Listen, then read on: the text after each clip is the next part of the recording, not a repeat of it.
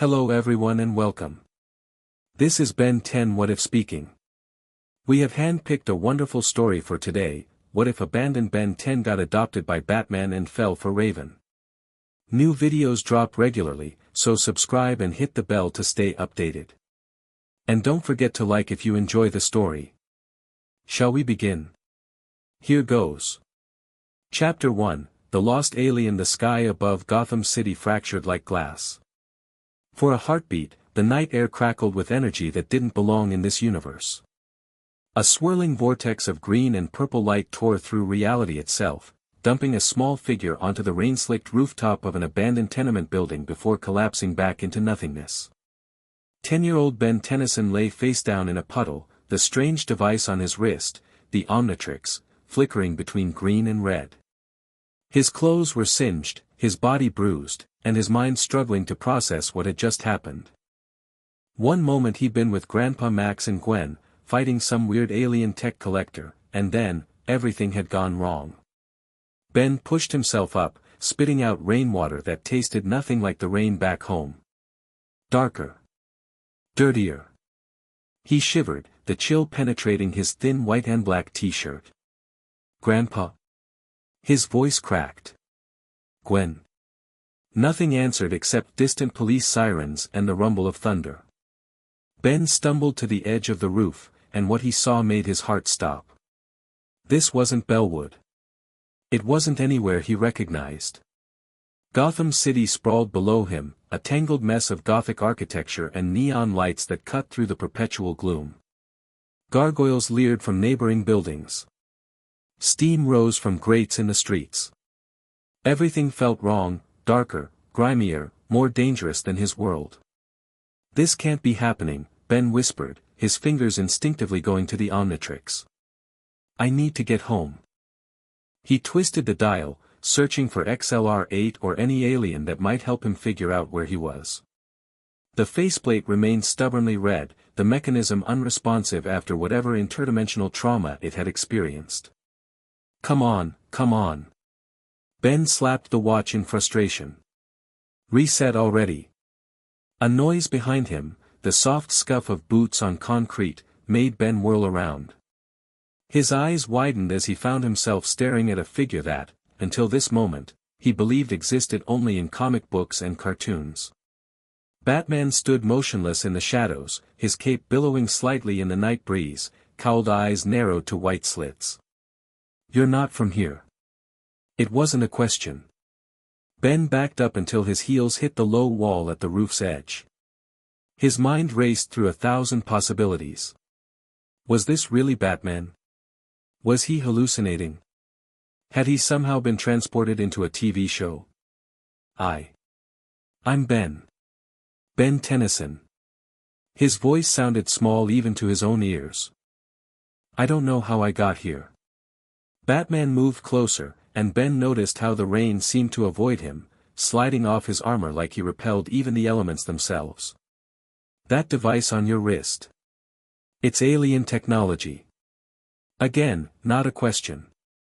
Ben instinctively covered the Omnitrix with his other hand. It's called the Omnitrix.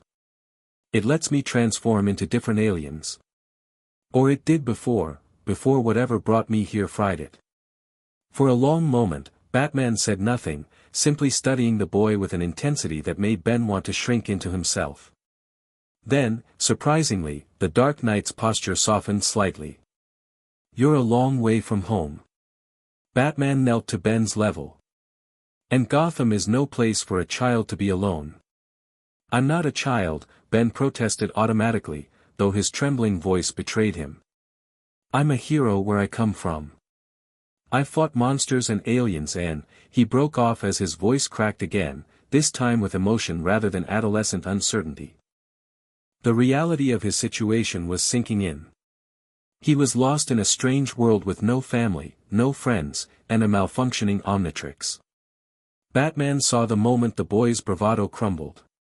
He'd seen it before, in countless children traumatized by Gotham's endless parade of horrors.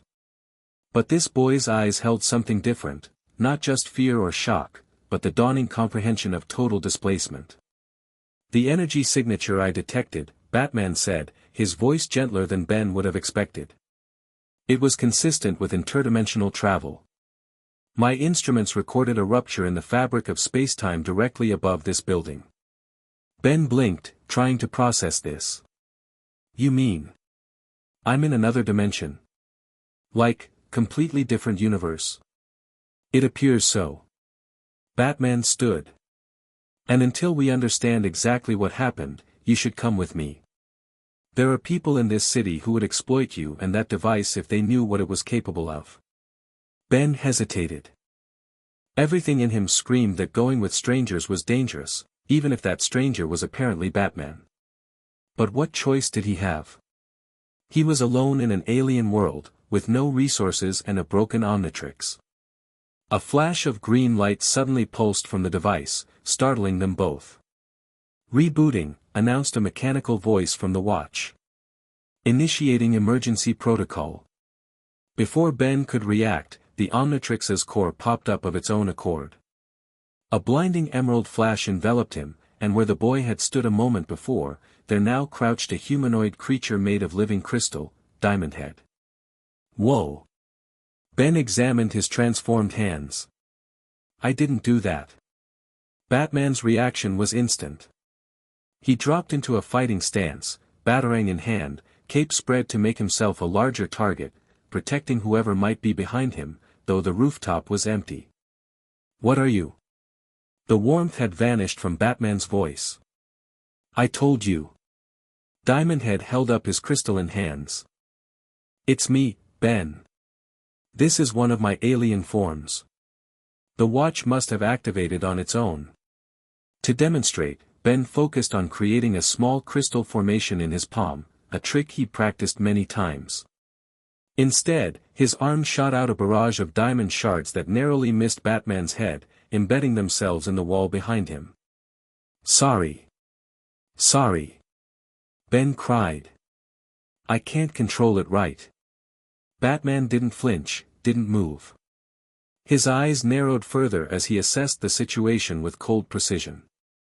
The transformation is unstable, he observed as flickers of green energy crackled across Diamond Head's body. Your molecular structure is fluctuating. Yeah, that's not normal. Ben tried to stay calm, but panic was setting in. Usually I can control which alien I become, and I stay that way until I time out or choose to change back. Another pulse of green light, and Ben transformed again, this time into a small, frog-like alien with oversized eyes and a white jumpsuit. Gray matter. Ben looked down at himself in confusion. The Galvan form was one of his least favorite, physically weak despite its intelligence. This makes no sense. Batman approached cautiously, his analytical mind already cataloging the changes in physiology, strength, and apparent abilities. Your device is cycling through forms, he said. Attempting to stabilize itself after the dimensional shift. Great, Ben muttered, his voice now high-pitched and nasally. Just what I need. Random transformations in a strange city. Another flash, and Ben became Heat Blast, his body composed of living magma with flames licking across his rocky skin. The sudden temperature change caused the puddles on the rooftop to hiss into steam. Batman stepped back, reaching for something in his utility belt. Control it, he commanded. I'm trying. Ben concentrated, forcing the flames down to a manageable level. It's like the Omnitrix is glitching out. The watch symbol on Ben's chest blinked rapidly, cycling between red and green. Pain shot through him as the device struggled to maintain coherence between worlds. Something's wrong, Ben gasped. It never hurt before. Batman made a decision. He pressed a finger to the side of his cowl.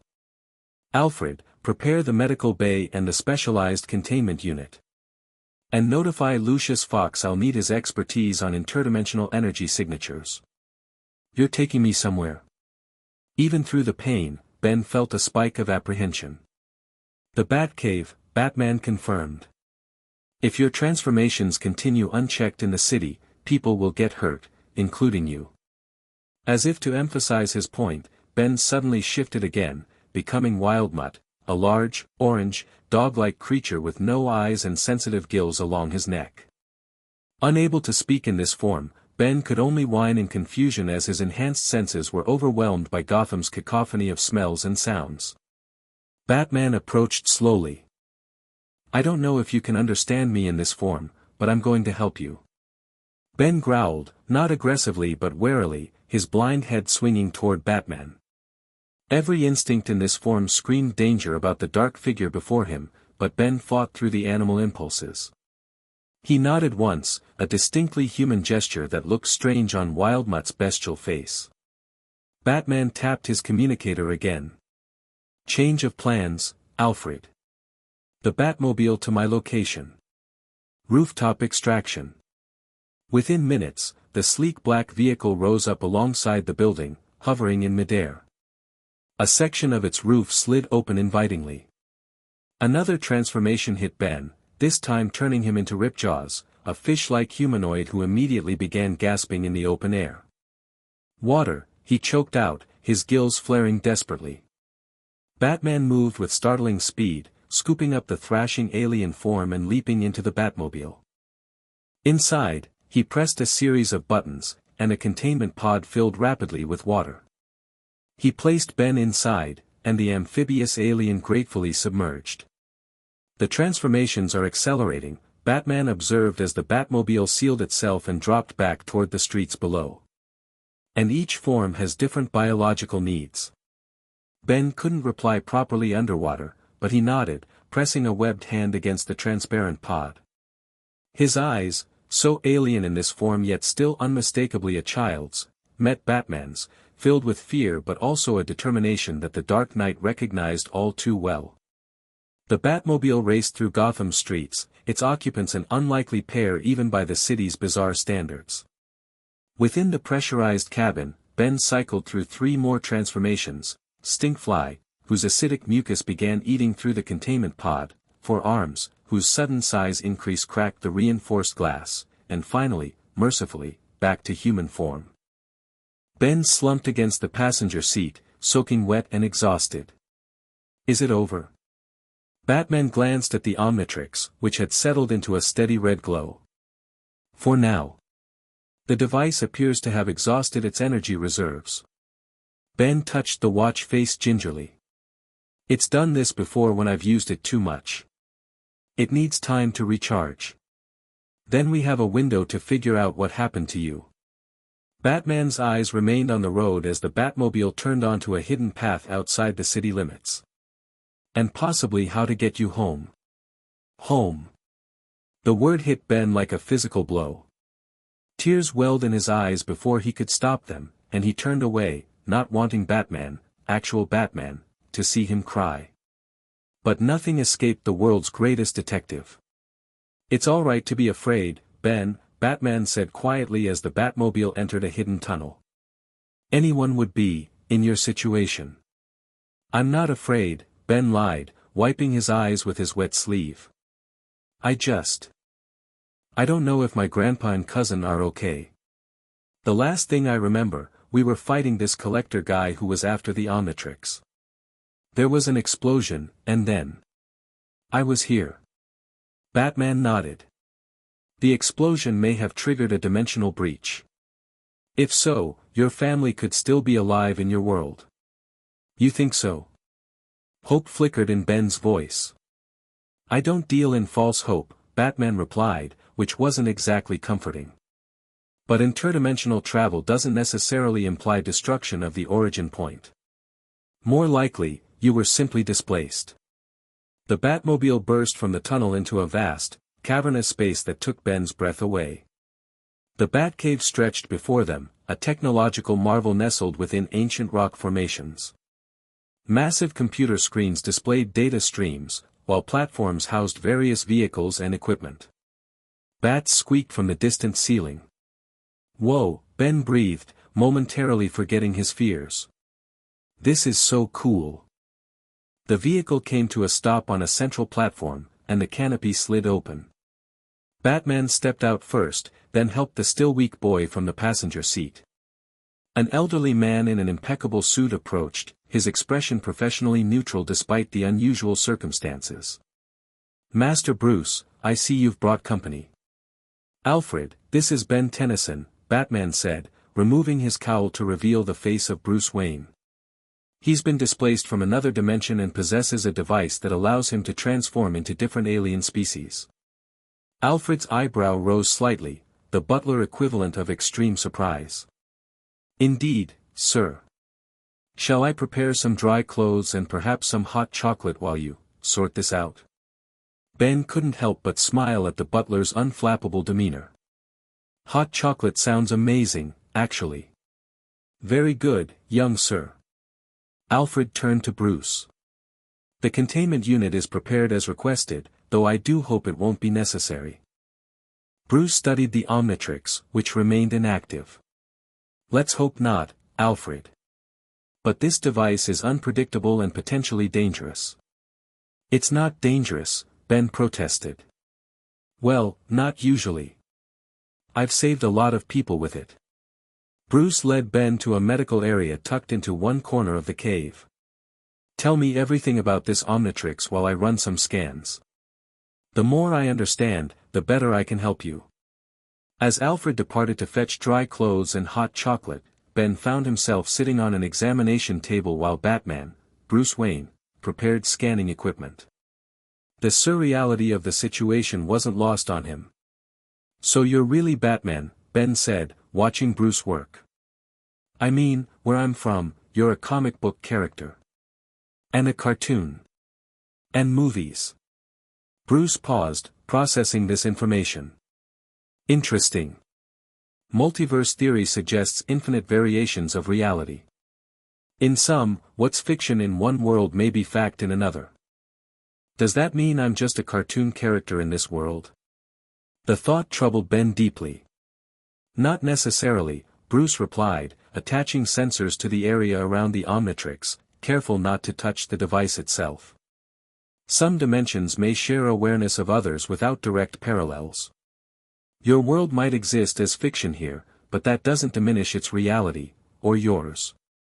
The explanation was clinical but surprisingly comforting. Ben watched as data began flowing across the nearby screens. "The Omnitrix was created by an alien named Azimuth," Ben explained.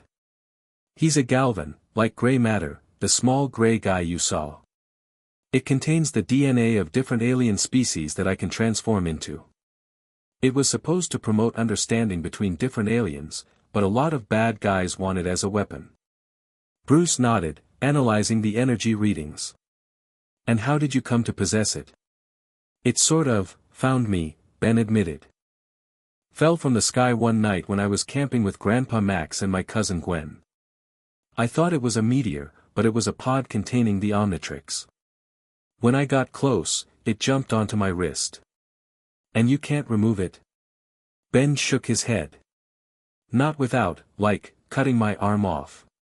And even then, it might not work. It's bonded to my DNA." Bruce's expression darkened momentarily at the implication. A child, permanently bonded to alien technology capable of weaponization. In his world, such things rarely ended well. "This energy signature," Bruce said, pointing to a particular wavelength on the screen. "It's unlike anything in our database. Quantum fluctuations that suggest the device exists partially outside normal spacetime." "Is that bad?" Ben asked. "It explains why you were able to cross dimensions when most matter cannot," Bruce replied. "The Omnitrix itself may have facilitated your transit between worlds." Alfred returned with a tray bearing hot chocolate and a plate of cookies, as well as a neatly folded set of clothes that looked to be about Ben's size. "Thanks, Alfred," Ben said gratefully, accepting the steaming mug. The familiar comfort of chocolate helped ground him in this increasingly bizarre situation. "Master Bruce," Alfred said quietly, "might I suggest the young man get some rest? Dimensional displacement must be rather taxing, particularly for one his age." Bruce nodded, his focus still on the data. "Set up the guest room nearest to mine, Alfred. And implement Security Protocol 7. "Very good, sir." Alfred turned to Ben. If you'll finish your refreshments, young sir, I'll show you to your room once you've changed. Ben looked uncertainly at Bruce. But what about getting me home? And what if the Omnitrix goes haywire again? Bruce finally turned away from the screens. The scans show the device is in a recharge cycle. It should remain dormant for at least 8 hours. That gives us time to research interdimensional breaches and develop a containment strategy if necessary. In the meantime, you need rest. Something in Bruce's tone brooked no argument, and Ben found himself nodding. The events of the day were catching up to him, exhaustion settling into his bones. Can I ask one thing?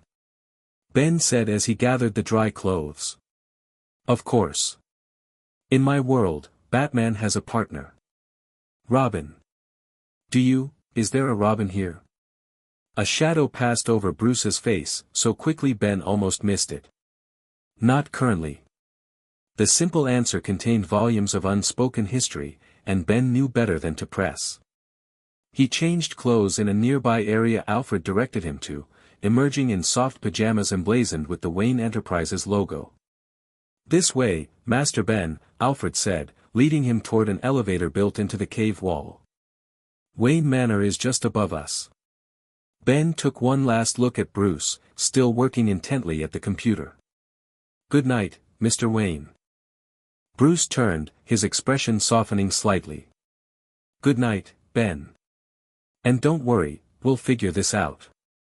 The elevator carried Ben and Alfred up into what proved to be an enormous, stately mansion. Ben gaped at the grandeur of Wayne Manor as the butler led him through corridors lined with artwork and antiques. How does anybody find their way around this place? Ben wondered aloud. One develops a sense of direction after a time, Alfred replied with a hint of amusement. Though I must admit, Master Bruce occasionally still takes wrong turns when particularly preoccupied. The guest room Alfred brought him to was larger than Ben's entire house back in Bellwood. A 4-poster bed dominated the space, with windows overlooking expansive grounds now shrouded in darkness. Bathroom is through that door, Alfred indicated. Should you need anything during the night, press this button. He pointed to a small intercom near the bed. And Master Ben? Yeah. Whatever troubles brought you here, please know that you are safe now. Master Bruce may seem intimidating, but there is no one more capable of helping in situations such as yours. With that reassurance, Alfred bid him good night. Ben sat on the edge of the enormous bed, looking down at the Omnitrix on his wrist. The familiar weight that had changed his life so dramatically now represented his only connection to home. I'll find a way back, he whispered to himself. Hang on, Grandpa. Hang on, Gwen. Sleep claimed him quickly, his young body surrendering to exhaustion. His dreams were fragmented, flashes of the battle that had sent him here, his grandfather's concerned face, Batman's intimidating silhouette, and strange glimpses of a world between worlds, where reality itself seemed to fold and unfold like origami. Ben awoke to sunlight streaming through windows larger than any he'd ever seen in a normal house. For a moment, he forgot where he was, reaching automatically for his action figures usually scattered beside his bed. Finding nothing but expensive sheets, reality crashed back upon him. Another dimension. Batman. The malfunctioning Omnitrix. He sat up, checking the device on his wrist. It still glowed a dull red, recharging. At least it hadn't transformed him in his sleep. A soft knock at the door preceded Alfred's entrance, carrying a tray of breakfast foods that made Ben's stomach growl audibly. Good morning, Master Ben. I trust you slept well. Better than I expected, Ben admitted, eyeing the pancakes hungrily. Is that for me? Indeed it is. Alfred placed the tray across Ben's lap. Master Bruce asked me to inform you that he's made some progress in understanding your situation and would like to speak with you once you've finished breakfast. Ben was already shoving a forkful of pancakes into his mouth. These are amazing, he mumbled through the food. Thank you, young sir, though I might suggest smaller bites to fully appreciate the flavor. Alfred's gentle admonishment reminded Ben so much of his grandmother that a lump formed in his throat. After breakfast, Ben found clothes laid out for him: jeans, a black t-shirt, and a green jacket that looked surprisingly similar to his usual style. He dressed quickly and followed Alfred's directions back to the Batcave, only getting lost twice in the mansion's labyrinthine hallways. He found Bruce at the computer array, looking as though he hadn't slept at all. Multiple screens displayed complex equations, energy wave patterns, and what appeared to be schematics of the Omnitrix based on the scans from the previous night. "You've been busy," Ben observed, approaching cautiously. Bruce turned, dark circles under his eyes confirming Ben's suspicion about his sleepless night. "I've identified the dimensional frequency of your home universe based on residual energy in the Omnitrix. You can send me back." Ben's heart leapt. "Not yet," Bruce cautioned. "Identifying the frequency is only the first step. Creating a stable portal would require technology that doesn't exist in our world." Ben's hope deflated. "So I'm stuck here." "For now," Bruce acknowledged. "But there's something else you should see." He pulled up a news report on one of the screens. The headline read, "Strange creatures sighted across Gotham, mass hallucination or alien invasion." Footage showed blurry images of what Ben immediately recognized as a Vulpamencer, the same species as his wild mutt form, rampaging through a warehouse district before disappearing into the sewers. "That's impossible," Ben breathed. "That's a Vulpamencer. They're from my universe." "The dimensional breach that brought you here wasn't a one-time event," Bruce explained grimly. "It created a weakened point between our worlds. Things are slipping through, in both directions, potentially." The implications hit Ben like a truck. "You mean parts of my world are coming here? What about people? Could my grandpa or cousin have been pulled through too?" "It's possible," Bruce said carefully. "But so far, only non-human entities have been detected. And based on my analysis, the breach is unstable. It opens and closes randomly, which makes tracking arrivals difficult." Ben stared at the Omnitrix. "This is my fault. If I hadn't been fighting with the Omnitrix when that collector guy attacked us." "Self-recrimination won't help," Bruce cut him off firmly. "What matters now is containing the situation and finding a solution." "I can help," Ben insisted. "If alien creatures are coming through, I know how to fight them. That's what I do." Bruce studied him carefully.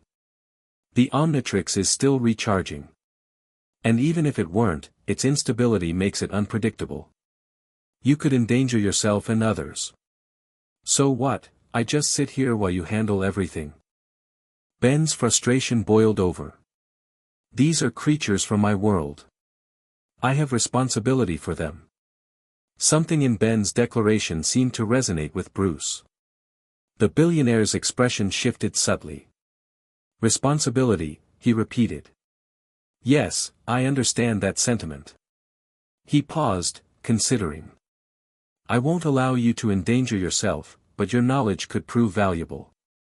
Tell me everything you know about Vulpamencers and any other species that might come through."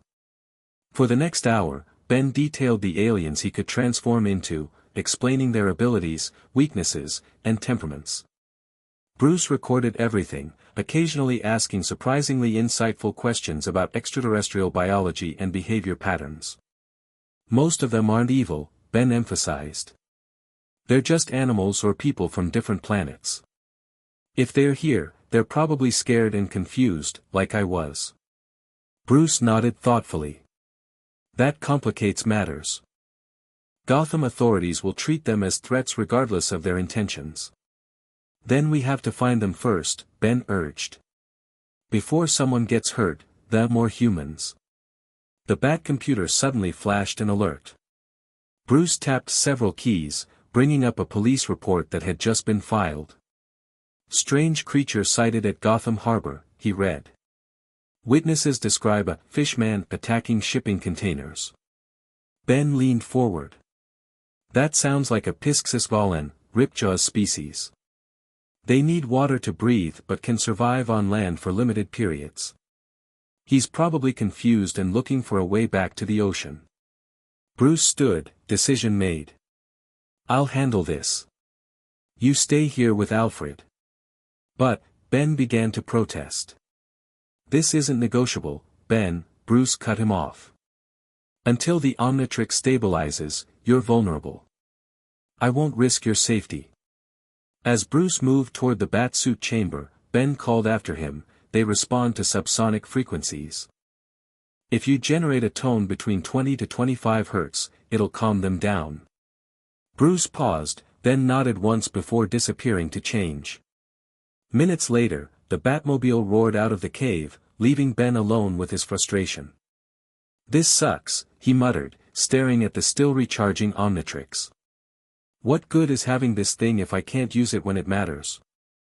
If I may, Master Ben, Alfred's voice startled him as the butler emerged from the elevator. Master Bruce's protective instincts often manifest as restrictiveness. It isn't personal. Ben sighed. I get it. I'm just a kid to him. But back home, I've saved the world. Multiple times. And I've no doubt those accomplishments are impressive, Alfred replied, tidying Bruce's abandoned coffee cup. However, consider that Master Bruce has seen many young people hurt under his watch. His caution comes from painful experience. The gentle rebuke made Ben think about what Batman had said regarding Robin. Not currently, he'd said, with that shadow crossing his face. Had something happened to Robin in this world? Alfred seemed to read his thoughts. Perhaps, rather than focusing on what you cannot do at present, you might consider what you can do. Like what? Master Bruce values preparation above all else, Alfred advised. You've provided information, yes, but tactical planning requires more than facts. It requires insight. Ben considered this. You mean, like, figuring out what these aliens might do next? Where they might go? Precisely, Alfred nodded. If you were a creature displaced in a strange world, what would your priorities be? Food. Shelter. Safety. Ben answered immediately. And trying to find others like me. Then perhaps mapping potential locations meeting those criteria would be valuable, Alfred suggested. Master Bruce has given you access to the auxiliary systems. Ben's eyes lit up. I could create a prediction model. Grandpa Max taught me how to track animals when we went camping. This isn't that different, just alien animals. With renewed purpose, Ben turned to the secondary computer terminal. For the next several hours, he immersed himself in maps of Gotham, cross-referencing them with the habitats his alien forms would seek out. The task required focus and intelligence that belied his age, qualities that didn't escape Alfred's notice as the butler periodically checked on him.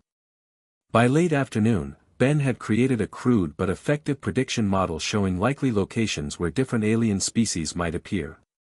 He was so absorbed in his work that he didn't notice Bruce's return until the man spoke directly behind him. Impressive. Ben jumped, spinning in his chair. Geez. Make some noise when you walk, would you? The ghost of a smile touched Bruce's lips. Force of habit. Your model is interesting. Did you find the Pisces Volan? Ben asked anxiously. Bruce nodded. Subdued and contained. Your frequency suggestion worked perfectly. The creature is now in a specialized aquatic containment unit at Star Labs, where scientists are studying it under my supervision. They won't hurt it, right? Ben pressed. It's not evil, just lost. I made that clear, Bruce assured him. Now, tell me about this model you've created. Ben excitedly explained his methodology, pointing out the color-coded zones where different species would likely gravitate. Bruce listened attentively, occasionally nodding or asking clarifying questions. You have good instincts, Bruce finally said, surprising Ben with the compliment. This will help focus our search efforts. Our. Ben repeated hopefully. Bruce's expression remained stoic, but something had shifted in his demeanor. The Omnitrix is still recharging, but your knowledge is valuable in the field. If you agree to follow my instructions exactly, you can accompany me tonight, as an observer only. Ben's face split into a grin. Seriously? I get to go on patrol with Batman? Observation mission, Bruce corrected firmly. Not patrol. And at the first sign of danger, you return to the vehicle. Deal. Ben agreed instantly, too excited to argue the terms. Bruce turned toward the weapons area. You'll need basic training first. Self-defense, at minimum. I know how to fight, Ben protested. Well, as my aliens, anyway. And when the Omnitrix doesn't work? Bruce challenged. Every hero needs skills beyond their powers, Ben.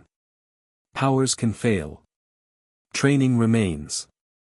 The wisdom in this statement struck Ben profoundly.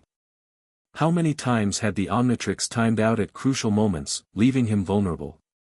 How often had he relied on Gwen or Grandpa Max to bail him out when he was just regular Ben again? Okay, he conceded. Train me. What followed was the most intensive crash course in basic combat techniques Ben had ever experienced. For 3 hours, Bruce drilled him in essential evasion tactics, teaching him how to fall without injury, how to break simple holds, and most importantly, when to run. Your primary objective is always survival, Bruce emphasized as Ben practiced a rolling escape move. Especially without the Omnitrix. You can't help anyone if you're injured or captured. By evening, Ben was sore but proud of how quickly he'd picked up the fundamentals. Bruce seemed satisfied with his progress, though he made it clear this was merely the beginning of what would be necessary for Ben to safely navigate dangerous situations. As night fell over Gotham, Bruce led Ben to the armory section of the Batcave. You'll need protection. Batsuit? Ben asked hopefully. No, Bruce replied flatly, opening a case to reveal a lightweight armored vest. This goes under your clothes. Kevlar weave with ceramic inserts. It won't stop everything, but it improves your odds. Ben put on the vest, surprised by how flexible it was despite its protective capabilities. Bruce also provided him with a specialized communicator that fit in his ear. This keeps you connected to me and Alfred at all times, Bruce explained. If I tell you to exit a situation, you do so immediately. No questions, no arguments. Got it, Ben agreed, too excited about the coming excursion to quibble over restrictions. When Bruce emerged in a full bat suit, the reality of what was happening finally hit Ben. He was going on a mission with Batman, the actual Batman. Whatever interdimensional accident had brought him here, Ben couldn't deny the surreal coolness of this moment. Remember, Batman said, his voice now the gravelly tone Ben recognized from cartoons, you're there to observe and advise. Nothing more. Observer and advisor. Got it. Ben tried to sound mature and professional. The Batmobile's interior had been modified since the previous night. A second seat now featured additional restraints and protective features that hadn't been there before. Alfred stood nearby, concern evident despite his composed exterior. Do be careful, Master Bruce. And you as well, Master Ben. Ben gave the butler a thumbs up as he climbed into the specialized seat. We'll be fine, Alfred. Batman's got this, and I've got Batman. The butler's eyebrow rose slightly at Ben's casual confidence. Indeed, young sir. Most reassuring. As the Batmobile roared out of the cave and into the night, Ben felt a complex mixture of emotions.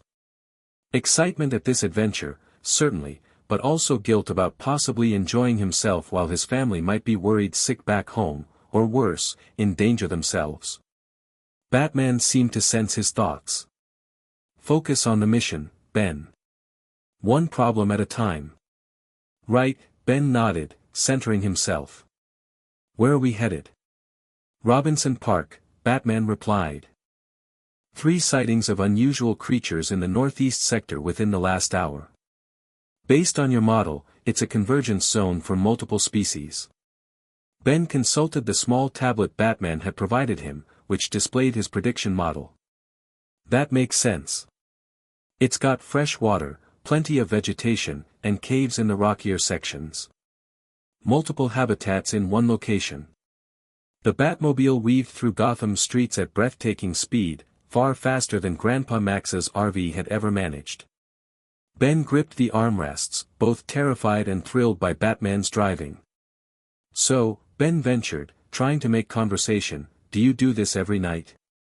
Chase down weird stuff in Gotham?" "Gotham has no shortage of weird stuff," Batman replied dryly. "Though interdimensional breaches are relatively uncommon." "What about other heroes? Like Superman or Wonder Woman? Do they ever help out?" Batman's expression remained impassive. "I handle Gotham. They have their own responsibilities." "Right. Got it." Ben sensed this was a touchy subject and decided to change tactics. "So what's the plan when we get to the park?" "Reconnaissance first," Batman said, slowing the vehicle as they approached the darkened park's perimeter. "We establish the number and types of entities before determining how to proceed." The Batmobile came to a stop in a secluded area, camouflage systems engaging to render it nearly invisible among the trees. Batman turned to Ben, his expression serious even by his standards. "Stay close. Speak quietly. Touch nothing without permission. If I signal you to hide, do so immediately and completely." "Understood?" "Understood," Ben affirmed, feeling the weight of responsibility. They exited the vehicle, and immediately Ben felt the difference between wandering into a potentially dangerous situation as a kid with the Omnitrix versus entering one deliberately alongside Batman. The Dark Knight moved with purpose and precision, each step calculated, each sense attuned to their surroundings. Ben tried to mimic Batman's careful movements, focusing on placing his feet silently as they'd practiced earlier. The night air was cool and damp, carrying strange scents that even his human nose could detect, unfamiliar spores and pollens that didn't belong in this dimension. Batman held up a hand, stopping Ben in his tracks. He pointed silently to a clearing ahead, where moonlight illuminated a scene straight out of Ben's world. 3 Florona, plant aliens like Ben's wildvine form, were clustered around a pond, their root systems extended into the water. They seemed to be communicating through subtle movements of their tendrils, occasionally glancing nervously at the surrounding darkness. "Florona," Ben whispered. "They're absorbing nutrients from the water. They're not dangerous unless threatened." Batman nodded, then pointed to a device in his hand, a scanner showing multiple heat signatures nearby. "There are others. Different thermal patterns." Ben squinted into the darkness. "The Florona might be attracting other species. They release spores that some aliens find soothing. Like alien catnip." Batman's mouth twitched in what might have been amusement. "Alien catnip. Noted." They circled the clearing cautiously, Batman documenting each creature with his cowl's built-in camera system. Besides the Florona, they identified 2 lepidopterans, stinkfly species, nesting in a tree canopy, and what appeared to be a juvenile Vulpamencer prowling the underbrush. "They're forming an ecosystem," Ben realized aloud. "The Florona attract the lepidopterans, who pollinate them. The Vulpamencer probably feeds on small animals drawn to the lepidopteran trails." Batman looked impressed despite himself. "You understand their behaviors well." "I've been them," Ben shrugged. "You learn a lot about how a species thinks when you become one." Their reconnaissance was interrupted by a crashing sound from deeper in the park. The aliens scattered at the noise, the Florona burrowing into the soil, the lepidopterans taking flight, and the Vulpamencer disappearing into the underbrush with alarming speed. Batman immediately pulled Ben behind a large tree, his body positioned protectively between the boy and the potential threat. Heavy footsteps approached, accompanied by muttered curses. Through the foliage, Ben glimpsed men in tactical gear carrying specialized equipment that looked alarmingly similar to the hunting tools used by the alien collector who had attacked him before his dimensional displacement. "Who are they?" Ben whispered. "Trouble," Batman replied grimly. "Stay here. Do not move unless I call for you." Before Ben could protest, Batman had vanished into the shadows, his black cape making him nearly invisible in the darkness. Ben pressed himself against the tree trunk, heart pounding as the armed men drew closer. Readings indicate multiple xenobiological signatures in this area, one man said, consulting a handheld device. Recent activity, within minutes. Spread out, another ordered. Remember, management wants specimens alive if possible. The bidding starts at 8 figures for intact aliens. Ben's blood ran cold. Poachers. These men were hunting the displaced creatures for profit. And based on their equipment, they might even know something about how the dimensional breach occurred in the first place. A soft cry from above made Ben look up. One of the lepidopterans hadn't fled far enough, it clung to a branch directly overhead, its wings damaged, preventing proper flight. The creature was making distress sounds that the hunters would surely hear any moment. Ben had to make a decision. Stay put as Batman had ordered, or help the injured alien before the poachers captured it. He glanced at the Omnitrix, still red, still recharging. One of the hunters pointed his light upward. Movement in the trees. I think we've got one. Ben acted without further thought. He grabbed a rock and hurled it as far as he could in the opposite direction. It crashed through some branches and splashed into the pond, creating enough noise to momentarily distract the hunters. Over there. Don't lose it. The group charged toward the pond, giving Ben precious seconds to act. He scrambled up the tree with an agility born of countless playground adventures, reaching the injured lepidopteran. The insectoid alien recoiled, its compound eyes reflecting moonlight. It's okay, Ben whispered, extending a hand slowly. I'm a friend. I can help you. The creature seemed to sense Ben's sincerity, or perhaps it simply recognized the Omnitrix on his wrist, even in its dormant state. It allowed Ben to approach, chittering softly as he examined its damaged wing. We need to hide you somewhere safe, Ben murmured, looking around desperately for options. A shadow fell across him, and Ben nearly fell from the branch in shock as Batman materialized beside him. I told you to stay hidden, Batman growled, though his anger seemed tempered by Ben's obvious attempt to help the creature. They were going to capture it, Ben explained quickly. Its wing is torn. It can't fly away. Batman assessed the situation with remarkable speed. The hunters have specialized equipment. They'll track its biosignature unless we mask it. From his utility belt, Batman produced a small device, attaching it to the lepidopteran's thorax. Signal dampener. It will hide its unique energy pattern for approximately 6 hours. The alien creature seemed to understand they were helping, remaining surprisingly calm as Batman gently lifted it. There's an abandoned greenhouse on the eastern edge of the park. The environment there will sustain it until we can arrange proper containment. They moved through the trees with the injured alien, Batman somehow managing to navigate silently despite carrying the bulky insectoid. Ben followed as quietly as he could, constantly checking behind them for signs of pursuit.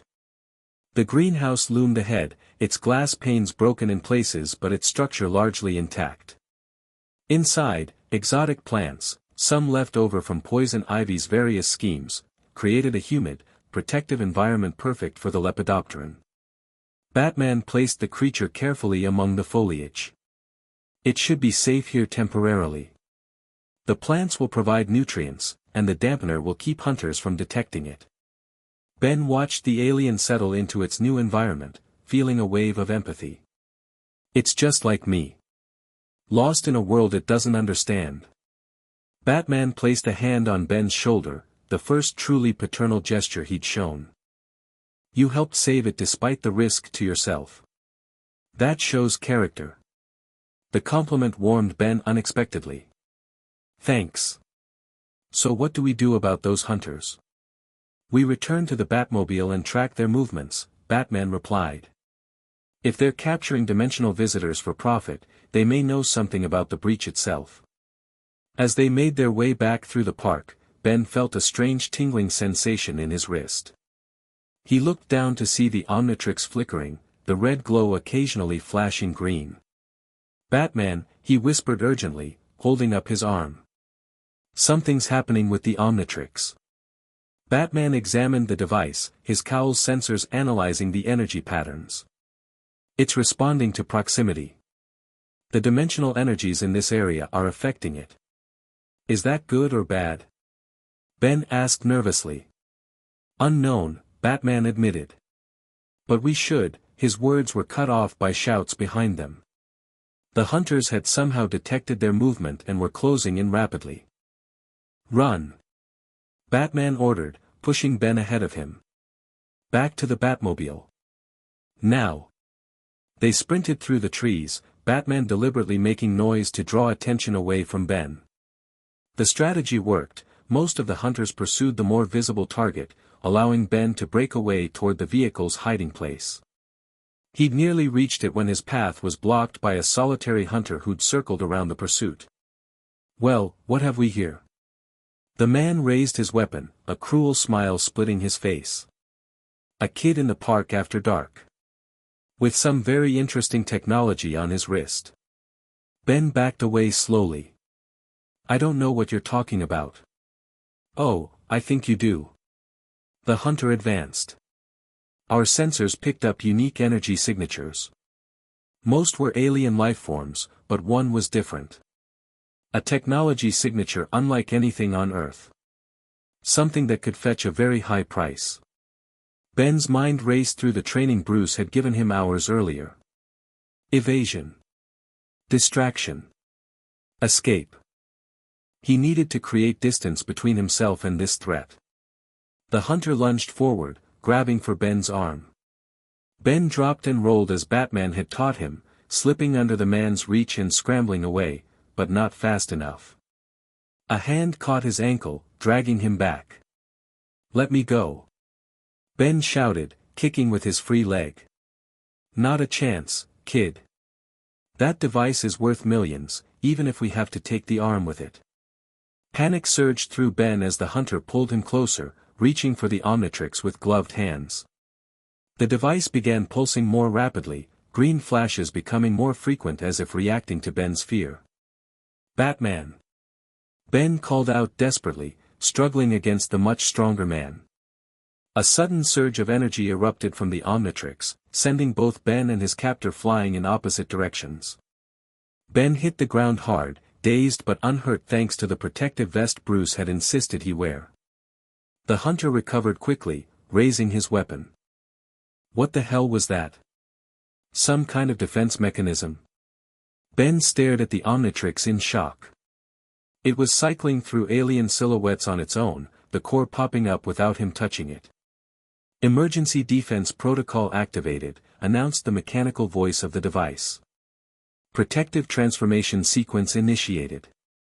A flash of green light enveloped Ben, and when it faded, he had become Diamond Head, the crystalline alien form with incredible durability and offensive capabilities. Whoa! Ben examined his transformed body in surprise. The Omnitrix is protecting me? The hunter backed away, his confidence evaporating. Command, we have a situation. The device, it's not just technology, it's transformative. Ben didn't wait for the man to recover his nerve. Instinctively, he formed his arm into a crystalline shield just as the hunter fired his weapon. The energy blast ricocheted off the shield, striking a nearby tree and splintering it. That wasn't very nice, Ben growled, his voice deeper and more resonant in this form. He stepped forward, crystal spikes extending from his shoulders intimidatingly. Want to try again? The hunter turned to flee, but a dark shape descended from above, landing directly in his path. Batman stood like a nightmare come to life, cape spread wide, eyes narrowed to dangerous white slits. Going somewhere? Batman asked, his voice a menacing rumble. The hunter raised his weapon in panic, but Batman was faster. A batarang knocked the device from his hands, and a swift strike rendered the man unconscious before he could call for backup. Batman turned to Ben's transformed state, assessing him with a critical eye. The Omnitrix activated to protect you. Yeah, Ben nodded, crystal fragments tinkling softly with the movement. It's never done that before. At least, not exactly like this. The dimensional energies must have triggered some latent function, Batman theorized, securing the unconscious hunter with restraints. Can you control the transformation? Ben focused, testing his connection to the Omnitrix in this state. I think so. It feels different than usual, like the watch is working with me instead of just responding to commands. Batman nodded. We need to move quickly. The others will realize their colleague is missing soon. Ben formed one arm into a blade, cutting through some underbrush to clear their path. This is actually pretty cool. The Omnitrix adapting to protect me. Don't get overconfident, Batman warned. Any technology, no matter how advanced, can malfunction or be exploited. They made their way back to the Batmobile, Batman dragging the unconscious hunter. Once there, Batman secured the man in a specialized compartment in the vehicle's rear. What about the other hunters? Ben asked as the crystalline form of Diamond Head barely fit into the passenger seat. GCPD will find them incapacitated and their equipment disabled, Batman replied with the barest hint of satisfaction. I was efficient while you were making your escape. The Batmobile roared to life, speeding away from the park just as distant sirens indicated police were responding to the disturbance. So now what? Ben asked, still marveling at the Omnitrix's protective activation. Now we interrogate our guest, Batman's tone left no doubt about his intentions. These hunters are well equipped and organized. They know something about the dimensional breach, possibly even how to close it. Ben felt hope surge through him. You think they might know how to send me home? It's possible, Batman acknowledged. But first, we need to understand what they know about the Omnitrix. That hunter recognized its energy signature specifically. As they drove back toward the Batcave, the Omnitrix symbol on Ben's chest began to flash red again. Moments later, with a depleting chime Ben recognized all too well, he reverted to human form. Guess the emergency power boost didn't last long, Ben observed, somewhat disappointed to return to his ordinary self. Batman glanced at him. The transformation served its purpose, keeping you safe until help arrived. That's what matters. The simple statement carried unexpected weight. Throughout his adventures with the Omnitrix, Ben had often viewed his transformations as weapons or tools for fighting bad guys. He'd rarely considered them as protective adaptations designed primarily for his safety. I never really thought about it that way, Ben admitted. Back home, I was always trying to be the hero, you know. Save the day, beat the bad guys, look cool doing it. Batman's expression softened almost imperceptibly. Being a hero isn't about looking cool, Ben. It's about protecting those who can't protect themselves, including, sometimes, yourself. The Batmobile entered the tunnel leading to the cave, and Ben found himself reflecting on this new perspective. In the short time he'd known Batman, the real Batman, not the cartoon character from his world, he'd learned more about true heroism than in months of wielding the Omnitrix. Alfred was waiting when they arrived, his composed demeanor faltering slightly at the sight of their unconscious prisoner. I see the evening was productive, sir, the butler observed dryly. Our guest has information about the dimensional breach, Batman explained, exiting the vehicle. Prepare interrogation room 2, Alfred. Very good, sir. Alfred turned to Ben. And you, Master Ben? Are you unharmed after your excursion? Ben nodded, suddenly feeling the exhaustion of the night's events. Yeah, I'm okay. The Omnitrix protected me when one of those guys tried to grab me. Most fortuitous, Alfred replied, though his expression suggested he wasn't entirely pleased that Ben had been in danger at all. Perhaps some hot chocolate while Master Bruce conducts his interview? That sounds amazing, Ben admitted. As Batman carried their prisoner deeper into the cave, Ben followed Alfred toward the small kitchen area tucked away in a corner of the vast space. While Alfred prepared the hot chocolate, Ben recounted the night's events, the alien ecosystem in the park, the injured lepidopteran they'd rescued, and the Omnitrix's unexpected protective function. It seems your device possesses greater intelligence than even you were aware of, Alfred observed, placing a steaming mug before Ben. Yeah, Ben agreed, looking down at the now dormant Omnitrix. It's learning or something. Adapting to this dimension. Alfred nodded thoughtfully. Perhaps it is not only protecting you physically, but also attempting to stabilize itself within this new reality. The insight struck Ben as surprisingly perceptive. You think the Omnitrix is trying to, I don't know, calibrate itself to this universe? It would be logical, Alfred suggested. If the device truly contains DNA samples from multiple species, it must possess extraordinary adaptive capabilities.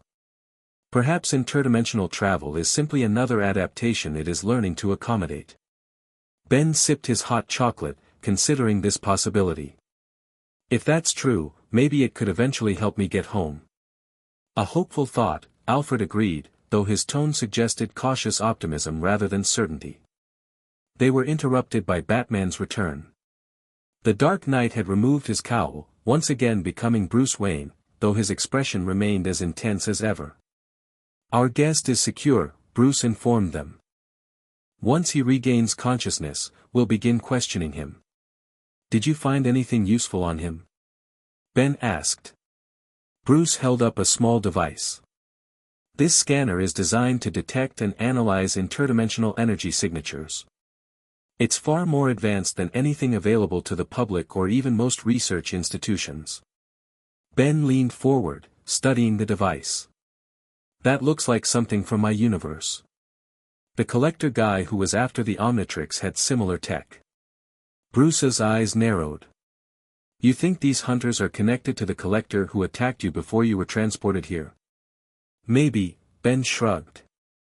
Or maybe they're working for someone else who wants alien tech from other dimensions. The multiverse is pretty big, according to Grandpa Max. Bruce placed the scanner on a nearby workbench and began disassembling it methodically.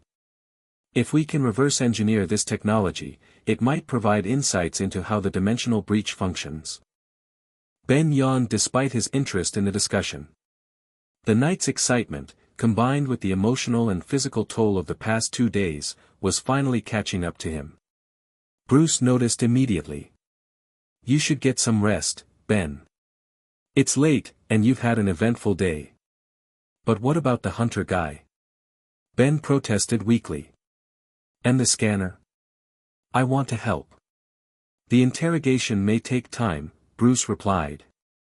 And the technical analysis will continue through the night. You'll be more helpful tomorrow if you're well rested.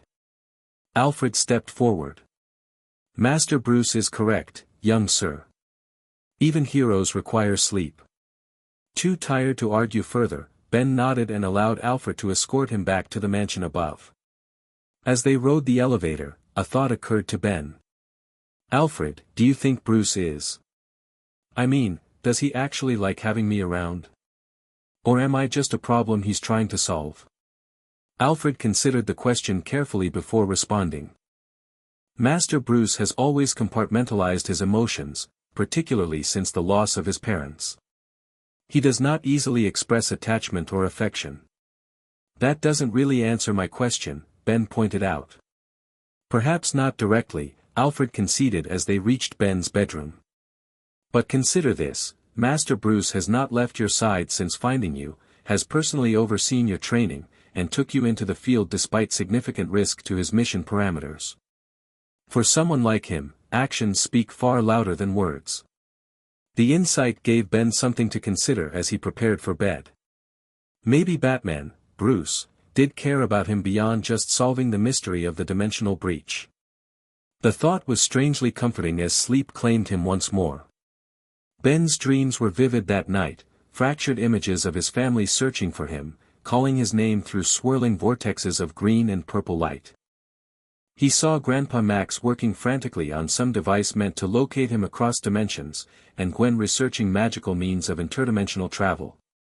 He awoke with tears on his face but also a renewed determination. His family hadn't given up on finding him, he was certain of it. And he wouldn't give up on returning to them. When Ben made his way down to the Batcave after breakfast, he found Bruce still working, clearly having not slept at all. Multiple screens displayed complex schematics and data streams, while the disassembled scanner lay spread across a workbench. "Any progress?" Ben asked, approaching cautiously. Bruce looked up, dark circles under his eyes but his gaze sharp as ever. "Some." Our guest was forthcoming, after a few hours of questioning. Ben wasn't sure he wanted to know exactly what that meant. "What did he tell you?" "He works for an organization called Dimenstra," Bruce explained, pulling up files on a nearby screen. "A private corporation officially researching quantum physics and dimensional theory." "Let me guess," Ben said dryly. "Unofficially, they're trying to steal tech from other dimensions." Bruce nodded, impressed by Ben's perception. "Exactly. According to our guest, Dimenstra detected an unusual energy surge 3 days ago, the same day you arrived. They've been tracking similar surges across Gotham, collecting whatever comes through." "Did he know anything about causing the breach? Or how to close it?" Ben asked hopefully. "He claims they didn't create it," Bruce replied. "They merely detected it and began exploiting it. However," he pulled up a complex energy diagram. "The data from his scanner suggests the breach isn't random. It's being maintained by something, or someone, on one end or the other." Ben's eyes widened.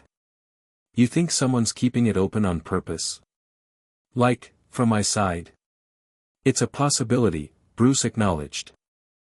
"The energy patterns show regular fluctuations consistent with controlled input rather than natural decay. Someone could be attempting to stabilize the breach, perhaps looking for something. Or someone, Ben thought but didn't say aloud. Could his grandfather be trying to find him? The idea gave him hope but also raised troubling questions. If the breach remained open, more creatures would be displaced, potentially endangering both worlds. Bruce seemed to read his thoughts. If someone from your world is maintaining the breach to find you, they may not realize the consequences. We need to send them a message, Ben decided. Let them know I'm safe but that the breach is causing problems. Bruce nodded slowly. The Omnitrix might be the key. It clearly resonates with the breach's energy signature. If we could modulate that resonance precisely, we could use it like a radio to send a signal back to my dimension. Ben finished excitedly. That's brilliant. It's theoretical, Bruce cautioned. And attempting it could be dangerous. The Omnitrix is still unstable in this dimension. Ben looked down at the device on his wrist, which had finally returned to its normal green glow overnight. I have to try. If Grandpa Max is looking for me, he needs to know that keeping the breach open is putting both worlds at risk. Bruce studied him for a long moment, then nodded decisively. We'll attempt contact.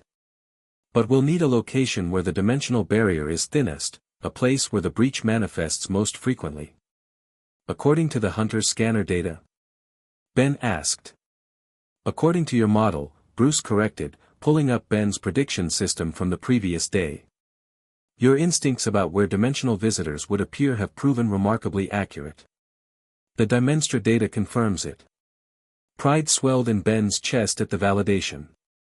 So where's the breach strongest? Bruce overlaid the Hunter's scanner data onto Ben's model, creating a new map with a glowing hotspot near Gotham Harbor. An abandoned research facility on the eastern pier. It was once used for marine biology studies but has been empty for years. What's so special about that location? Nothing obvious, Bruce admitted. But dimensional breaches often attach to places with similar resonant frequencies across realities.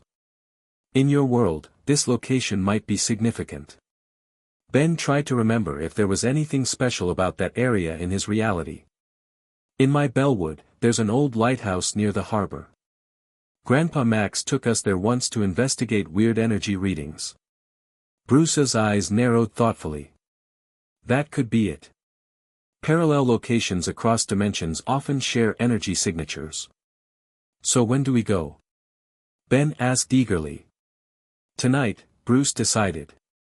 The breach activity increases after dark, according to the scanner data. But first, we need to prepare the Omnitrix to transmit a coherent signal. What followed was an intensive day of preparation. Bruce designed a specialized modulator that would amplify and direct the Omnitrix's energy signature, while Ben recorded a message explaining his situation and the dangers of the breach. By evening, Ben felt equal parts nervous and excited. If this worked, he might be able to communicate with his family for the first time since arriving in this dimension. If it failed, well, he tried not to dwell on that possibility. As they prepared to leave, Alfred approached with a package for Ben. "Something I thought might be appropriate for tonight's endeavor, young sir." Ben opened it to find clothing unlike what he'd been wearing, a specialized suit similar to Batman's in design but adapted for a child his size. It was primarily black with green accents that matched the Omnitrix's glow. "Alfred, this is amazing!" Ben exclaimed, holding up the suit. "Did you make this?" Master Bruce provided the specifications, Alfred replied with a small smile. "I merely handled the tailoring. The material is armored but flexible, and the color scheme seemed appropriate given your signature device." Ben looked at Bruce in surprise. "You designed this for me?" Bruce nodded once, somewhat uncomfortable with the boy's obvious delight. "It's practical.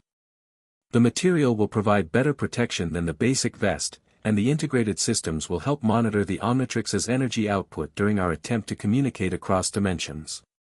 But Ben understood what Alfred had been trying to tell him.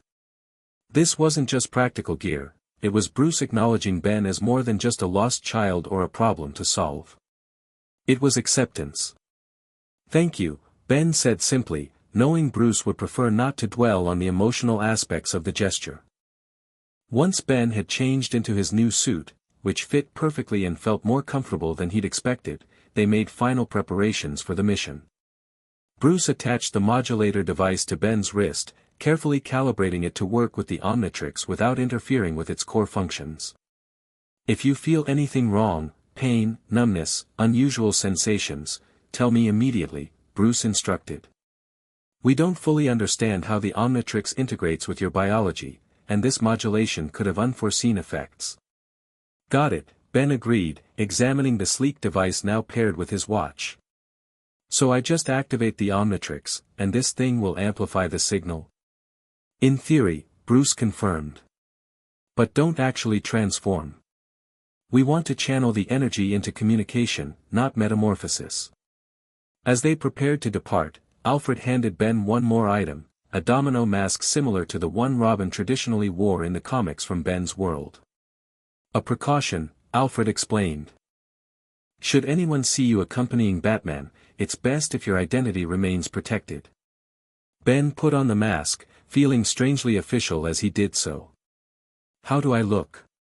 "Like someone who belongs at Batman's side," Alfred replied warmly. The journey to Gotham Harbor was tense with anticipation. Ben repeatedly checked the Omnitrix, ensuring it remained stable and fully charged. Bruce drove in silence, his focus evident even behind the cowl. The abandoned research facility loomed before them as they approached, a crumbling concrete structure extending out over the water on aging pylons. Even from a distance, Ben could see something was different about this place. The air around it seemed to shimmer slightly, like heat waves rising from hot asphalt, but colder, stranger. "The dimensional barrier is thin here," Batman observed as they parked the Batmobile in a concealed location. "You can see the distortion effect with the naked eye." Ben nodded, a strange tingling sensation already beginning in his arm near the Omnitrix. "I can feel it too. The watch is reacting to this place." They approached cautiously, Batman scanning constantly for threats or signs of Dimenstra's hunters. The facility appeared deserted, but appearances could be deceiving in Gotham. Inside, the building was a maze of empty laboratories and flooded corridors. Most of the equipment had been removed years ago, leaving only rusting fixtures and water-damaged furniture. They made their way to what had once been the main research chamber, a circular room with a large opening in the floor that connected directly to the harbor waters below. The moment they entered this central chamber, Ben gasped. The Omnitrix began pulsing brightly, and the air in the center of the room visibly distorted, swirling patterns of energy that reminded Ben of the vortex that had brought him here. "This is it," he whispered. "The breach is right here." Batman pulled out specialized equipment, confirming Ben's assessment. Energy readings are off the charts. The barrier between dimensions is extremely thin at this precise location. Ben approached the swirling distortion cautiously. "It's beautiful, in a weird way. And dangerous," Batman cautioned. "Stand back while I take baseline readings before we attempt transmission." For several minutes, Batman methodically scanned the dimensional anomaly, documenting its properties and behavior patterns. Ben watched in fascination as the swirling energies occasionally formed almost recognizable shapes before dissolving back into chaos. "I think it's trying to open," Ben observed. "Like it wants to connect the worlds but can't quite manage it." Batman nodded. "The energy patterns suggest periodic attempts at stabilization. Someone is definitely trying to create a connection from the other side." Finally, Batman determined they were ready to attempt communication. He positioned Ben at a specific distance from the anomaly, close enough for the Omnitrix's signal to reach the breach, but not so close that Ben might be pulled through if something went wrong. "Remember," Batman instructed, "activate the Omnitrix but resist the transformation impulse. The modulator will redirect that energy into a focused transmission." Ben took a deep breath, centering himself. "Here goes nothing." He twisted the Omnitrix dial, selecting no particular alien but simply activating the device. The core popped up, ready for him to slam it down and transform. Instead, Ben held it in this pre-transformation state while Batman activated the modulator. Immediately, Ben felt a strange sensation, like electricity flowing through his veins but not painful. The Omnitrix glowed brighter than he'd ever seen, and a beam of emerald energy shot from it into the swirling distortion. The dimensional anomaly responded, pulsing and expanding. The swirling patterns coalesced, forming what almost looked like a window into another reality. And there, amazingly, impossibly, Ben saw them, Grandpa Max and Gwen, surrounded by complex equipment in what appeared to be the rust bucket. They were looking at something off-screen, their expressions a mixture of determination and worry. "Grandpa! Gwen!" Ben called out, his voice cracking with emotion. "Can you hear me?" The figures didn't react to his voice, but the equipment around them suddenly lit up. Grandpa Max turned sharply, staring directly at what must have been a similar window on their side. "Ben." Max's voice came through distorted, like a radio with poor reception, but unmistakably his grandfather. "Ben, is that you?" "Yes. Yes, it's me." Ben could barely contain his excitement. "I'm okay. I'm safe. Where are you?" Gwen's voice now, higher pitched with worry despite her usual attempts to seem unconcerned about her cousin. "We've been looking everywhere." "I'm in another dimension," Ben explained quickly. "A parallel Earth. Batman's helping me." There was a pause, then Max's confused voice, "Batman? Like the comic book character?" "He's real here, Grandpa. This whole world is like the DC universe from our comics." Batman stepped forward, into view of the dimensional window. "Mr. Tennyson, I'm Batman. Your grandson is safe, but the dimensional breach you're maintaining is causing problems in both our worlds." Max's expression shifted to one of concerned understanding. "The quantum fluctuation stabilizer. We've been using it to try to locate Ben and pull him back. It's creating random portals," Batman explained. "Alien species from your dimension are being displaced into ours. If this continues, the damage to both realities could become permanent." "But how do we get Ben back without the stabilizer?" Gwen asked, her usual snark replaced by genuine concern. Ben looked to Batman, the same question in his eyes. They hadn't discussed this part, focusing instead on simply establishing communication. Batman's response was measured. "We need time to develop a precise extraction method, one that will retrieve Ben without further damaging the dimensional barriers." Until then, reducing the stabilizer's power would minimize displacement events while still maintaining a connection point. Grandpa Max nodded thoughtfully. We can reduce power to 15% capacity. That should maintain a marker without forcing the breach open. But Ben. His voice softened. It might take time to develop a safe retrieval method. I understand, Grandpa, Ben replied, trying to sound braver than he felt. I'm okay here, really. Batman's taking care of me. The connection began to waver, the image of his family flickering. We're losing the connection, Batman observed, adjusting the modulator frantically. Ben. Gwen called out. We'll find a way to bring you home. Don't give up. I won't. Ben promised as the image faded. Tell everyone I'm okay. I'll find a way back. With a final surge of energy that knocked both Ben and Batman backward, the dimensional window collapsed. The swirling anomaly reduced to a faint shimmer in the air, then disappeared entirely. Ben slumped to his knees, emotionally drained but feeling a strange mixture of sadness and relief. They were alive. They were looking for him. They hadn't given up. Batman helped him to his feet. They got the message. That's what matters. Ben nodded, removing the modulator from the now dormant Omnitrix. Yeah.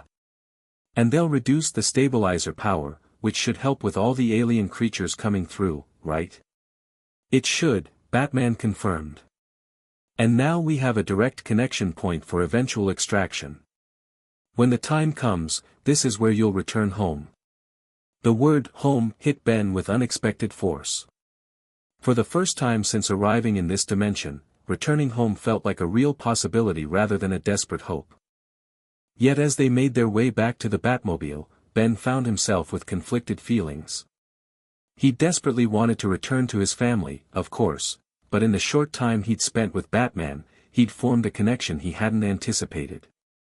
Bruce Wayne, for all his stoicism and intensity, had become something more than just a temporary guardian. Bruce, Ben said quietly as they drove back toward Wayne Manor. Thank you. For everything. Batman, Bruce, drove in silence for a moment before responding. You're welcome, Ben. And until we find a way to send you home safely. He paused, seemingly struggling with what to say next. Consider Wayne Manor your home. The simple statement contained layers of meaning that Ben understood implicitly. Bruce wasn't just offering shelter, he was offering belonging, however temporary it might be. As the Batmobile raced through Gotham's night streets, Ben felt a strange sense of peace despite the uncertainty of his situation. He had two families now, one he'd lost and would find again, and one he'd found unexpectedly when he needed it most. And somewhere in the vastness between dimensions, a path home was waiting to be discovered. Chapter 2, Shadows and Transformations. 5 years could change a lot about a person. For Ben Tennyson Wayne, they had changed everything. The gangly 15-year-old balanced on the edge of a Gotham skyscraper, the wind tugging at his customized suit, black with emerald highlights that matched the glow of the Omnitrix. The domino mask that had once felt like costume play now sat naturally on his face, part of an identity he'd grown into rather than merely adopted. Forearms would make this next part easier, Ben muttered to himself, eyeing the gap between buildings. But not quieter, Batman's voice responded through his earpiece. Stealth is essential for surveillance. Ben rolled his eyes, a teenage gesture his mentor couldn't see. Yes, I know. The whole, criminals are a superstitious, cowardly lot, thing. But sometimes a little alien muscle saves time. Patience, Ben. 5 years of working with Batman had taught Ben many things, combat techniques from 6 different martial arts, forensic analysis, tactical planning, and most importantly, the value of preparation. But patience? That remained a work in progress. Movement on the east side of the warehouse, Ben reported, focusing his night vision lenses on the activity below. 4 guards, armed. They're unloading something from the truck. Description. Batman demanded. Cylindrical containers. About a meter tall. They're handling them like they're fragile, or dangerous. The warehouse belonged to a shell company Ben had traced through 17 layers of corporate camouflage. All signs pointed to Dimenstra, the organization that had spent years harvesting technology and specimens from dimensional breaches. Despite Grandpa Max reducing the power of the quantum fluctuation stabilizer years ago, breaches still occurred periodically. Most were minor, small tears in reality that closed within minutes. But each one risked bringing something through, or sending something back. I'm moving in for a closer look, Ben decided, tired of waiting. Negative, Batman countered. Maintain position until, but Ben had already fired his grapple line to a lower building. With practiced ease, he swung down in a controlled arc, landing silently on a roof closer to the warehouse. From this vantage point, he could see inside through a skylight. So they've definitely got alien tech in there, Ben whispered into his comm, those containers. They've got markings like the ones on upgrade circuitry patterns. Batman's sigh was barely audible. Do not engage. This is reconnaissance only. Ben knew that tone.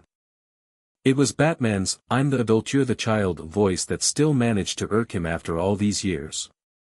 I'm not a kid anymore, Ben muttered, knowing full well his mentor could hear him. And if that's galvanic mechamorph technology down there, it's my responsibility. My universe, my problem. Our problem, Batman corrected. ETA 3 minutes. Maintain position. Ben hated waiting, especially when alien tech from his dimension was involved. 5 years in this world had given him perspective on many things, but not this, the nagging sense of duty he felt toward anything that came through the dimensional breaches. Through the skylight, Ben watched as the workers connected the cylindrical containers to what appeared to be a larger apparatus. One of them checked a tablet, adjusting settings and nodding with satisfaction. They're activating something, Ben reported, a note of urgency in his voice. Bruce, I don't think we have 3 minutes. The Omnitrix on Ben's wrist suddenly flared to life, glowing brighter than normal and vibrating against his skin. Whoa, Ben breathed, staring at the device. The Omnitrix is reacting to whatever they've got down there. After 5 years in this dimension, the Omnitrix had stabilized considerably. The random transformations had ceased months after Ben's arrival, and with Batman's help, he'd developed greater control over its functions than he'd ever had before. They'd even discovered new alien transformations locked within its database, though whether these were additions from this dimension or merely previously inaccessible forms remained unclear. But the device had never reacted like this, not since the early days of dimensional displacement. A cold feeling settled in Ben's stomach. Bruce, I think they're attempting to force open a breach. The Omnitrix is going crazy. The distinctive sound of Batman's grapple gun answered him as the Dark Knight landed beside him with barely a whisper of his cape. Show me, Batman demanded. Ben held up his wrist, where the Omnitrix pulsed with an erratic rhythm, its usual green glow occasionally flashing purple, the color of dimensional energy. Batman's eyes narrowed behind his cowl. They've reverse-engineered breach technology. Likely using the galvanic mechamorph components to stabilize the quantum fluctuations. In English? Ben prompted, though he already suspected the answer. They're trying to create a controlled doorway between dimensions. Ben felt his heart rate accelerate. To my world. Why would they? He broke off as understanding dawned. The Omnitrix. They want more of them. Batman nodded grimly. Or other alien technology. Your universe has far more extraterrestrial contact than ours. To weapons developers, it would be a gold mine. Inside the warehouse, the apparatus began to hum audibly, even through the skylight. Lights flickered throughout the building as it drew massive amounts of power. We need to shut it down, Ben said, reaching for the Omnitrix dial. I'm thinking upgrade could probably. Batman's hand closed around Ben's wrist. Wait. We don't know what interrupting the process might do. It could collapse into a quantum singularity. A what now? A black hole, Ben. Oh. Ben lowered his hand. That would be bad. Extremely. Batman pulled a specialized scanner from his utility belt. We need to determine exactly what phase the breach creation is in before we intervene. As Batman worked, Ben found himself thinking about home, a subject that still brought complicated emotions even after 5 years. He'd had regular, if brief, communications with his family through the stabilized connection point at the harbor facility. Enough to know they were safe, that they hadn't given up on bringing him home, and that Grandpa Max was working with Azimuth himself on a solution. But 5 years was a long time. Ben had grown up in this Gotham, trained by Batman, attending a private school as Bruce Wayne's adopted son. He'd built a life here, formed attachments. The thought of leaving, even to return home, wasn't as simple as it once had been. The breach is still forming, Batman reported, interrupting Ben's thoughts. But it's unstable. They don't have enough power to fully establish the connection. So it'll just fail? Ben asked hopefully. No. The rest of Batman's sentence was lost as the warehouse exploded in a blinding flash of purple-green energy. The shockwave hit Ben and Batman like a physical blow, sending them sliding backward across the rooftop. Ben's ears rang as he pushed himself to his knees. What just happened? Dimensional cascade failure, Batman replied, already back on his feet. The breach collapsed, but not before something came through. Below them, where the warehouse had stood moments before, a smoking crater now dominated the landscape. Most of the building had been vaporized in the explosion, but at the center of the destruction, something moved. A massive, crystalline figure rose from the rubble, humanoid but clearly not human. Its body was composed of jagged purple crystal that seemed to absorb light rather than reflect it. As it turned its featureless face upward, Ben felt a chill of recognition. That looks like a corrupted version of Diamond Head, he said, disbelief coloring his voice. One of your transformations. Batman was already readying explosive batarangs. Yeah, but wrong color, wrong energy signature. Like a dark mirror version. The crystal being roared, a sound that seemed to vibrate through reality itself, and fired a barrage of purple shards in all directions. Where they struck, small dimensional rifts briefly opened and closed, creating flashes of otherworldly landscapes. That's definitely not something Diamond Head can do, Ben muttered, reaching for the Omnitrix. Time to even the odds. This time Batman didn't stop him. With practiced precision, Ben twisted the dial to select an alien form, then slammed his hand down on the activated core. Emerald light enveloped him, his DNA reconfiguring into one of his most powerful forms. Humongosaur. Ben roared as the transformation completed, his body now towering and reptilian, with incredible strength and durability. He leapt from the rooftop, landing with an impact that cracked the pavement near the crystal entity. Hey, discount Diamond Head. Ben called, drawing the creature's attention. This is a restricted dimensional zone. You're gonna have to go back where you came from. The crystal being turned toward him, its featureless face somehow still conveying malice. It raised an arm, firing more shards that tore through reality as they flew. Ben dodged most of them, but one caught him in the shoulder, opening a brief dimensional window that he felt himself being pulled toward. Whoa, he exclaimed, fighting against the suction. Only Humongosaur's mass and strength kept him anchored as the rift tried to drag him in. Batman swung down from above, throwing a specialized device that attached to the crystal entity's chest. It beeped once, then released a focused EMP burst that seemed to disrupt the being's energy. The dimensional shard in Ben's shoulder destabilized, the rift closing. Thanks for the save, Ben called to Batman, who was now circling the creature, analyzing its movements. Its crystal structure resonates with dimensional energy, Batman reported. Each shard creates a miniature breach. Don't let them touch you. Now you tell me, Ben muttered, charging forward. He slammed his massive fists into the crystal being, hoping to shatter it like he would an ordinary opponent. Instead, his hands sank into the crystal as if it were partially phased, existing between dimensions rather than fully in either. The sensation was like plunging into ice water, a cold that went beyond physical sensation and seemed to reach into his very atoms. Ben roared in pain, pulling free with effort. Okay, punching is out. The crystal entity countered, its arm elongating and sharpening into a blade that sliced through the air where Ben's head had been moments before. He barely dodged, feeling the dimensional distortion in the blade's wake tug at his molecules.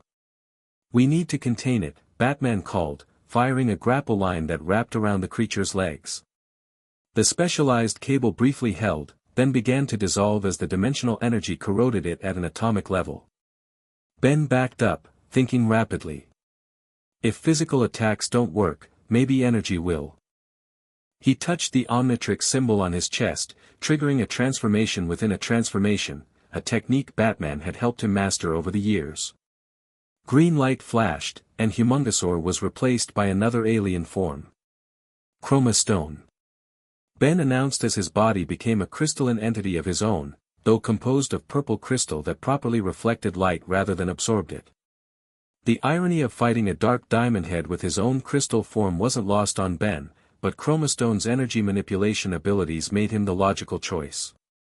He absorbed ambient energy from the surrounding area, channeling it through his crystalline body before firing a rainbow-colored beam at the corrupted entity. When the energy beam struck, the creature shrieked, a sound that seemed to vibrate across multiple frequencies at once. Its body briefly phased, becoming transparent before solidifying again. It's working. Ben called to Batman. The energy is forcing it to stabilize in a single dimension. Batman immediately understood. Sustained energy bombardment at the correct frequency might fully materialize it in our dimension, making it vulnerable to conventional containment. Ben nodded, continuing to channel energy through his Chroma Stone form. I can keep this up, but not indefinitely. We need something to hold it once it's fully here. Batman was already working, setting up specialized devices around the perimeter of the crater. Quantum field generators. They'll create a containment barrier tuned to the creature's specific frequency. The crystal entity struggled against Ben's energy beam, firing more dimensional shards that Ben had to dodge while maintaining the attack. One came perilously close to Batman, opening a small rift that revealed a glimpse of what looked like a hellish landscape before closing again. Hurry! Ben called, feeling the strain of sustained energy projection. I can't hold it much longer. Field generators online in 3, 2, 1. Batman activated the devices, and a shimmering energy barrier sprang up around the crystal entity just as Ben's energy beam faltered. The creature slammed against the barrier, which bent but held. Slowly, its movements became less frantic, as if it were tiring or adapting to being fully present in a single dimension. Ben reverted to his human form, exhausted from the extended energy manipulation. What is that thing? It's like Diamond Head, but wrong. Batman approached the containment field cautiously. A dimensional variant, perhaps. Many dimensions contain mirrors of the same entities, sometimes corrupted or altered by different evolutionary paths. Great, Ben groaned. So somewhere there's an evil universe filled with twisted versions of my aliens? That's not terrifying at all. Batman's expression remained serious. This incident proves Dimenstra has made significant progress with breach technology. If they can attempt to create stable portals, we have a bigger problem than individual entities coming through. Ben nodded grimly. What do we do with Crystal Creepy here? Star Labs has a containment facility designed for extra-dimensional entities, Batman replied. I've already alerted them. A transport team is en route. Ben stared at the contained creature, a troubling thought forming. Bruce, if Dimenstra can create breaches, even unstable ones. They might have already acquired technology from your dimension, Batman finished the thought. Or made contact with someone there. The implications were chilling.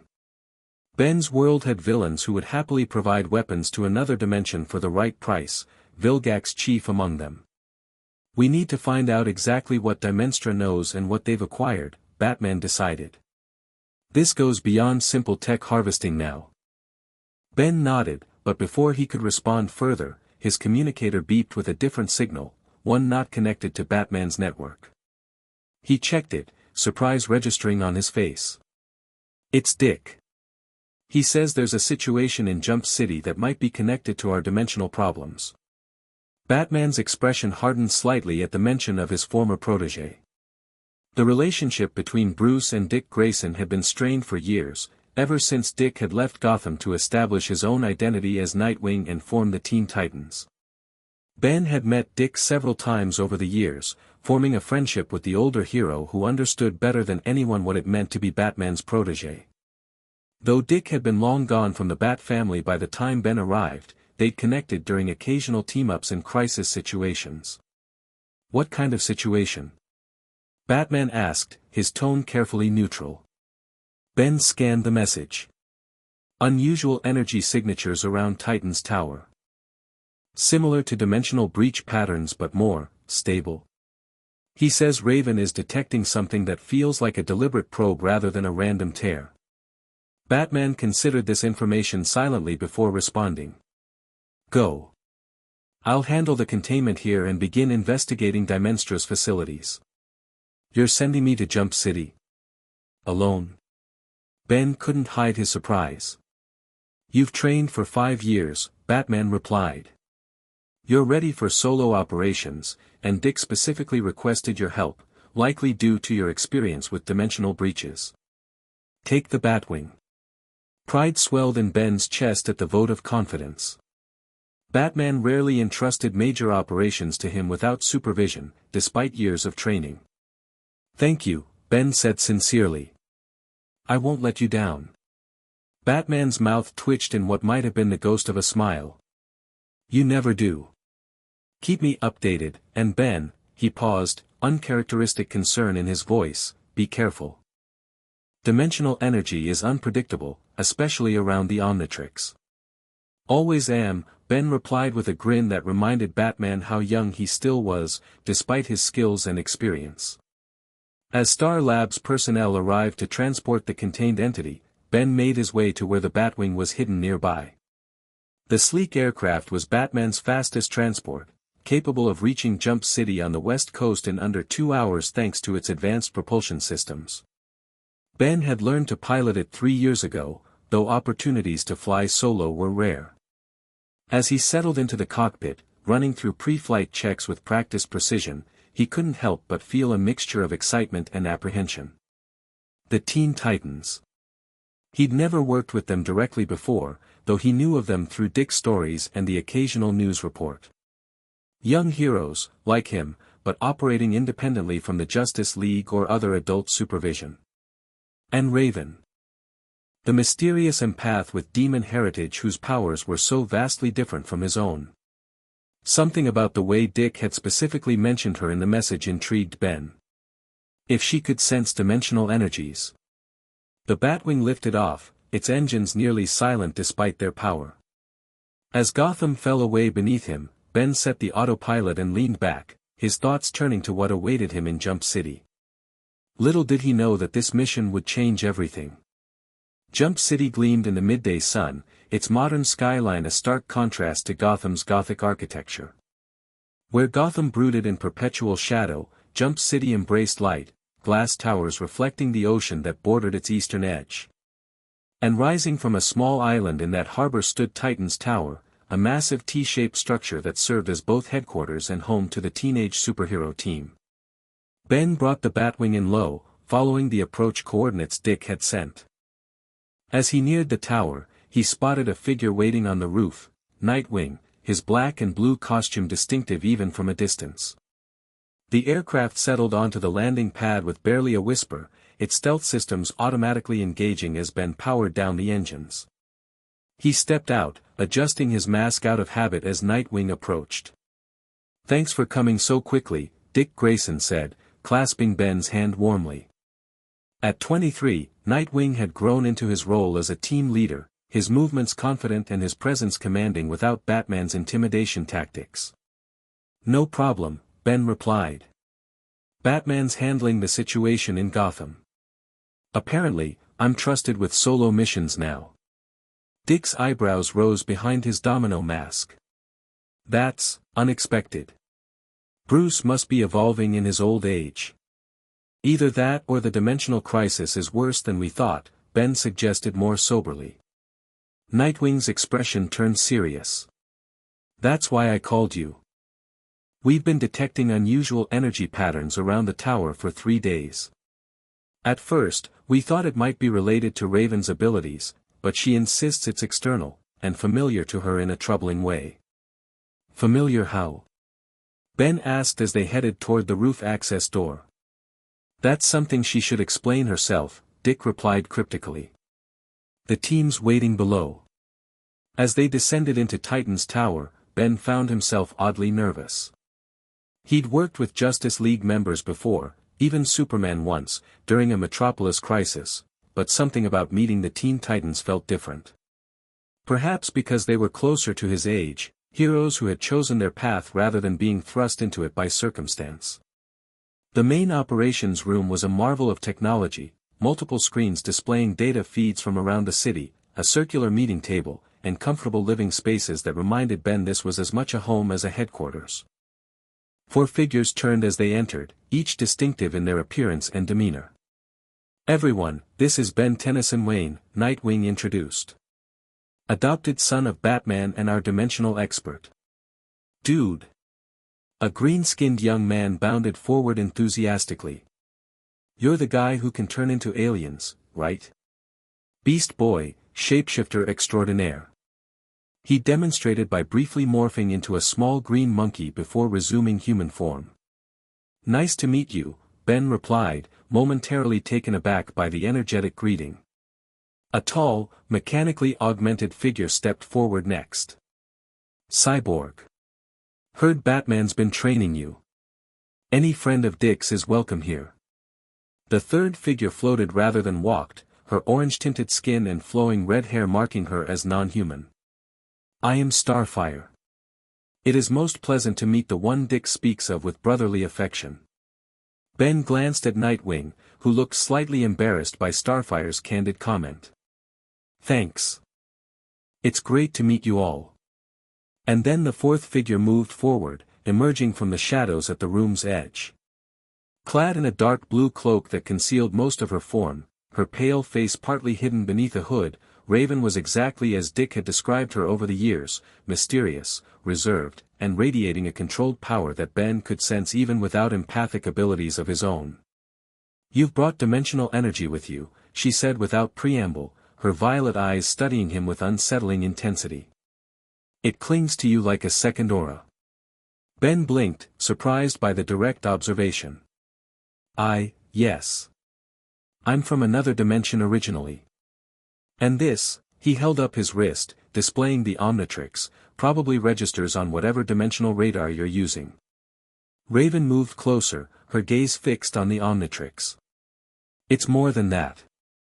You're a nexus point, a walking dimensional anchor.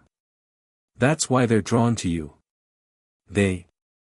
Ben questioned, a chill running down his spine. The entities probing our reality, Raven replied, her voice perfectly calm despite the ominous words. They're searching for something, or someone. And they've focused their attention here since your arrival. Nightwing stepped forward. Maybe we should back up and explain what we've been experiencing. Raven, show him. With a slight nod, Raven gestured toward one of the large screens. Images appeared, energy readings, thermal scans, and what looked like mystical symbols Ben didn't recognize. 3 days ago, I began sensing dimensional disturbances around the tower, Raven explained. Not breaches, but something more deliberate, like fingers pressing against the membrane between worlds, testing for weaknesses. Cyborg took over. My systems detected the energy signatures, but they don't match any known pattern in our database. They're concentrated, focused, and increasing in strength. And last night, we got a visual, Beast Boy added, his usually playful demeanor sobering. Show him the roof footage, sigh. The screen changed to security footage of the tower's roof. For several seconds, nothing seemed unusual, then the air rippled, forming what looked like a window into another place. The image was distorted and brief, but Ben could make out a landscape of floating rocks against a blood-red sky. "That's not my dimension," Ben said immediately. "My world looks basically like this one, just with more aliens visiting openly." "No," Raven agreed, a tension in her voice that hadn't been there before. "That's a dimension I recognize. A realm called Azarath, where I was born and raised." Ben looked at her with renewed interest. "You're from another dimension too?" "Partially," she replied cryptically. "My mother was human. My father." She paused, something dark passing across her features. "My father is not." Nightwing placed a supportive hand on Raven's shoulder. "Whatever's happening, it seems to be connected to both your dimensions now. That's why I called you, Ben. You have experience with dimensional breaches, and the Omnitrix might help us understand what we're dealing with." Ben nodded, examining the footage more carefully. "In Gotham, we just dealt with something that came through an artificial breach. Dimenstra, a corporation that's been harvesting alien tech from random tiers, tried to create a controlled portal. It failed, but not before something came through." "What kind of something?" Cyborg asked warily. "A corrupted version of one of my alien forms," Ben replied. "Like a dark mirror diamond head that could tear holes in reality with its crystals." Raven's eyes widened slightly, the first real emotion Ben had seen her display. Corrupted reflections are often harbingers. When dimensions bleed into one another, the first entities to cross are usually distorted versions of things that exist in both worlds. "So what, there's an evil alien version of you somewhere?" Beast Boy asked, earning a withering look from Raven. "The principle applies to energy patterns and elemental forces as well," she clarified. "If Ben's transformations have dimensional counterparts, they might be drawn to the Omnitrix's energy signature." Ben looked down at the device on his wrist with new concern. "Could the Omnitrix be causing these breaches somehow?" "Not causing," Raven said thoughtfully. "Attracting.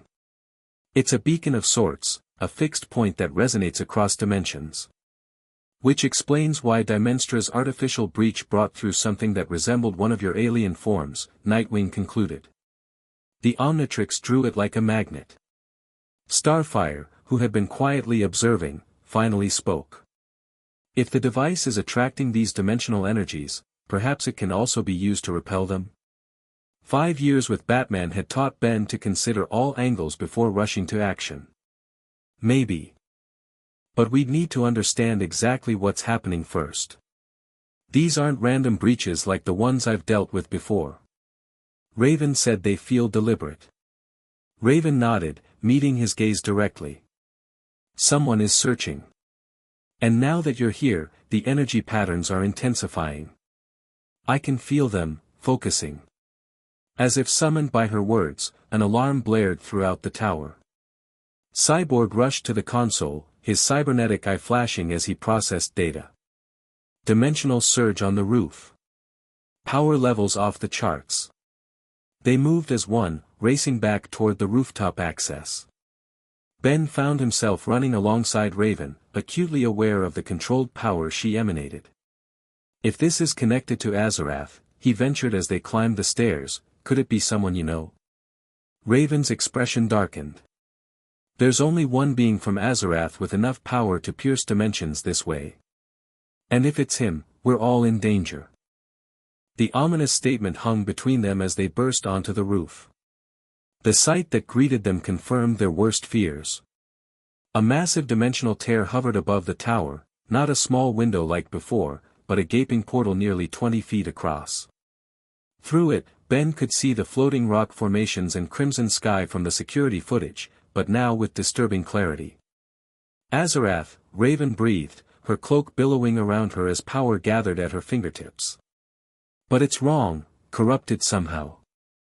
Something began to emerge from the portal, a swirling mass of darkness that gradually took humanoid form. Crimson eyes glowed within a face that was almost featureless, save for an unnaturally wide smile filled with pointed teeth. "Daughter," the entity spoke, its voice resonating with unnatural harmonics. How you've grown. Raven's power flared violently, dark energy encasing her hands. You are not my father. Trigon cannot manifest in this dimension without a gateway. The entity's smile widened impossibly. Perceptive as always. I am merely a herald, a fragment sent to prepare the way. And now, I've found what he seeks. Its gaze shifted to Ben, or more specifically, to the Omnitrix. The key between worlds. Not happening, Ben declared, activating the Omnitrix. He transformed in a flash of green light, becoming a humanoid composed of living flame. Heat blast. And whatever dimensional daddy issues you've got going on, they don't involve my watch. The Titans moved into battle formation around him, each readying their abilities. Nightwing drew his Eskrima sticks, electricity crackling along their length. Cyborg's arm reconfigured into his sonic cannon. Beast Boy transformed into a massive gorilla. Starfire's hands and eyes glowed with green energy. And Raven levitated, dark power swirling around her form. You cannot stop what has already begun, the Herald intoned. The breaches will multiply. Worlds will bleed into one another. And the Omnitrix will be the conduit through which Trigon enters your reality. The entity raised its arms, and the dimensional portal pulsed with malevolent energy. Smaller tiers began opening around the rooftop, each revealing glimpses of different dimensions. From some emerged shadowy tendrils, from others came whispers in languages no human tongue could pronounce. Titans, together. Nightwing commanded. Contain those breaches. The team sprang into action. Starfire blasted the smaller portals with her energy bolts, temporarily sealing them. Beast Boy transformed into a pterodactyl, intercepting shadowy entities that emerged from the tiers. Cyborg's sonic cannon disrupted the dimensional frequencies around several breaches at once. Raven focused her attention on the main portal, chanting in a language Ben didn't recognize, her hands weaving complex patterns that seemed to constrict the dimensional gateway. Ben launched a barrage of fireballs at the Herald, who deflected them with casual waves of its hand. Okay, not impressed with the warm welcome. Let's try something else. He touched the Omnitrix symbol on his chest, transforming again. Big chill, he announced as his form shifted to a moth-like alien with ice powers. He exhaled a freezing mist that encased the Herald's lower body, temporarily immobilizing it. The entity laughed, a sound like breaking glass. Your transformations only make you more valuable, child of worlds. Each form resonates with different dimensional frequencies, expanding the potential gateways. With disturbing ease, the Herald shattered the ice encasing it and thrust a hand toward Ben. A beam of crimson energy struck him directly in the chest, sending him flying backward toward the edge of the roof. Raven broke her concentration on the main portal to catch him with her telekinesis before he could fall. As she lowered him safely to the rooftop, their eyes met briefly, violet irises locking with his green ones.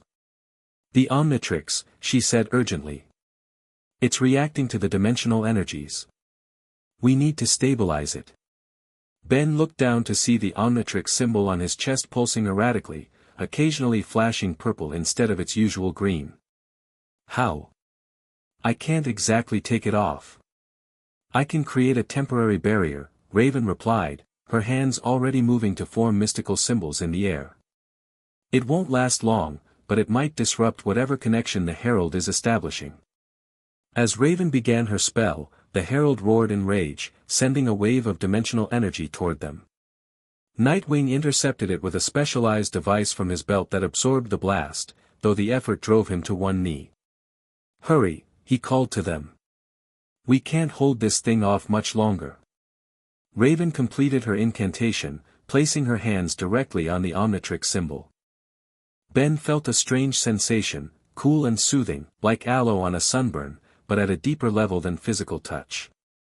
The erratic pulsing of the Omnitrix stabilized, returning to its normal green glow. The Herald shrieked in frustration, the sound distorting reality around it. What did you do? Ben asked, looking at Raven with newfound respect. Isolated the Omnitrix as dimensional frequency, she explained, her voice strained from the effort. It's temporary, but, the rest of her sentence was lost as the Herald launched itself at them with impossible speed. Ben reacted instinctively, turning intangible, one of Big Chill's powers, and allowing the entity to pass harmlessly through them both.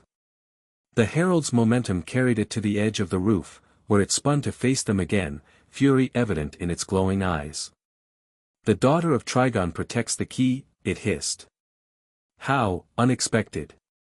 I'm full of surprises, Raven replied coldly, dark energy gathering around her. Azarath Metrian Zinthos. A blast of black power erupted from her hands, striking the Herald with such force that it was driven back into the main portal.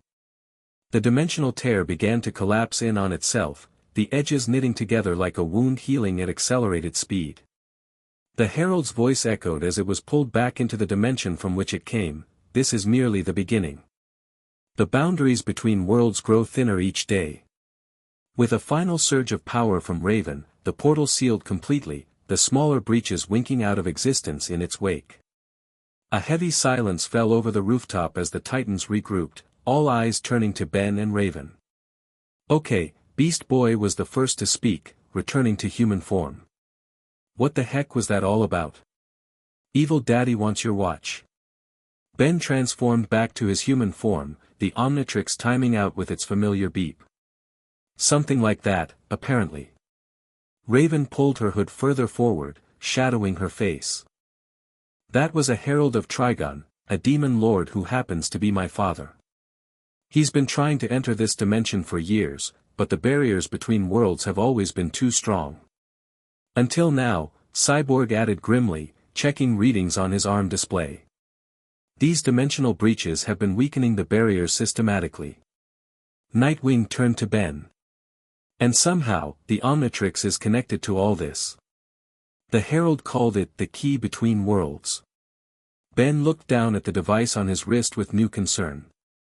The Omnitrix contains DNA from species across multiple galaxies in my dimension. Maybe that diversity makes it valuable for crossing dimensional boundaries too. Or perhaps, Starfire suggested, it is because you yourself are a dimensional traveler. The device has adapted to existing in a reality not its own. Raven nodded slowly. Starfire may be right. The Omnitrix has been absorbing and adapting to this dimension's energy for 5 years. It's become a bridge of sorts, one that Trigon could potentially use. The implications were chilling. Ben had always seen the Omnitrix as a tool for heroism, occasionally a burden, but never as a potential doomsday device that could allow a demonic entity access to Earth. So what do we do? He asked, looking from Raven to Nightwing. I can't exactly stop using the Omnitrix. It's part of me. We need more information, Nightwing decided. About how these breaches are being created and why they're concentrating around both Titan Tower and Gotham. Raven, can you maintain the stabilization spell on the Omnitrix? She nodded. For a time. But it requires direct contact to renew. Then you and Ben will work together on this, Nightwing determined. Your knowledge of dimensional magic combined with his experience with the Omnitrix might give us the edge we need.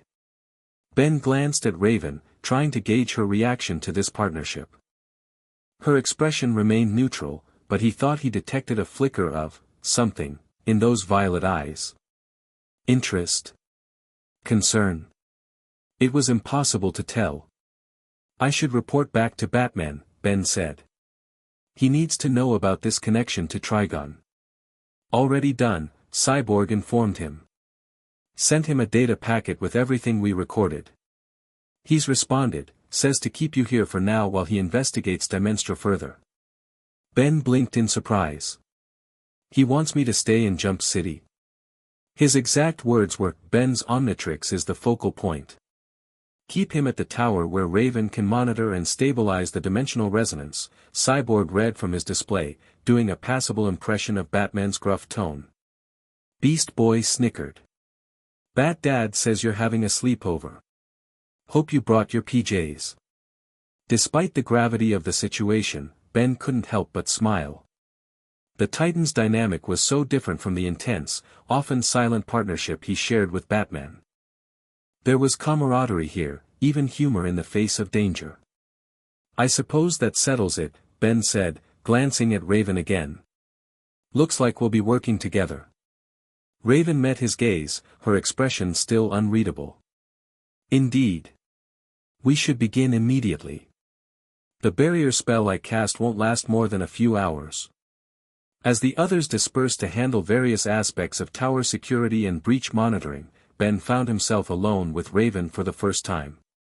An awkward silence fell between them as they made their way back inside. "So," Ben ventured, half demon, "huh? That must be interesting." Raven gave him a sidelong look that suggested small talk wasn't her forte. "About as interesting as being a dimensional refugee with a device that turns you into aliens, I imagine." Ben laughed, surprised by the dry wit. "Touché. I guess we're both pretty weird, even by superhero standards." "Weird is relative," Raven replied as they entered what appeared to be her personal quarters, a dimly lit room filled with ancient books, mystical artifacts, and a faint scent of incense.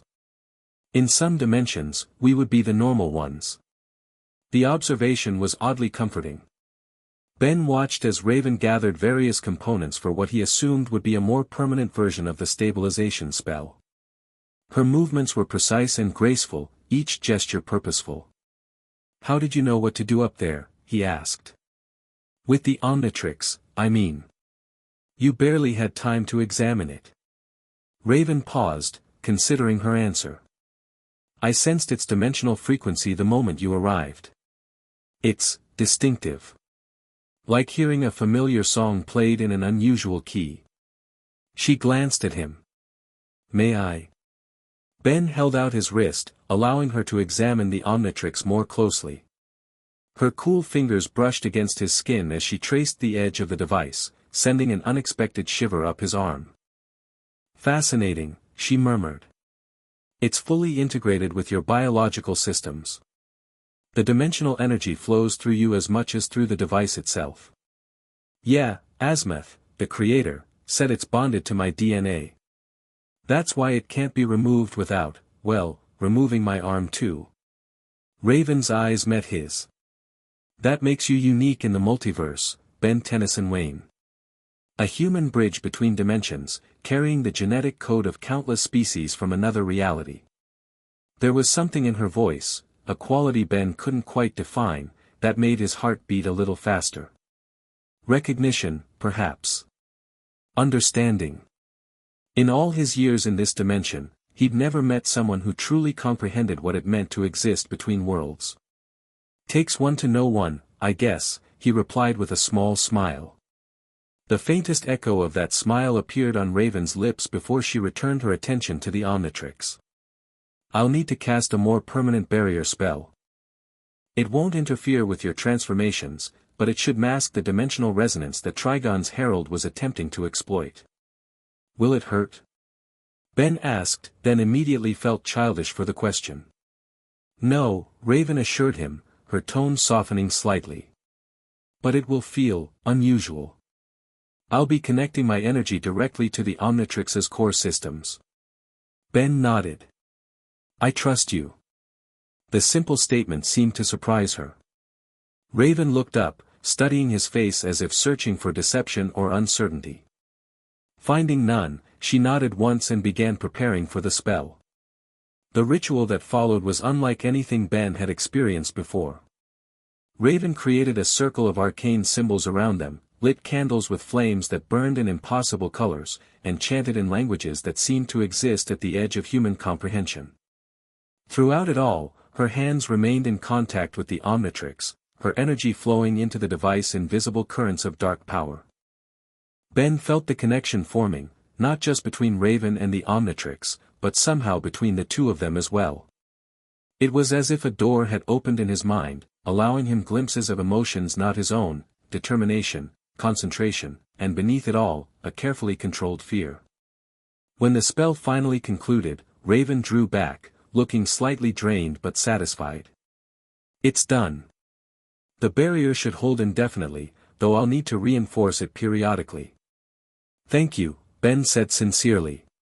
That was intense. Raven studied him with renewed interest. You felt it, didn't you?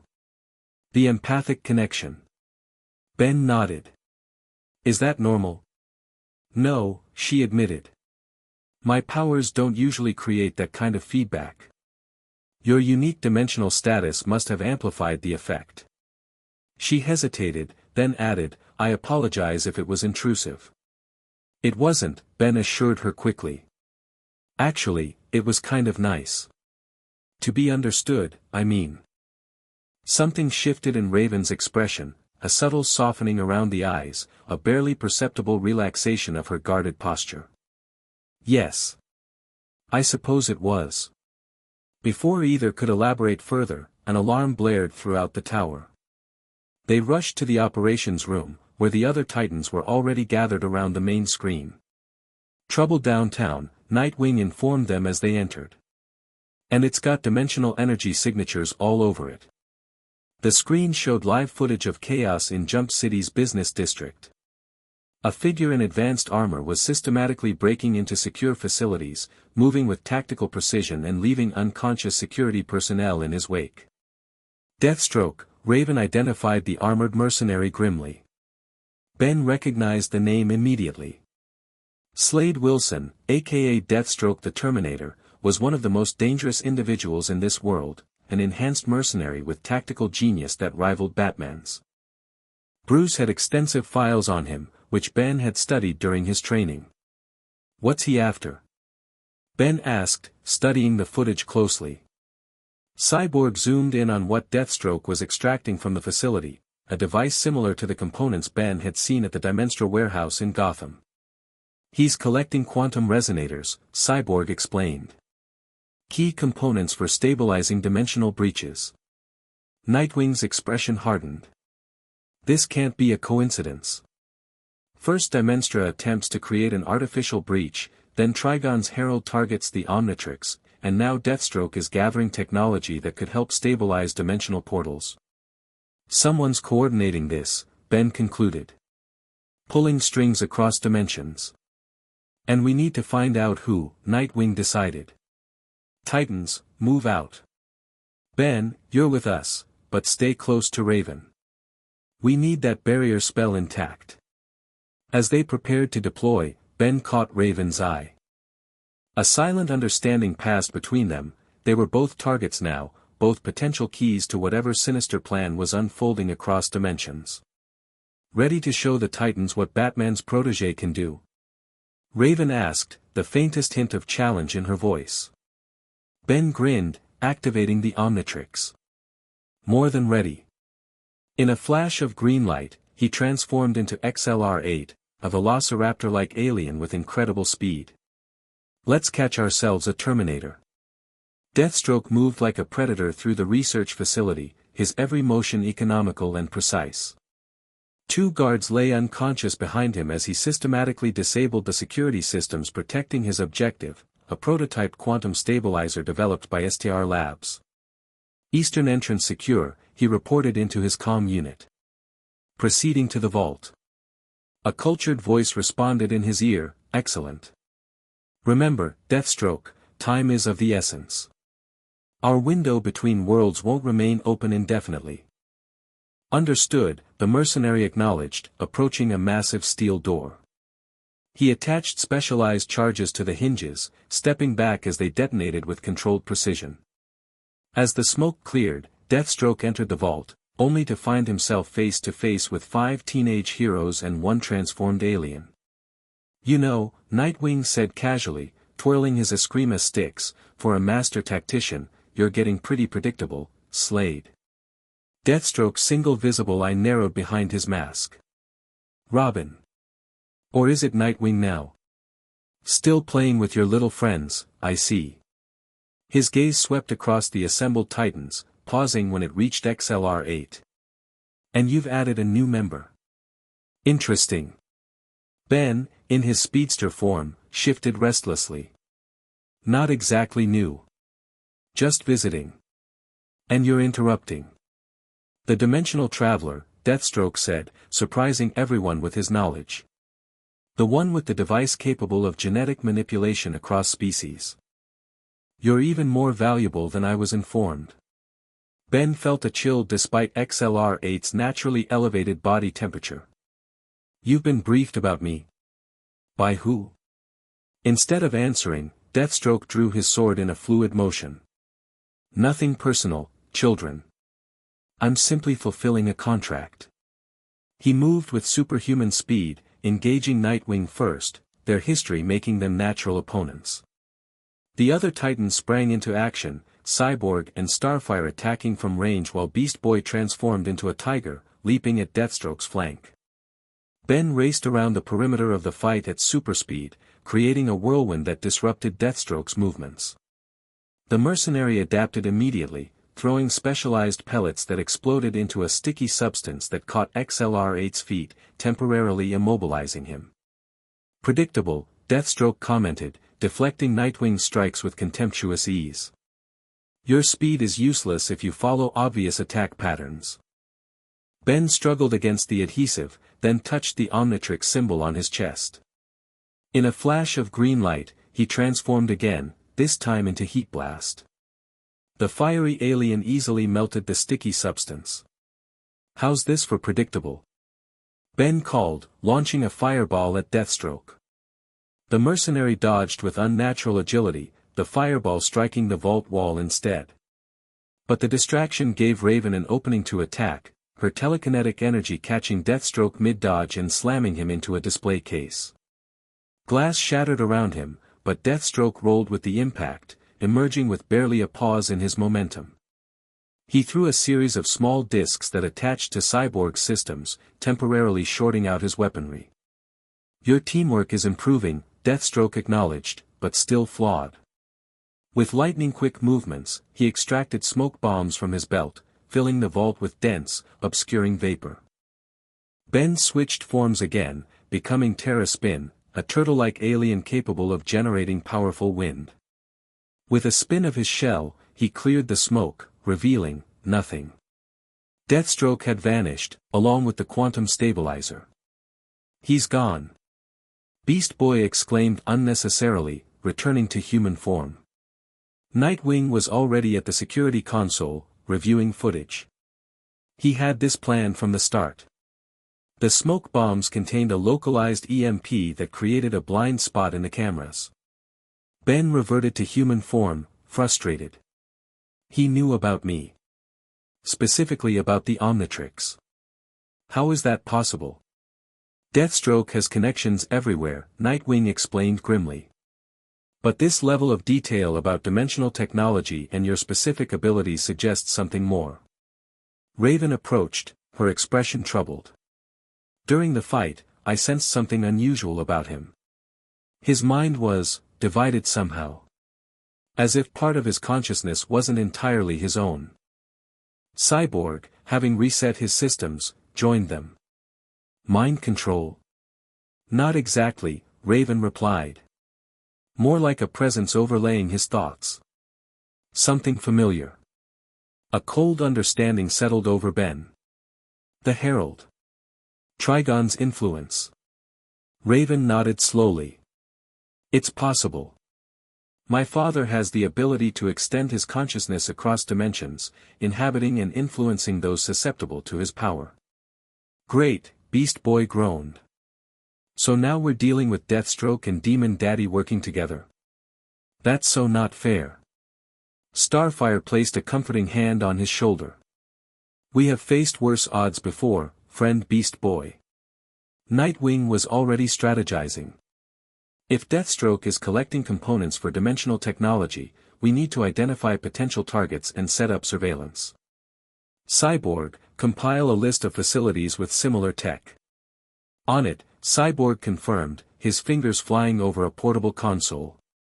What I don't understand, Ben said, is how this connects to Dimenstra. Are they working with Deathstroke? With Trigon? Or is there another player involved? Nightwing shook his head.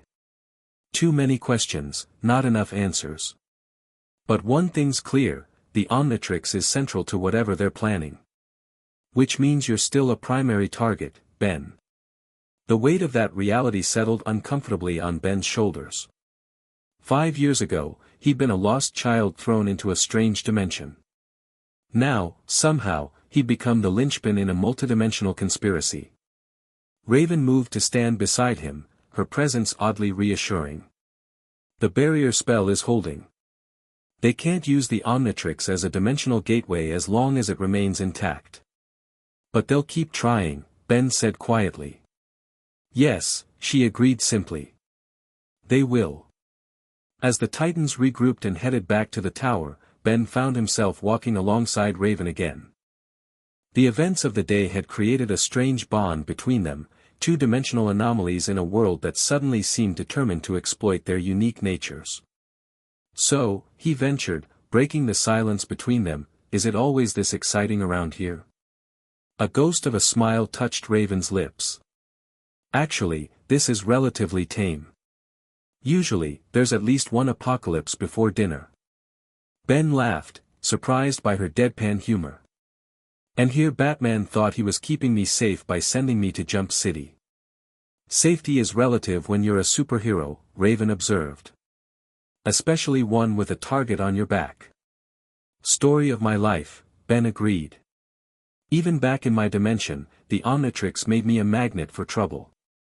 Some things never change, I guess. Raven studied him with those penetrating violet eyes. You miss it. Your home dimension. It wasn't a question, but Ben answered anyway. Yes and no. I miss my family. My grandfather, my cousin. But this world. He gestured broadly, encompassing everything around them. It became home too. Bruce, Alfred, the mission. It's part of who I am now. Straddling two worlds, Raven said softly. I understand that better than most. The simple acknowledgement meant more to Ben than lengthy sympathies ever could. Here was someone who truly comprehended what it meant to belong to multiple realities, to have one's identity split across dimensions. When this is over, Ben found himself saying, maybe we could talk more. About the whole interdimensional existence thing. Compare notes. Raven looked momentarily surprised by the suggestion, then nodded. I'd like that. Something warm bloomed in Ben's chest, a feeling he hadn't experienced in quite some time. Connection. Understanding. Perhaps even the beginning of friendship with someone who shared his unique perspective. Their moment was interrupted as Cyborg called them forward. He'd completed his analysis and was displaying a map of potential targets on his arm projector. Based on what Deathstroke took and what Dimenstra was using in Gotham, I've identified 3 facilities in Jump City with compatible technology, he explained. If he's building what I think he is, he'll need components from at least one of these locations. Nightwing studied the map.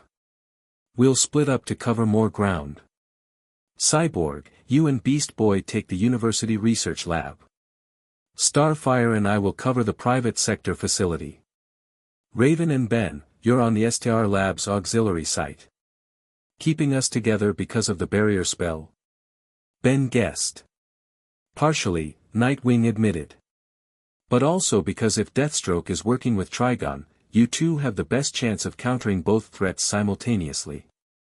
Ben glanced at Raven, who nodded in agreement with the assessment. Makes sense. When do we move? Now, Nightwing decided. Deathstroke won't waste time, and neither should we. As the teams dispersed to their assigned locations, Ben found himself alone with Raven once more. She created a platform of dark energy, gesturing for him to join her. I assume you have flying transformations, she said, but this will conserve the Omnitrix's energy. We may need it later. Ben stepped onto the platform, which felt solid despite its shadowy appearance. Thanks. I'm still getting used to working with a team again. Back in Gotham, it's usually just Batman and me. The platform rose into the air, carrying them above Jump City's skyline. Ben had to admit, the view was spectacular, so different from Gotham's perpetual gloom. The Titans are more than a team, Raven said as she guided their flight toward the STR Labs facility. They're family. She seemed almost surprised by her own admission. Ben smiled. I can see that. The way you all interact, it's different from the Justice League. Less formal. They accept me, Raven said quietly. Despite knowing what I am, where I come from. It's rare to find such acceptance. The simple vulnerability in her statement touched something in Ben. I get that. When I first arrived in this dimension, I was terrified Batman would see me as a threat or a burden. Instead, he made me part of his world. Gave me a home when I'd lost everything. They flew in companionable silence for a moment, the city spread out beneath them like a glittering tapestry. I've heard stories about you, Raven finally said. The lost boy from another dimension who became Batman's protege. Many thought it strange that he would take in a child with such unpredictable powers. Ben chuckled. Bruce is full of surprises. Beneath all that darkness and brooding, there's someone who understands loss better than anyone. He saw himself in me, I think.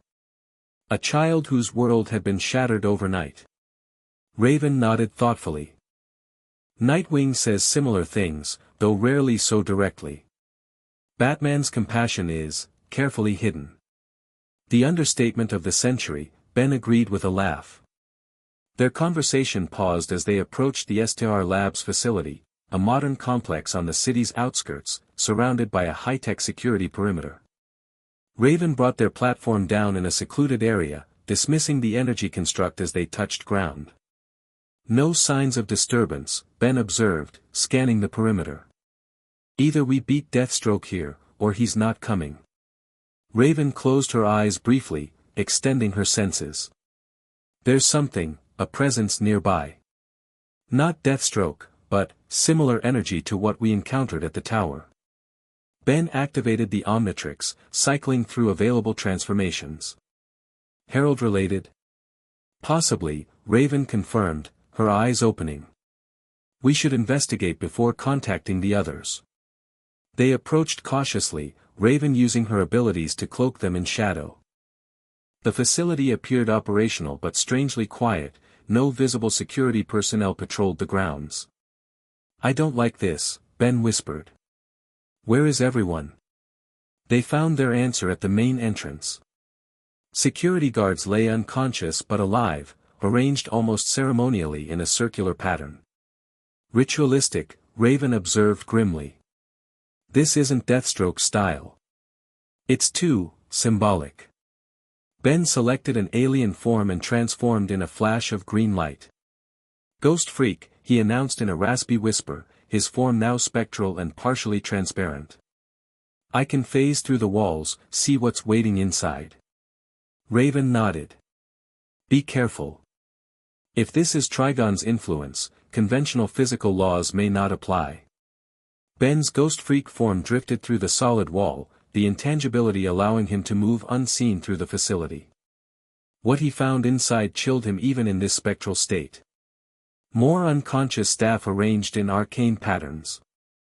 Symbols drawn on the floors and walls in what appeared to be red paint, though Ben feared it might be something else. And at the center of the main laboratory, a figure in familiar armor, kneeling before what could only be described as a tear in reality itself. Ben phased back outside quickly, returning to where Raven waited.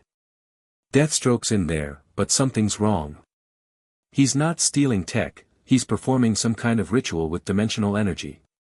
Raven's expression darkened. A summoning. We need to stop it before it completes. Should we call the others? Ben asked, reverting to human form. No time, Raven decided. The ritual is likely timed to specific dimensional alignments. We act now or face worse consequences. Ben nodded, selecting another transformation. For arms, he announced as he changed into a massive four-armed alien with enhanced strength. Let's crash this interdimensional party. They entered through the front doors, no longer concerned with stealth. Whatever was happening inside needed to be stopped immediately. The scene that greeted them was even more disturbing up close. The dimensional tier pulsed with malevolent energy, expanding slowly as Deathstroke continued his incantation. The mercenary's voice had changed, overlaid with the same resonant tones they'd heard from the Herald. The vessel is prepared, Deathstroke/Trigon intoned. The gateway opens. The worlds align. Not today, Raven declared, her own power flaring as she levitated above the floor. Azarath Metrian Zinthos. Dark energy shot from her hands, striking the dimensional tear. The rift wavered but didn't close, the conflict of energies creating a discordant wail that hurt Ben's ears even in his transformed state. Deathstroke turned, his single eye now glowing with supernatural crimson light. Daughter. You cannot stop what has begun. The Omnitrix bearer is here, as foretold. Foretold by who? Ben demanded, stepping forward threateningly. Who's pulling the strings, Slade? The possessed mercenary smiled, an expression made all the more disturbing by his mask. Powers beyond your comprehension, child of worlds. The coming convergence requires a catalyst. You are that catalyst. Ben charged forward, his 4 powerful arms ready to subdue Deathstroke. Sorry to disappoint, but I'm not interested in the job. What followed was unlike any fight Ben had experienced before. Deathstroke, enhanced by Trigon's power, moved with impossible speed and strength. Each blow Ben landed seemed to cause minimal damage, while Deathstroke's counterattacks hit with supernatural force. Meanwhile, Raven continued her assault on the dimensional tear, fighting to close it before whatever was waiting on the other side could emerge. The strain was evident on her face, beads of sweat forming on her brow as she chanted continuously. Your resistance is admirable, Deathstroke commented as he dodged another of Ben's attacks, but ultimately futile. The breach has already been established. The Omnitrix's unique energy signature has been recorded. The key has been forged. What are you talking about? Ben demanded, switching tactics to try and grapple the mercenary. What key? Instead of answering, Deathstroke broke away from the fight, moving with blinding speed toward Raven. The daughter of Trigon must not interfere. Ben reacted instinctively, transforming mid-lunge into XLR8 again, his speed allowing him to intercept Deathstroke before he could reach Raven.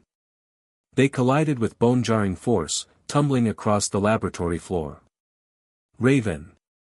Ben called out, pinning Deathstroke momentarily.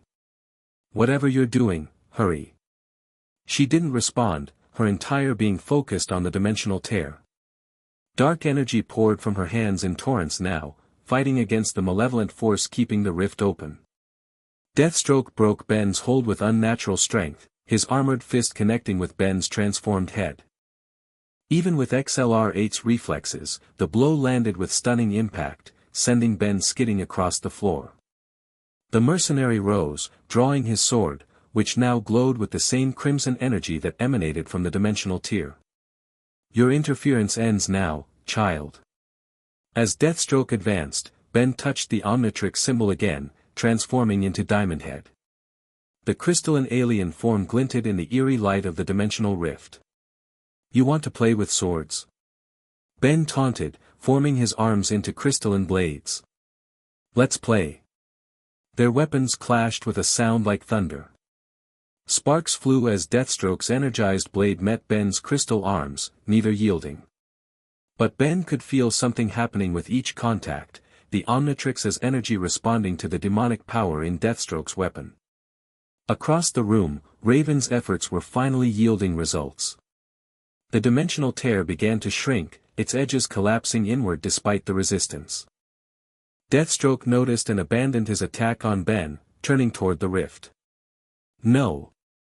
The gateway must remain open. He raised his sword, channeling energy through it toward the dimensional tear. The rift pulsed, expanding once more despite Raven's efforts to close it. Ben. Raven called out, her voice strained. The sword. It's channeling Trigon's power. Understanding immediately, Ben charged Deathstroke from behind, forming his hand into a crystalline hammer that struck the mercenary's arm with precise force. The sword clattered to the ground, its glow momentarily diminishing. Without the sword's energy feeding it, the dimensional tear began to collapse rapidly. Raven redoubled her efforts, dark power surrounding the rift and forcing it closed. No. Deathstroke/Trigon roared, diving for the sword. Ben intercepted him, the two locked in a desperate grapple on the laboratory floor. It's over, Slade, Ben declared. Whatever you and Trigon were planning, it's done. The mercenaries I blazed with inhuman fury. This is merely one battle in a war across dimensions, child. The convergence approaches regardless of your interference today. With a final surge of power, Raven sealed the dimensional tear completely. The backlash of energy sent a shockwave through the laboratory, knocking both Ben and Deathstroke apart. As the echoes of otherworldly power faded, Deathstroke rose shakily to his feet.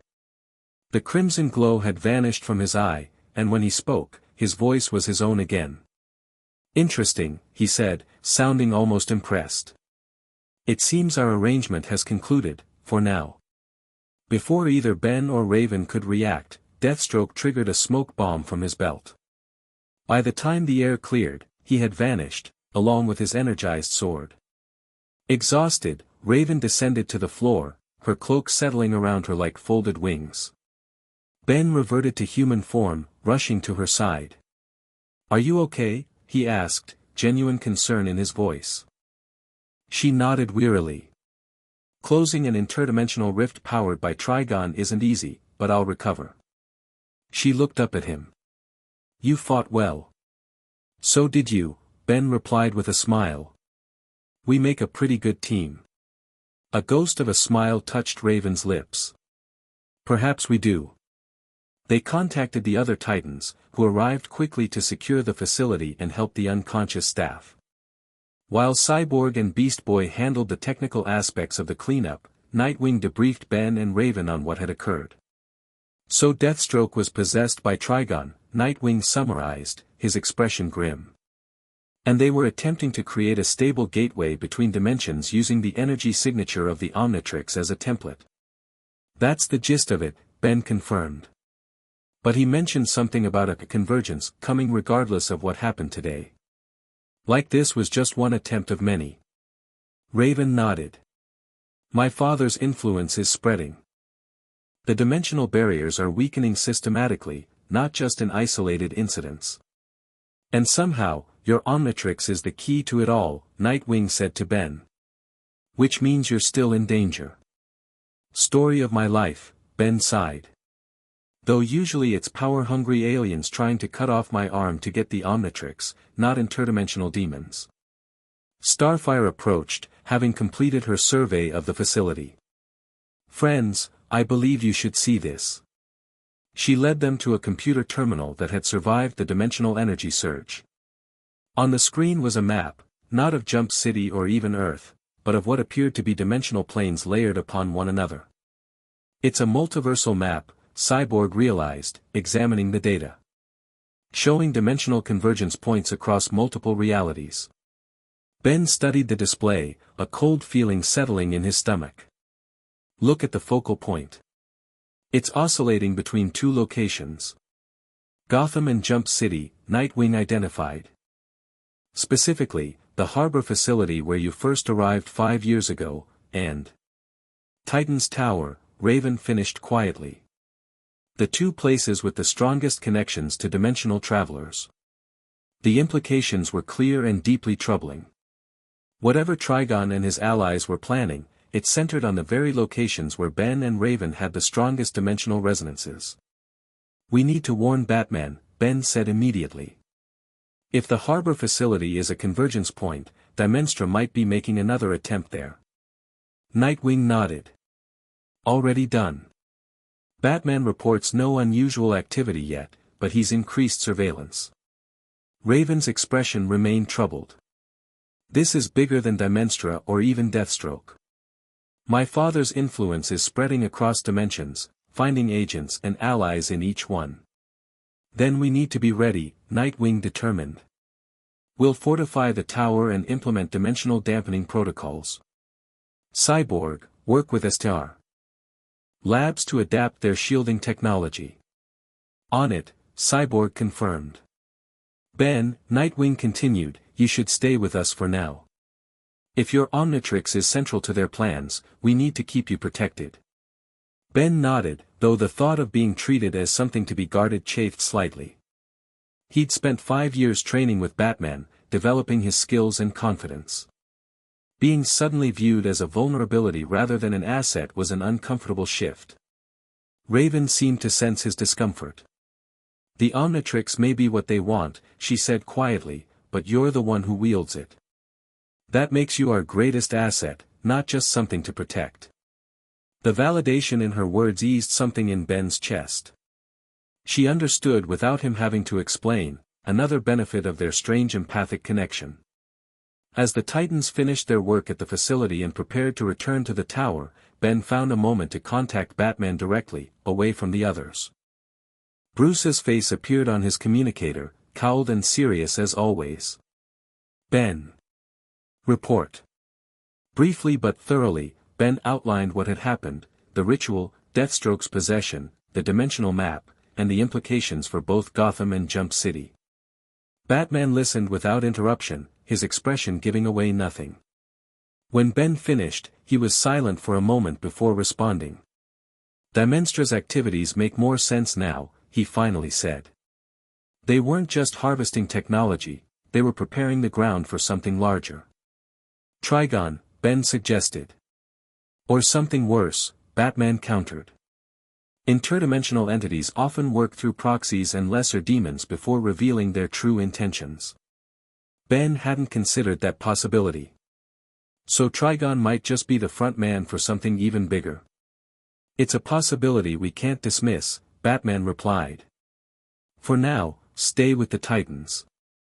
Raven's barrier spell on the Omnitrix is our best defense against whatever's attempting to use its dimensional signature. Understood, Ben acknowledged. What about you? If the harbor facility is a convergence point, I'll handle it, Batman assured him.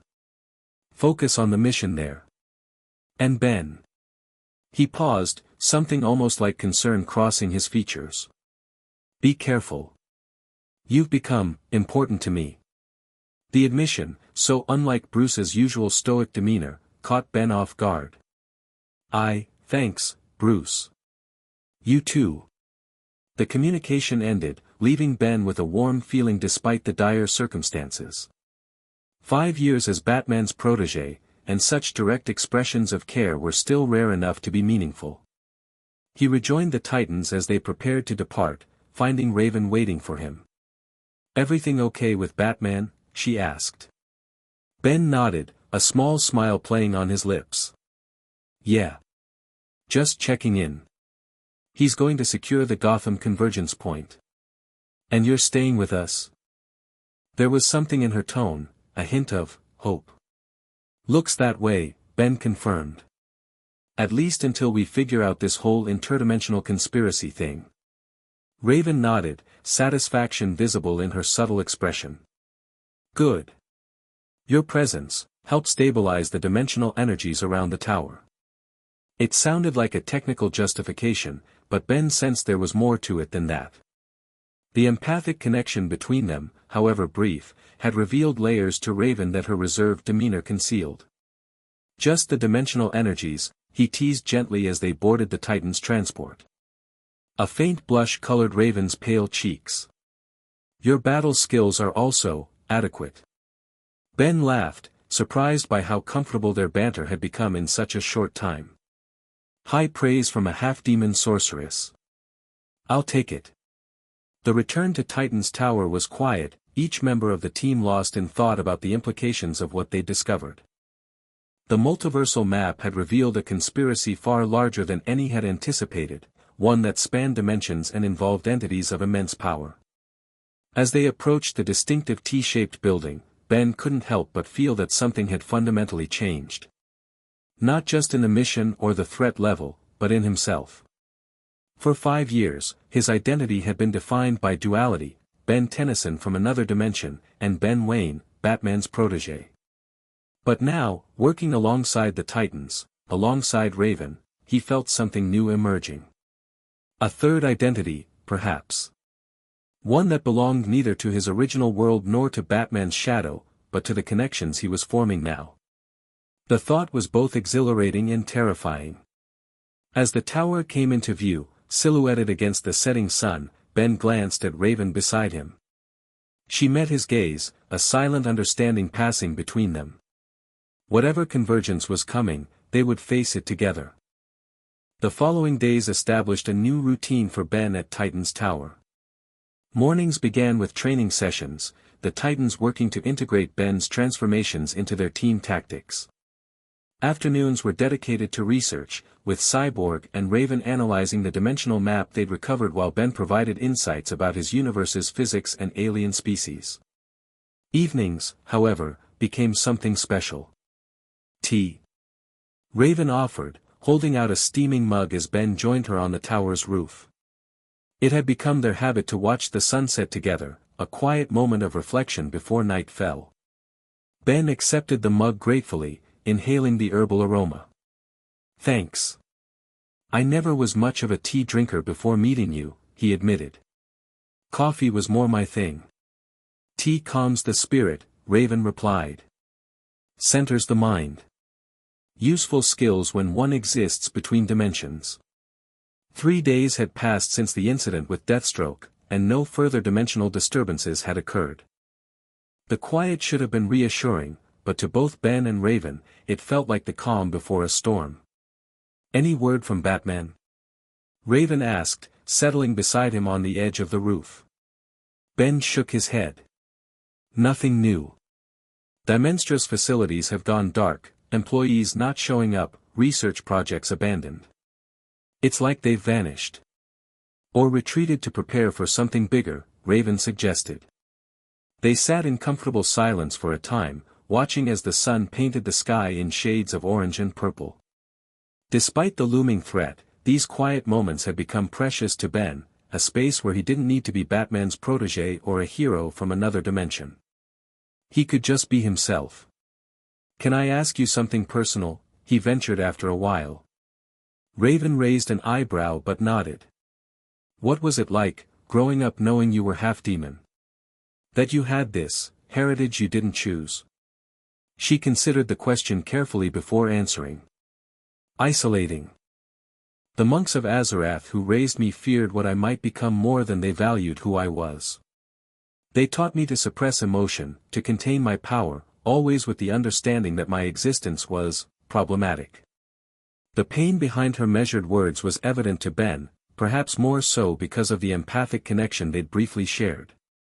"I'm sorry," he said sincerely. "That sounds lonely." Raven shrugged slightly. "It was what it was. Until the Titans, I never knew anything different." She glanced at him. "What about you? Before the dimensional shift, what was your life like?" Ben smiled at the memories. "Pretty normal, actually. School, video games, getting into trouble. Then the Omnitrix found me during summer vacation with my grandpa and cousin, and everything changed overnight. Suddenly I was fighting aliens and saving the world between homework assignments." "No wonder you adapted so quickly to this dimension," Raven observed. "You were already living between worlds in a sense, ordinary kid and superhero simultaneously." "I never thought about it that way," Ben admitted. "But yeah, I guess that's true. Though nothing prepared me for being Batman's kid. That was a whole other level of weird." Raven's lips curved in a small smile. "I can imagine. Nightwing has stories." "I bet he does," Ben laughed. "Bruce is intense. But he's also the most dedicated person I've ever met. He took in a kid from another dimension without hesitation because it was the right thing to do." "You admire him greatly," Raven noted. "I do," Ben confirmed. "But sometimes I wonder if I've become too much like him. Back home, I was more impulsive, more fun, I guess. Batman's training emphasized control, precision, preparation. All valuable qualities," Raven pointed out. "True, but sometimes I missed the old Ben. The one who would just slam down the Omnitrix and figure things out on the fly." Raven studied him thoughtfully. "Perhaps the ideal lies somewhere between," Batman's strategic mind with your natural adaptability. The insight struck Ben as remarkably perceptive. That's exactly it. Finding the balance. Their conversation was interrupted by the tower's alarm system activating. Both were on their feet instantly, tea forgotten as they rushed to the operations room. Cyborg was at the main console, his expression grim as the other Titans gathered around him. "We've got a problem," he announced. Multiple dimensional breaches opening simultaneously across the city. The main screen displayed a map of Jump City with glowing red dots indicating breach locations. There were at least a dozen, scattered throughout different districts. "That's not random," Nightwing observed, studying the pattern. "They're forming a geometric shape around the tower." Raven's face paled more than usual. "A summoning circle. They're creating a massive ritual space with Titan's tower at the center." "Who's they?" Beast Boy asked nervously. "Trigon's cult followers." "Worse," Raven replied, pointing to live footage from one of the breach sites. "Look." The camera showed a figure that made Ben's blood run cold. Tall and squid-like, with red armor and a face that haunted Ben's nightmares even after 5 years in another dimension. "Vilgax," he whispered, shock evident in his voice. "Friend, you know this creature?" Starfire asked, noting Ben's reaction. Ben nodded grimly. "He's from my dimension. The most dangerous warlord in the galaxy, obsessed with obtaining the Omnitrix. He's tried to kill me more times than I can count." The implications were staggering. If Vilgax had found a way to cross dimensions, the situation was far worse than they'd imagined. But how? Ben continued, struggling to process what he was seeing. "The dimensional barriers are being systematically weakened," Raven finished for him. "The convergence Deathstroke mentioned. It's beginning." Nightwing was already formulating a strategy. "We need to close those breaches before whatever they're summoning can fully materialize. Cyborg, Starfire, take the northern quadrants. Beast Boy and I will handle the west and south. Raven, Ben, the eastern breaches," Ben finished, already activating the Omnitrix. "Where Vilgax is. He's my responsibility." Raven nodded in agreement. "We'll handle him." As the Titans deployed to their assigned sectors, Ben transformed into Jetray, a mantle-like alien with incredible flight speed. Raven created a platform of dark energy beneath her feet, and together they soared toward the harbor district where Vilgax had been spotted. "What should I know about this Vilgax?" Raven asked as they flew. "He's powerful," Ben replied grimly. "Enhanced strength, nearly invulnerable to most attacks. Obsessed with the Omnitrix to the point of madness. And he holds grudges for a long, long time. How would he have learned about your location in this dimension?" Raven questioned. "The barriers between worlds should have prevented direct observation." Ben's transformed features narrowed in thought. Someone must have told him. Someone with access to interdimensional technology. A chilling thought occurred to him. Dimenstra. They might have established contact with my dimension while harvesting technology. "And made a deal with Vilgax," Raven concluded. "His assistance in exchange for access to you and the Omnitrix." They arrived at the harbor to find devastation already in progress. Vilgax stood at the center of a dimensional tear, energy crackling around him as he systematically destroyed the surrounding infrastructure. Shipping containers lay crushed and torn apart, while dock workers fled in terror.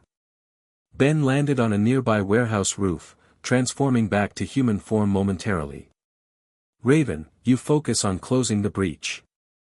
I'll keep Vilgax busy." She nodded, though concern was evident in her eyes. "Be careful. If he truly has crossed dimensions to find you." "Trust me, I know exactly how stubborn he is," Ben assured her with a grim smile. He activated the Omnitrix again, cycling through forms before selecting one. Humongousaur. The transformation complete, Ben leapt from the rooftop, landing with an impact that cracked the concrete dock before Vilgax. "Hey, squid face," he called out. Long time no see. Still obsessed with me, I see. Vilgax turned, his red eyes narrowing at the sight of Ben's transformed state. Tennyson. At last. His voice was exactly as Ben remembered, deep, menacing, filled with hatred. How did you find me? Ben demanded, circling warily. This dimension is a long way from home. Vilgax laughed, a sound devoid of humor. Did you think you were the only one exploring the multiverse? I have spent 5 years searching for you, Tennyson. 5 years adapting my technology to trace the Omnitrix's unique energy signature across dimensions. Above them, Raven began her spell to close the breach, dark energy flowing from her hands to encircle the dimensional tear. Vilgax noticed the attempt and raised a device on his wrist. I wouldn't do that, Witch, he warned. The breaches are linked. Disrupt one, and the backlash will destroy this entire city. Raven paused, her eyes meeting Ben's in silent communication. He gave an imperceptible nod, understanding the need to learn more before acting. What do you want, Vilgax? Ben asked, though he already knew the answer. What I have always wanted, the warlord replied. The Omnitrix. But now, I have partners with greater ambitions. Partners who have shown me the true potential of dimensional convergence. Trigon, Raven stated, descending to hover beside Ben. You've allied with my father. Vilgax studied her with newfound interest. The Demon Lord's daughter. Yes, your father has been most accommodating. His power, combined with my technology and Demenstra's resources, has allowed us to begin the convergence process. Convergence of what? Ben demanded. What are you trying to do? Merge dimensions, Vilgax explained with disturbing calm. Your original world, this one, and several others, all collapsed into a single reality that we will rule. The Omnitrix is the key, a device containing genetic material from thousands of species across dimensions. Its energy signature provides the perfect template for dimensional fusion. The scale of the plan was breathtaking in its ambition and terrifying in its implications. Entire dimensions forcibly merged would result in catastrophic destruction as conflicting physical laws collided. You're insane, Ben declared. Even if that were possible, the resulting chaos would destroy everything, including you. Not destruction, Vilgax corrected. Transformation. The worthy will survive to inhabit the new composite reality. The rest are irrelevant. Raven's power flared around her. And my father promised you'd be among the worthy, I assume. I need no demon's assurance of my worthiness, Vilgax sneered. I have made my own preparations. But enough talk. He raised his arm, activating a device that pulsed with familiar energy. The convergence has already begun. These breaches are merely the first stage. The dimensional tear behind Vilgax expanded suddenly, and from it emerged a sight that made Ben's heart stop, Trigon's Herald, the same entity that had attacked Titan's tower days before. But now it was accompanied by a figure that Ben recognized from Batman's files, the assassin known as Deathstroke, still wielding the crimson-energized sword. The daughter and the key, together as predicted, the Herald intoned, its featureless face somehow conveying satisfaction. The circle nears completion. Ben exchanged a quick glance with Raven, both understanding that the situation had just become far more complicated. 3 powerful enemies, an expanding dimensional breach, and a city full of innocent people at risk. New plan, Ben muttered. We need backup. Raven nodded slightly, her eyes glowing white as she established a telepathic link with the other Titans. Ben could feel her presence at the edge of his mind, not invasive but reassuringly present. They're coming, she confirmed. But we need to buy time. Ben touched the Omnitrix symbol on his chest, transforming again. Way big, he announced, his form growing to towering proportions, a humanoid alien nearly 100 feet tall. From this height, he could see the other dimensional breaches across the city, each pulsing with the same malevolent energy. The geometric pattern Nightwing had identified was clearly visible now, a massive arcane symbol with Titan's Tower at its center. Impressive, Vilgax acknowledged, looking up at Ben's colossal form. But futile. The warlord activated another device on his armor, and energy coursed through his body, causing him to grow until he matched Ben's height. Technological enhancement had always been Vilgax's specialty, and it seemed his interdimensional travels had only expanded his capabilities. "You're not the only one who can play the size game, Tennyson," Vilgax taunted. Below, Deathstroke and the Herald engaged with Raven, forcing her to divide her attention between defending herself and attempting to contain the breach. The battle that followed was cataclysmic. Ben and Vilgax traded blows that shook the harbor district, each impact creating shockwaves that shattered windows for blocks. Raven fought with remarkable skill against both Deathstroke and the Herald, her dark energy clashing with their combined assault. "You've improved, Tennyson," Vilgax commented as they grappled, their massive forms wrestling near the waterfront. "This dimension has honed your skills." "Batman's a better teacher than you could imagine," Ben retorted, delivering a powerful uppercut that staggered the warlord. Vilgax recovered quickly. "The Dark Knight." "Yes, Dimenstra has extensive files on him. A shame he isn't here to witness your final defeat." Before Ben could respond, a familiar voice cut through the chaos. "I wouldn't be so sure about that." A sleek black aircraft, the Batwing, screamed overhead, firing precision munitions at the dimensional breach. Batman descended on a grapple line, landing beside Raven with characteristic grace. "Sorry I'm late," he said simply. "Gotham's breaches are contained." Raven nodded in acknowledgement, relief briefly visible in her expression. "We need to close this breach without triggering a cascading collapse." "Agreed," Batman replied, already analyzing the situation with practiced efficiency. "Nightwing and the others are closing the secondary breaches using modified quantum dampeners. This primary breach is our priority." Vilgax roared in fury at the new arrival. "Batman! Your reputation precedes you. But even the Great Dark Knight cannot stop dimensional convergence once initiated." Batman's expression remained impassive beneath his cowl. "We'll see about that." The arrival of Batman seemed to shift the battle's momentum. Ben fought with renewed determination, driving Vilgax back from the breach. Batman engaged Deathstroke directly, their long-standing rivalry manifesting in a combat dance of incredible skill and precision. This left Raven free to focus entirely on the Herald and the dimensional tear. "The convergence accelerates," the Herald announced, its voice echoing unnaturally. "The key is active. The dimensions align."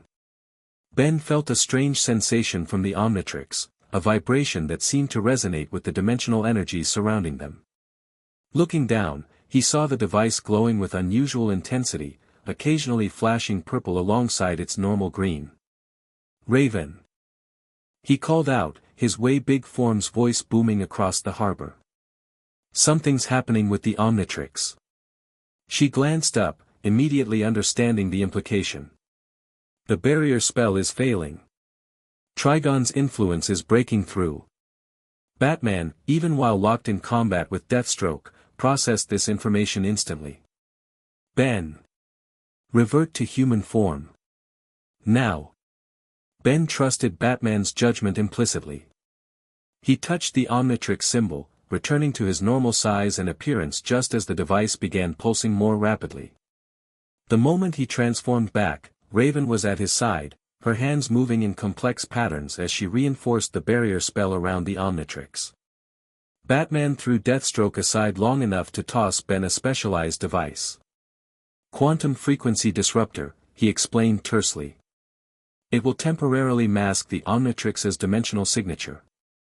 Ben attached the device to his wrist beside the Omnitrix, wincing as it synced with a brief shock. The watch's erratic pulsing slowed, then stabilized. Vilgax, now returned to his normal size as well, bellowed in rage. "No. The convergence requires the key's active signature." "Too bad," Ben called back, a cocky grin spreading across his face despite the danger. "Looks like your dimensional merger just got cancelled." The Warlord's response was cut short as the other Titans arrived, Nightwing, Starfire, Cyborg, and Beast Boy converging on the harbor from different directions. All secondary breaches contained, Nightwing reported, landing beside Batman. His brief nod of acknowledgement to his former mentor spoke volumes about their complicated relationship. The primary breach is destabilizing without the Omnitrix's signature to sustain it, Cyborg added, his mechanical eye scanning the dimensional tear. But it's not closing completely.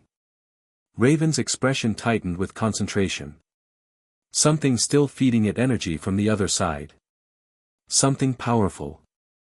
As if in answer to her observation, the breach pulsed violently, expanding enough to reveal a terrifying sight, a massive, four-eyed demonic figure visible in the dimensional window. Trigon himself, observing their battle from his realm. "Father," Raven whispered, her voice barely audible. "Your resistance is impressive, daughter," Trigon's voice boomed across dimensions, distorted but unmistakable. "But merely delays the inevitable. The key has been identified. The path between worlds marked.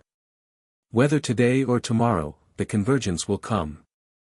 The Demon Lord's gaze shifted to Ben, burning with malevolent interest. "The boy between worlds.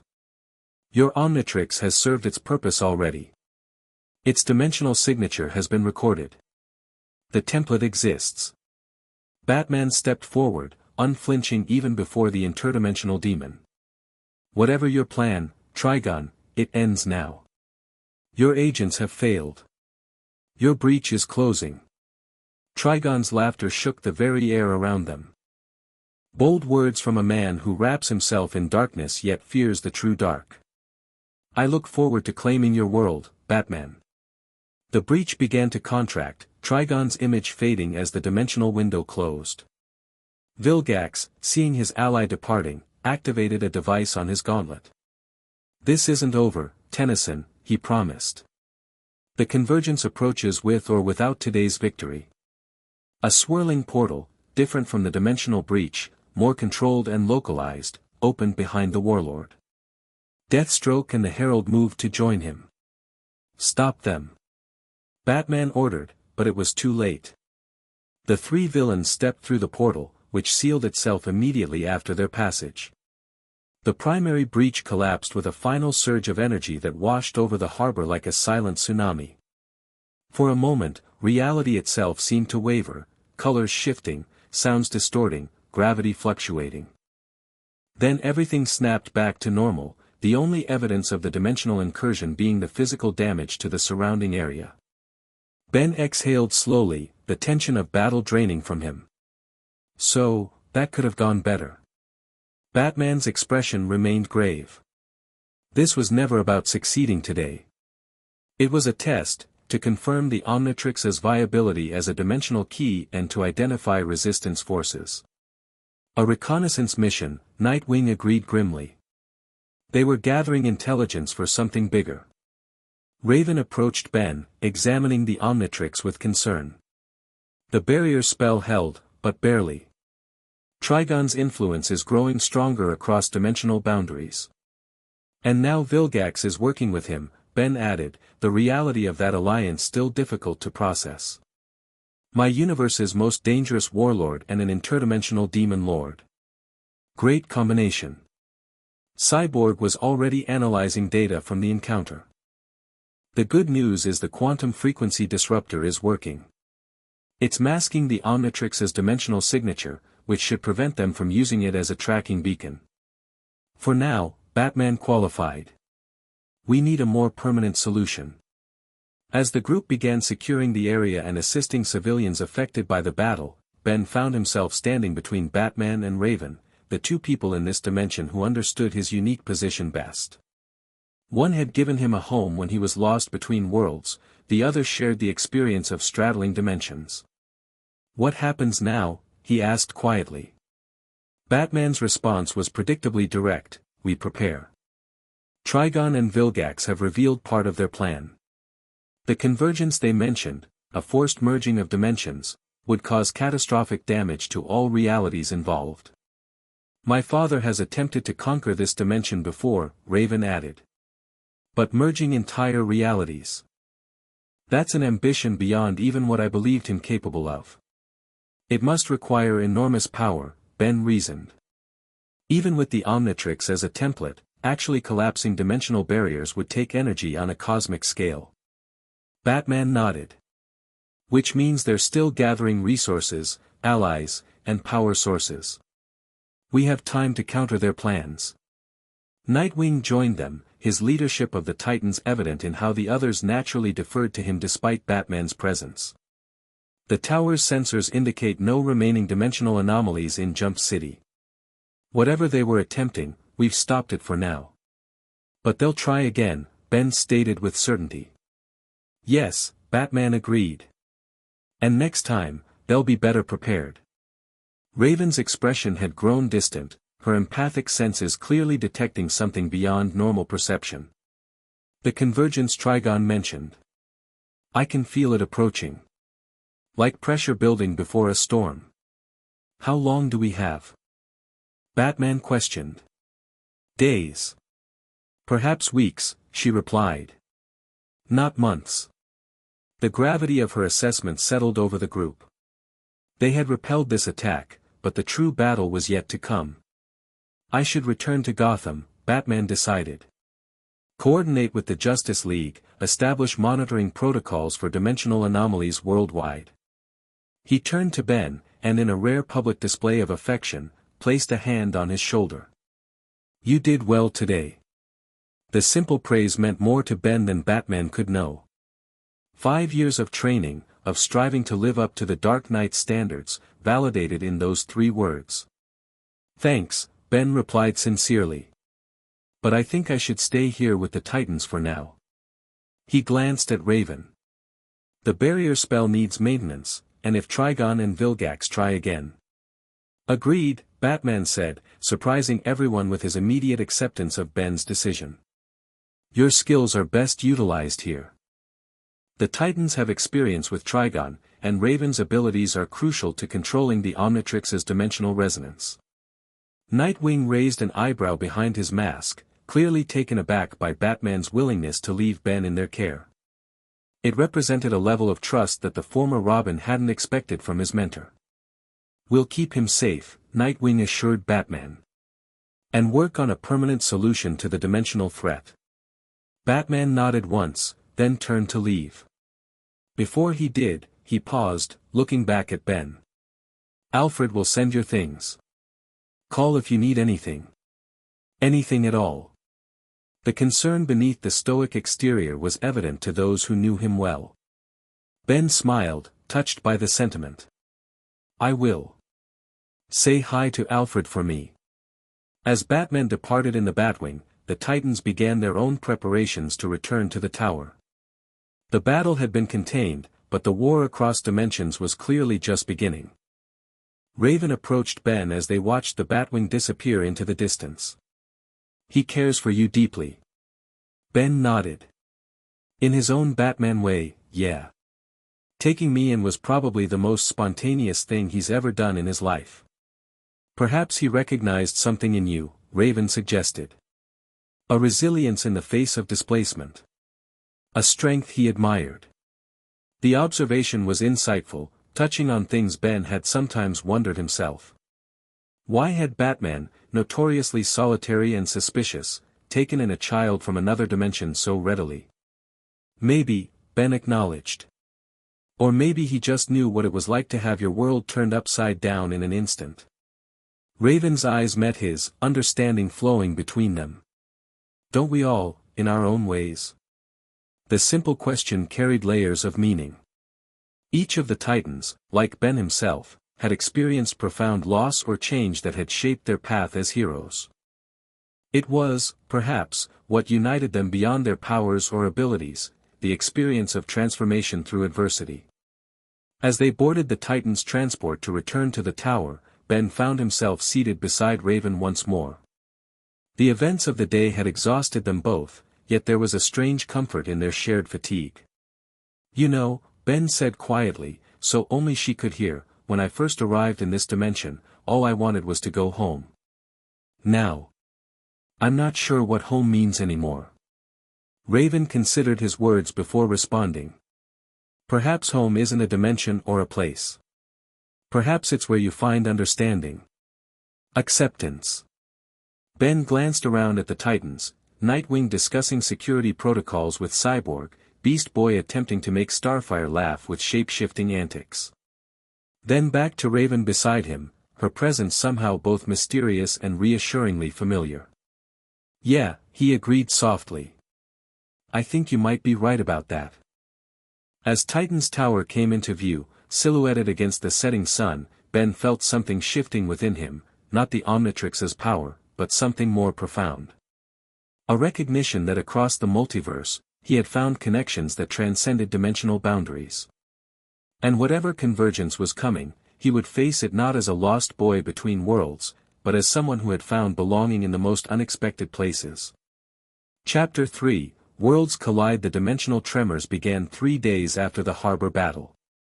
Ben jolted awake in his temporary quarters at Titan's tower, the Omnitrix pulsing with an eerie purple-green light that painted strange shadows across the walls.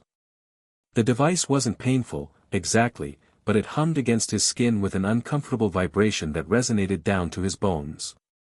Not again, he muttered, checking the time, 3:17 a.m. These nocturnal episodes had become more frequent.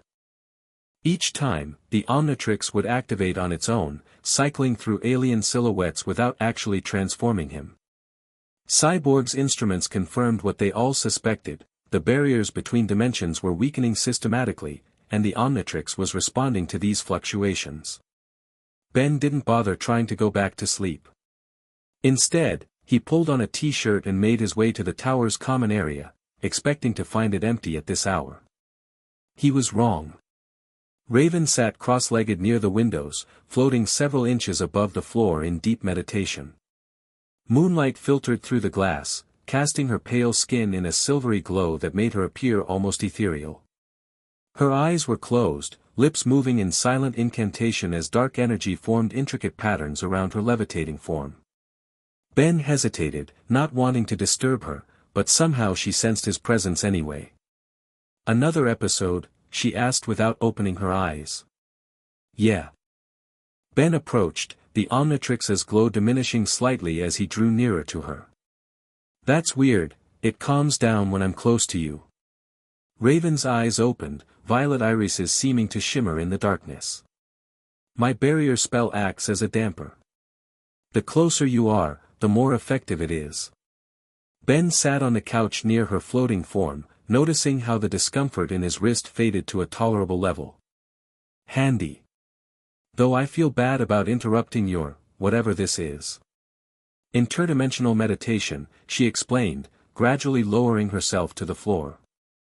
I've been trying to sense my father's movements across the dimensional planes. Track his preparations. Any luck? Raven's expression tightened almost imperceptibly. Some. The convergence is accelerating. I can feel stress points forming where our reality touches others. Like fault lines before an earthquake, Ben suggested. She nodded, impressed by the analogy. Exactly like that. And just as unpredictable. Over the past few days, Ben had grown increasingly comfortable in Raven's company. Where the other Titans were welcoming and friendly, Raven offered something different, a quiet understanding of what it meant to exist between worlds. Their conversations often stretched late into the night, ranging from the metaphysical complexities of dimensional theory to mundane topics like their shared appreciation for obscure literature. But beneath these developing layers of friendship, Ben couldn't ignore a different kind of tension growing between them. Small moments, lingering gazes, the brush of fingers when she renewed the barrier spell on his Omnitrix, a subtle softening of her usually guarded expression when they were alone. You should try to rest, Raven advised, moving to prepare herbal tea in the kitchen area. Tomorrow's briefing will be difficult. Ben followed her, leaning against the counter as she worked. You've sensed something specific, haven't you? She paused, kettle in hand. Yes. A dimensional weak point has formed directly above Gotham. If my calculations are correct, it will become a full breach within 48 hours. And that's where Trigon and Vilgax will make their move, Ben concluded grimly. Most likely. Raven set water to boil, her movements deliberate and precise. Which means we'll need to return to Gotham. All of us. The prospect of bringing the Titans to his adopted city, of worlds colliding in yet another way, gave Ben a strange feeling.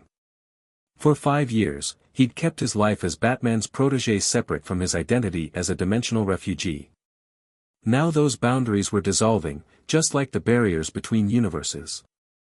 Bruce won't love having metahumans operating in his city, Ben commented. A ghost of a smile touched Raven's lips. Nightwing said the same thing. But I think Batman will make an exception when the alternative is multiple dimensions collapsing into each other. Fair point. Ben watched as she prepared 2 cups of tea with practiced efficiency. So tomorrow we head to Gotham. Yes. She handed him a steaming mug. And then we face whatever comes through the breach. Ben accepted the tea, their fingers brushing momentarily. Together. Something flickered in Raven's eyes, vulnerability, perhaps, or an emotion she rarely allowed herself to acknowledge. Together, she agreed softly. They drank their tea in companionable silence, watching as the first hints of dawn began to lighten the eastern sky.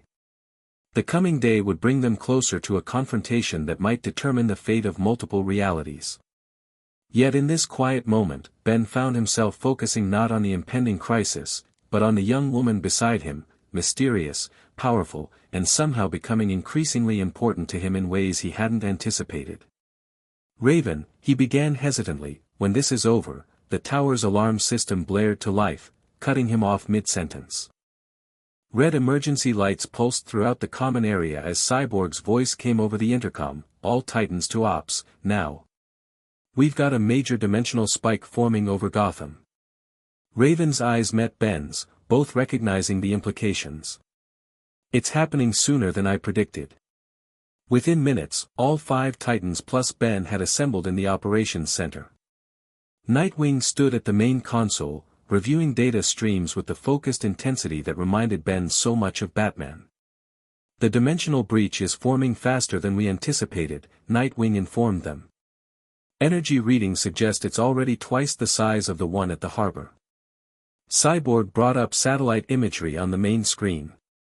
Above Gotham City, a swirling distortion was clearly visible even from orbit, a purple-green vortex that seemed to bend the very light around it. That's not a natural formation, Cyborg observed. Something's forcing that breach open from the other side. Power levels are off the charts. Batman reports the Gotham dimensional anomalies are centered on the harbor facility, the same place where Ben arrived 5 years ago, Nightwing continued. It's as if the original entry point is being reopened, but on a much larger scale. Ben's heart raced as implications flooded his mind. The harbor facility had been his arrival point in this dimension, the place where he'd first met Batman, where his new life had begun. It held significance beyond mere geography, it was a nexus point in his personal timeline. It's no coincidence, Raven stated, giving voice to what Ben was thinking. They're using the established dimensional pathway, the one Ben's arrival created. It's already weakened from previous breaches. And with the Omnitrix's energy signature recorded, Ben added, they don't need me physically present to use it as a template. Beast Boy scratched his head in confusion. So wait, they're, like, using Ben's old dimensional footprints to walk back the same way. Creepy. An apt if simplified analogy, Raven acknowledged. The question is what comes through once the breach fully opens. Batman's already implementing evacuation protocols for the Harbor District, Nightwing reported. The Justice League has been notified but is currently dealing with a situation in deep space. They won't reach Earth for at least 12 hours. Starfire's expression hardened with determination. Then we must be the ones to stand against this threat. Exactly, Nightwing agreed. Titans, prepare for immediate departure. We leave for Gotham in 20 minutes. As the team dispersed to gather equipment and make preparations, Ben found himself staring at the swirling vortex on the monitor. 5 years ago, he'd been a lost child thrown into this dimension by accident. Now, he was heading back to where it all began, to face a threat that spanned multiple realities. Nervous about returning to Gotham? Raven asked quietly, appearing at his side. Ben shook his head. Not about Gotham itself. But that breach, it feels personal somehow. Like they're using my own history against me. That's precisely what they're doing, she confirmed. Trigon exploits connections, emotional, physical, temporal. The harbor isn't just where you arrived, it's where your journey in this dimension began. That gives it power. Power they're now weaponizing, Ben concluded grimly. Raven hesitated, then placed her hand gently on his arm, a rare physical gesture from someone who typically maintained careful distance. Remember, your connection to both dimensions is strength as well as vulnerability. They're using it against us now, but that same connection may be what saves us. The touch and words both offered unexpected comfort. Ben covered her hand with his own, a silent acknowledgement of her support. Thanks, Raven. She withdrew her hand after a moment, but something had shifted between them, a deepening of trust, perhaps, or an acknowledgement of feelings neither had yet named aloud. We should prepare, she said, moving toward the exit. Gotham awaits. The T-ship streaked across the morning sky, its advanced engines propelling the Titan's vessel toward Gotham at supersonic speed. Inside the central compartment, Nightwing reviewed tactical information with Batman via secure channel while the others prepared for what awaited them. Ben sat beside Raven in the rear section, making final adjustments to the specialized equipment Cyborg had designed to help stabilize the Omnitrix during the coming confrontation. The device resembled a bracer that fit over his forearm, connecting to the watch with hair-thin filaments of advanced technology. How does it feel? Cyborg asked, turning from his pilot station to observe the calibration. Strange, Ben admitted. Like the Omnitrix is both more and less connected to me at the same time. That's the quantum buffer at work, Cyborg explained. It creates a localized field that should prevent the convergence energies from using the Omnitrix as an amplifier while still allowing you full access to your transformations. Ben nodded, remembering similar technology Batman had experimented with years ago. And the neural interface? It'll give you more precise control over your transformations, Cyborg confirmed. Split-second changes without having to physically touch the dial. Beast Boy leaned over from his seat, eyes wide with excitement. Dude, that's so cool. It's like an Omnitrix upgrade. A necessary one, Raven interjected, her expression serious.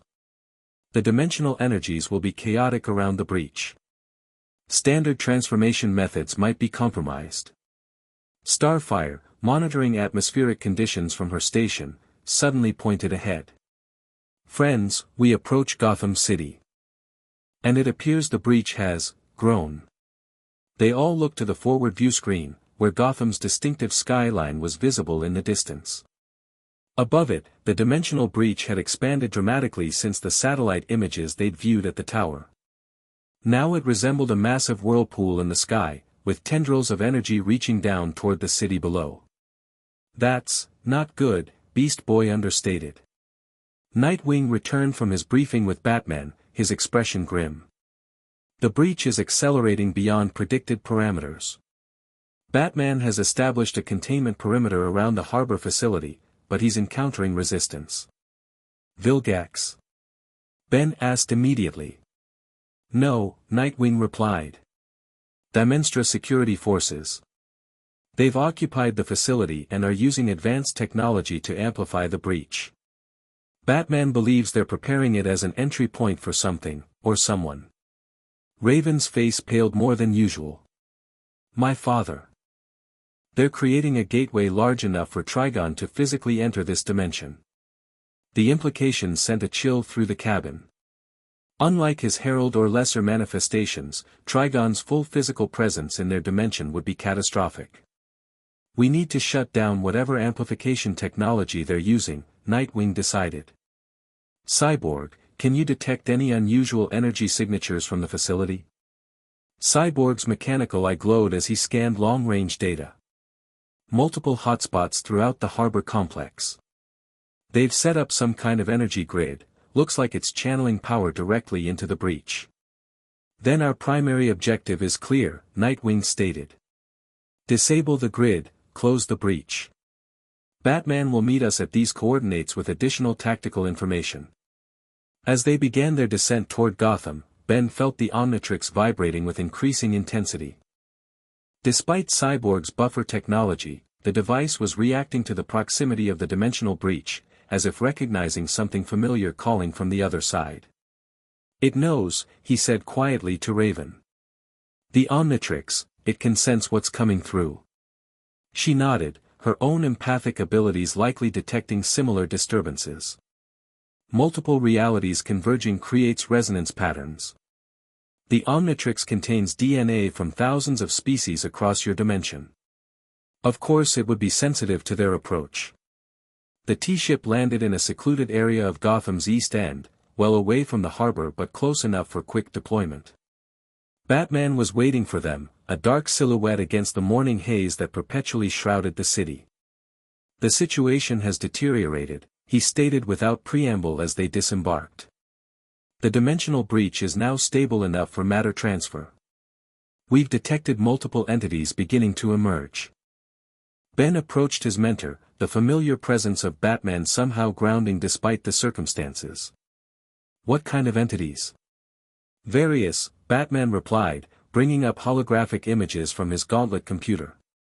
Some appear to be from your home dimension, Ben. Others. He displayed footage of crystalline beings similar to the corrupted diamond head they'd encountered previously. These seem to be hybrid forms, as if multiple realities are already merging within the breach itself.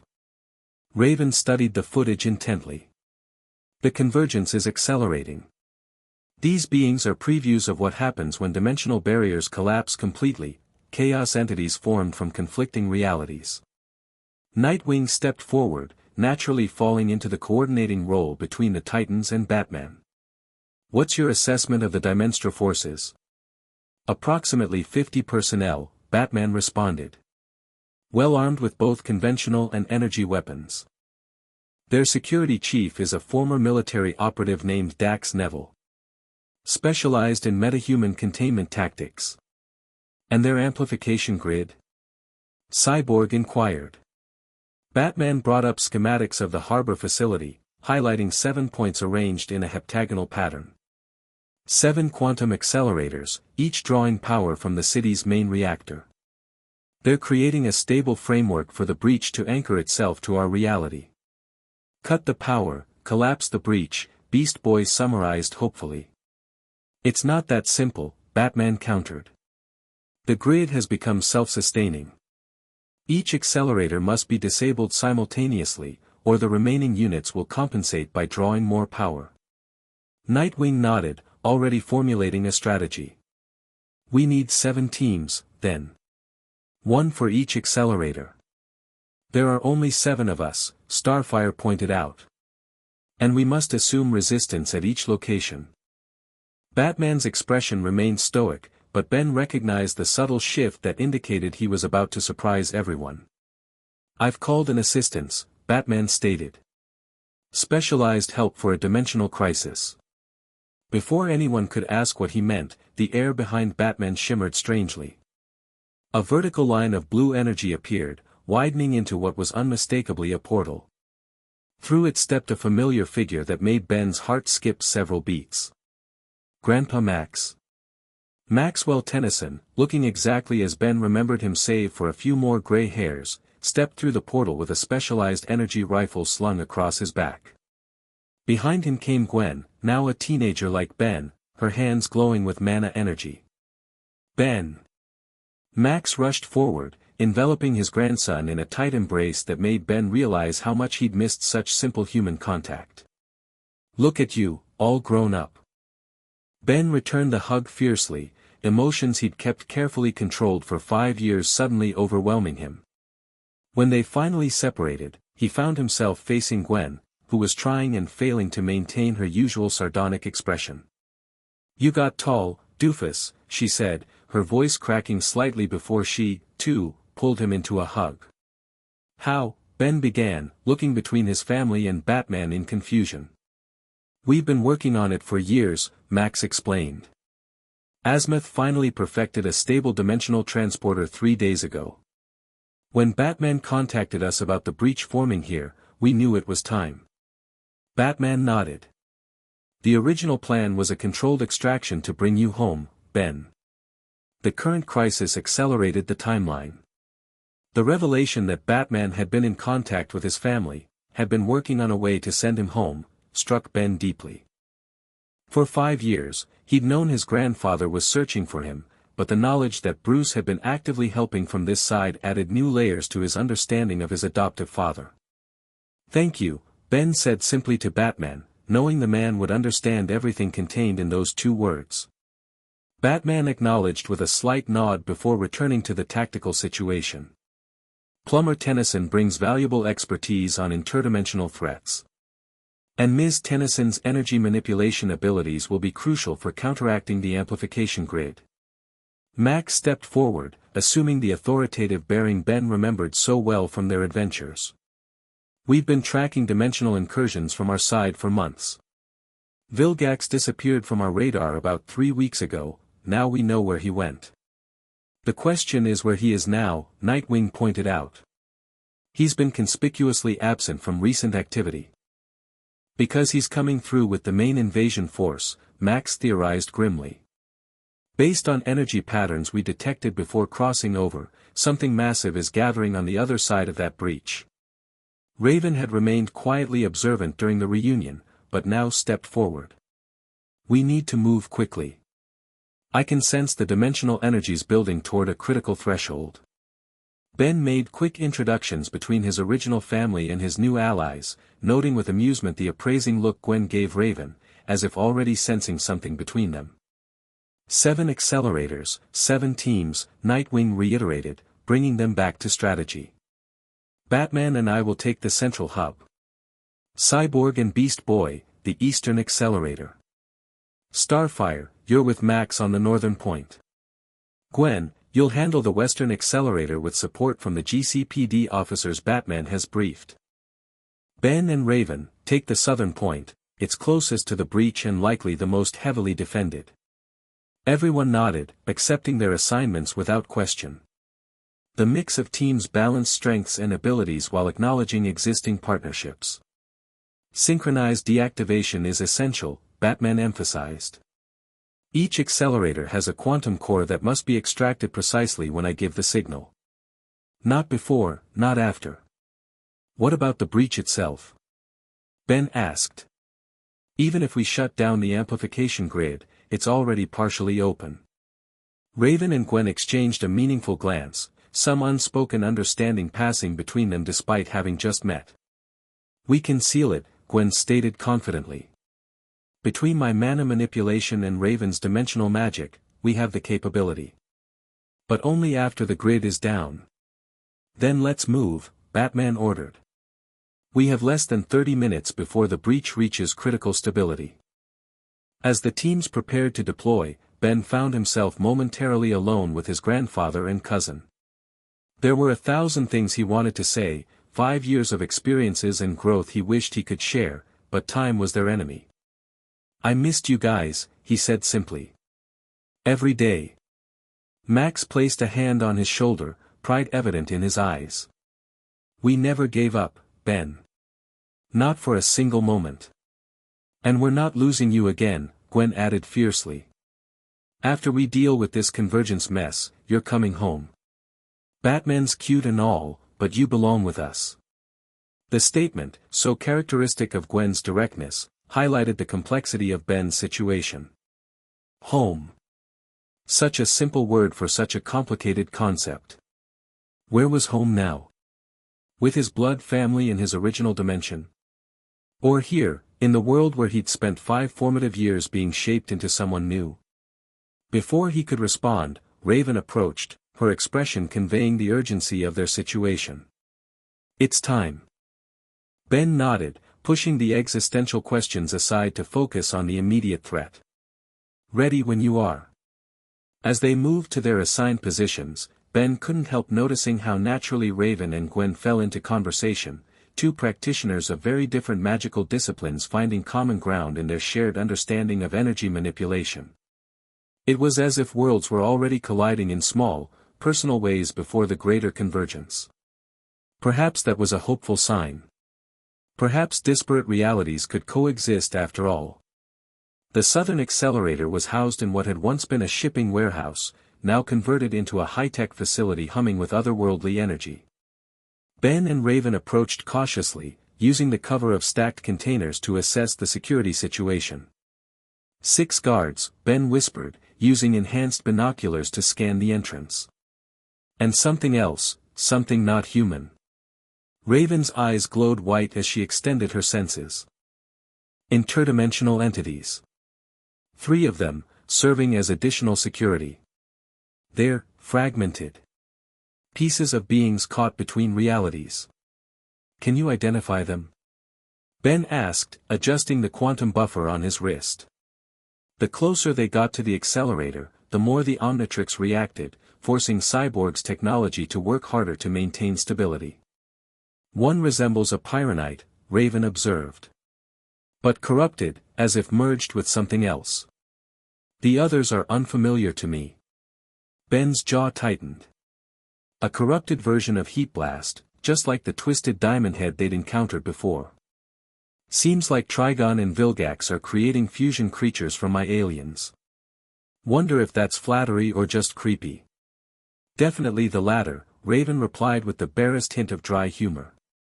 Their earpieces crackled as Batman's voice came through, all teams in position. 20 minutes to synchronize deactivation. Eliminate resistance and secure your accelerators. Ben activated the Omnitrix, the familiar green glow casting shadows across his face. Ready? Raven nodded, dark energy already gathering around her hands. Together. In a flash of emerald light, Ben transformed. Big chill, he announced, his form shifting to the moth-like Necrophrygian with ice powers and intangibility. I'll take the guards. You handle the dimensional entities. Without waiting for acknowledgement, he turned invisible and phased through the warehouse wall, the element of surprise being their best advantage. Inside, the guards patrolled around a central device that pulsed with purple-green energy, the quantum accelerator, linking directly to the breach above Gotham.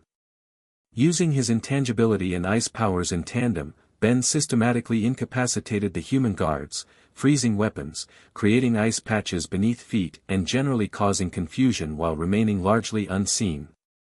Within minutes, all 6 were subdued without serious injury. Raven phased through the roof simultaneously, her dark energy immediately clashing with the corrupted dimensional entities. The pyronite hybrid launched streams of multi-hued flame that seemed to burn across multiple planes of existence simultaneously, while the other entities, one resembling a crystalline octopus and another that seemed to shift between gaseous and solid states, converged on her from different angles. A little help here, she called, erecting a shield of black energy that barely contained the assault. Ben touched the Omnitrix symbol on his chest, triggering another transformation. Artiquana. His form shifted to a reptilian ice generator with far greater freezing capability than Big Chill. He immediately blasted the corrupted pyronite with a concentrated beam of absolute zero energy. The dimensional hybrid screamed, a sound that seemed to echo across multiple frequencies simultaneously, as its flames were extinguished and its physical form began to crystallize. Rather than simply freezing, however, the creature shattered into fragments that briefly displayed different realities before dissolving entirely. They're unstable. Ben realized. These fusion creatures can't maintain coherence in our dimension without constant energy input. Raven understood immediately, shifting her tactics from containment to disruption. She focused her power on the crystalline entity, using precise bursts of energy to interrupt its dimensional frequency. Like the pyronite, it fragmented and dissolved, unable to maintain its composite existence. The gaseous entity proved more challenging, its amorphous nature allowing it to evade direct attacks. It surrounded Raven in a toxic miasma that seemed to affect her on a spiritual level rather than merely physically. Ben, she gasped, her shield flickering as the dimensional toxin seeped through. It's trying to separate my human and demon aspects. Acting on instinct, Ben transformed again. Feedback. The conductoid form allowed him to absorb and redirect energy, including, he hoped, the dimensional frequencies keeping the gaseous entity intact.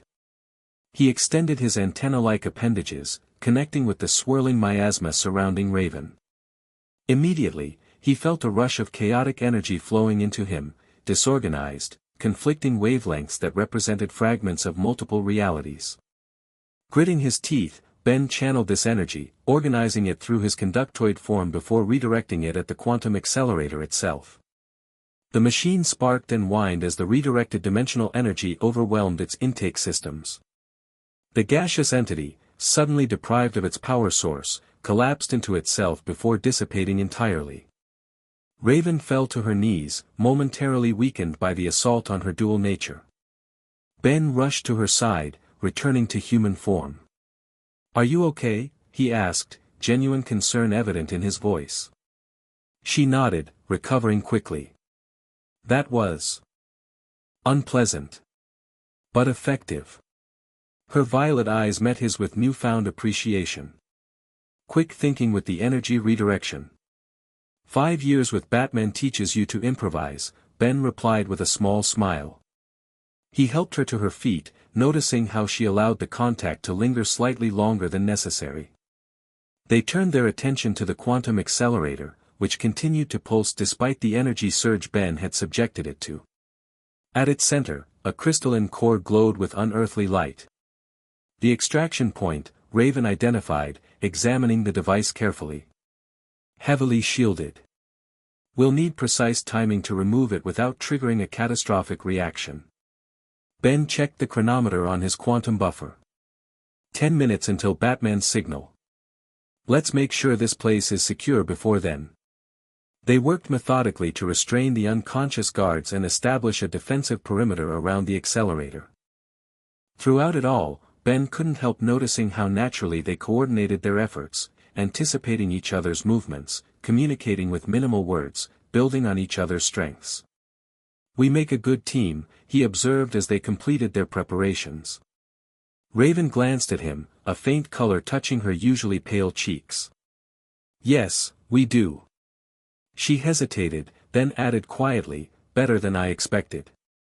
Before Ben could respond to the subtle admission, their earpieces activated again. Batman's voice was tense, uncharacteristic urgency evident in his tone. "All teams be advised, we have a new development. The breach is changing configuration." Raven immediately moved to the warehouse windows, looking toward the harbor where the dimensional tear dominated the sky. Ben joined her, his breath catching at the sight. The breach had expanded dramatically, but more concerning was its structure. What had been a relatively formless vortex now displayed distinctive patterns, geometric shapes overlapping in impossible ways, creating what appeared to be a massive, organized portal. "That's not random destabilization," Ben observed. "Someone's controlling it from the other side." "Trigon," Raven confirmed, her voice tight with controlled emotion. "I can sense his influence shaping the breach. And something else with him." "Vilgax," Ben finished grimly. "They're coming through together." Batman's voice returned over the comm, "Accelerate the timeline. Extract cores on my mark, regardless of resistance status. 3 minutes." The urgency was justified. As they watched, the dimensional breach began to solidify around its edges, the swirling energies coalescing into what resembled a massive doorway hanging above Gotham Harbor. Through it, shadowy figures could be seen moving, an army assembling on the threshold between worlds. Ben and Raven returned to the accelerator, positioning themselves for the core extraction. The quantum buffer on Ben's wrist was working overtime now, the Omnitrix beneath it pulsing wildly as it responded to the dimensional energies saturating the air. "Ben," Raven said suddenly, her voice uncharacteristically emotional. "If this goes wrong, if the convergence happens despite our efforts, I want you to know something." He turned to her, surprised by the intensity in her violet eyes. "What is it?" These past days with you have been significant to me. She struggled visibly with the words, emotion being something she typically kept tightly controlled. Your understanding of what it means to exist between worlds, to belong to multiple realities simultaneously, no one has ever truly comprehended that aspect of my existence before. Ben's heart raced at the admission. Raven, 30 seconds, Batman's voice interrupted. Prepare for synchronized extraction. The moment broken, they refocused on the task at hand. Ben positioned himself beside the accelerator's main access panel while Raven prepared a containment spell for the quantum core. 10 seconds, Batman counted down. 9, 8. Ben felt time slow around him as adrenaline sharpened his senses. The Omnitrix hummed against his skin, almost as if it were anticipating what was to come. Raven's dark energy formed complex patterns in the air, ready to encase the core the moment it was exposed. 3, 2, 1. Now. Ben slammed his hand against the access panel, triggering the emergency release sequence they'd prepared.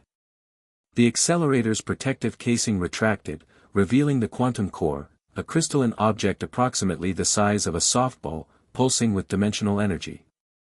Raven immediately encased it in a sphere of dark magic, carefully lifting it from its housing. The accelerator's systems wailed in protest, emergency protocols activating throughout the facility. Core extracted, Ben reported into his containment stable. Similar confirmations came from the other teams in rapid succession. 7 accelerators, 7 cores removed simultaneously. For a moment, it seemed their plan had worked perfectly. Then the warehouse around them shuddered as a massive shockwave rolled through Gotham. The dimensional breach above the harbor flared with blinding intensity, expanding outward in a pulse of energy that shattered windows throughout the city. What's happening? Ben demanded into his steadying Raven as another tremor shook the building. The breach is self-stabilizing, Cyborg's voice responded, tension evident in his tone. It's drawing power directly from the dimensional boundaries themselves now. The accelerators were just the initial framework. Batman's voice cut through the growing chaos, all teams converge on the central harbor platform. Bring the cores. We need them to reverse the breach. Ben and Raven exchanged a determined look. Without words, they understood what needed to be done. Raven created a platform of dark energy beneath them, the contained quantum core floating alongside as they soared through a hole in the warehouse roof.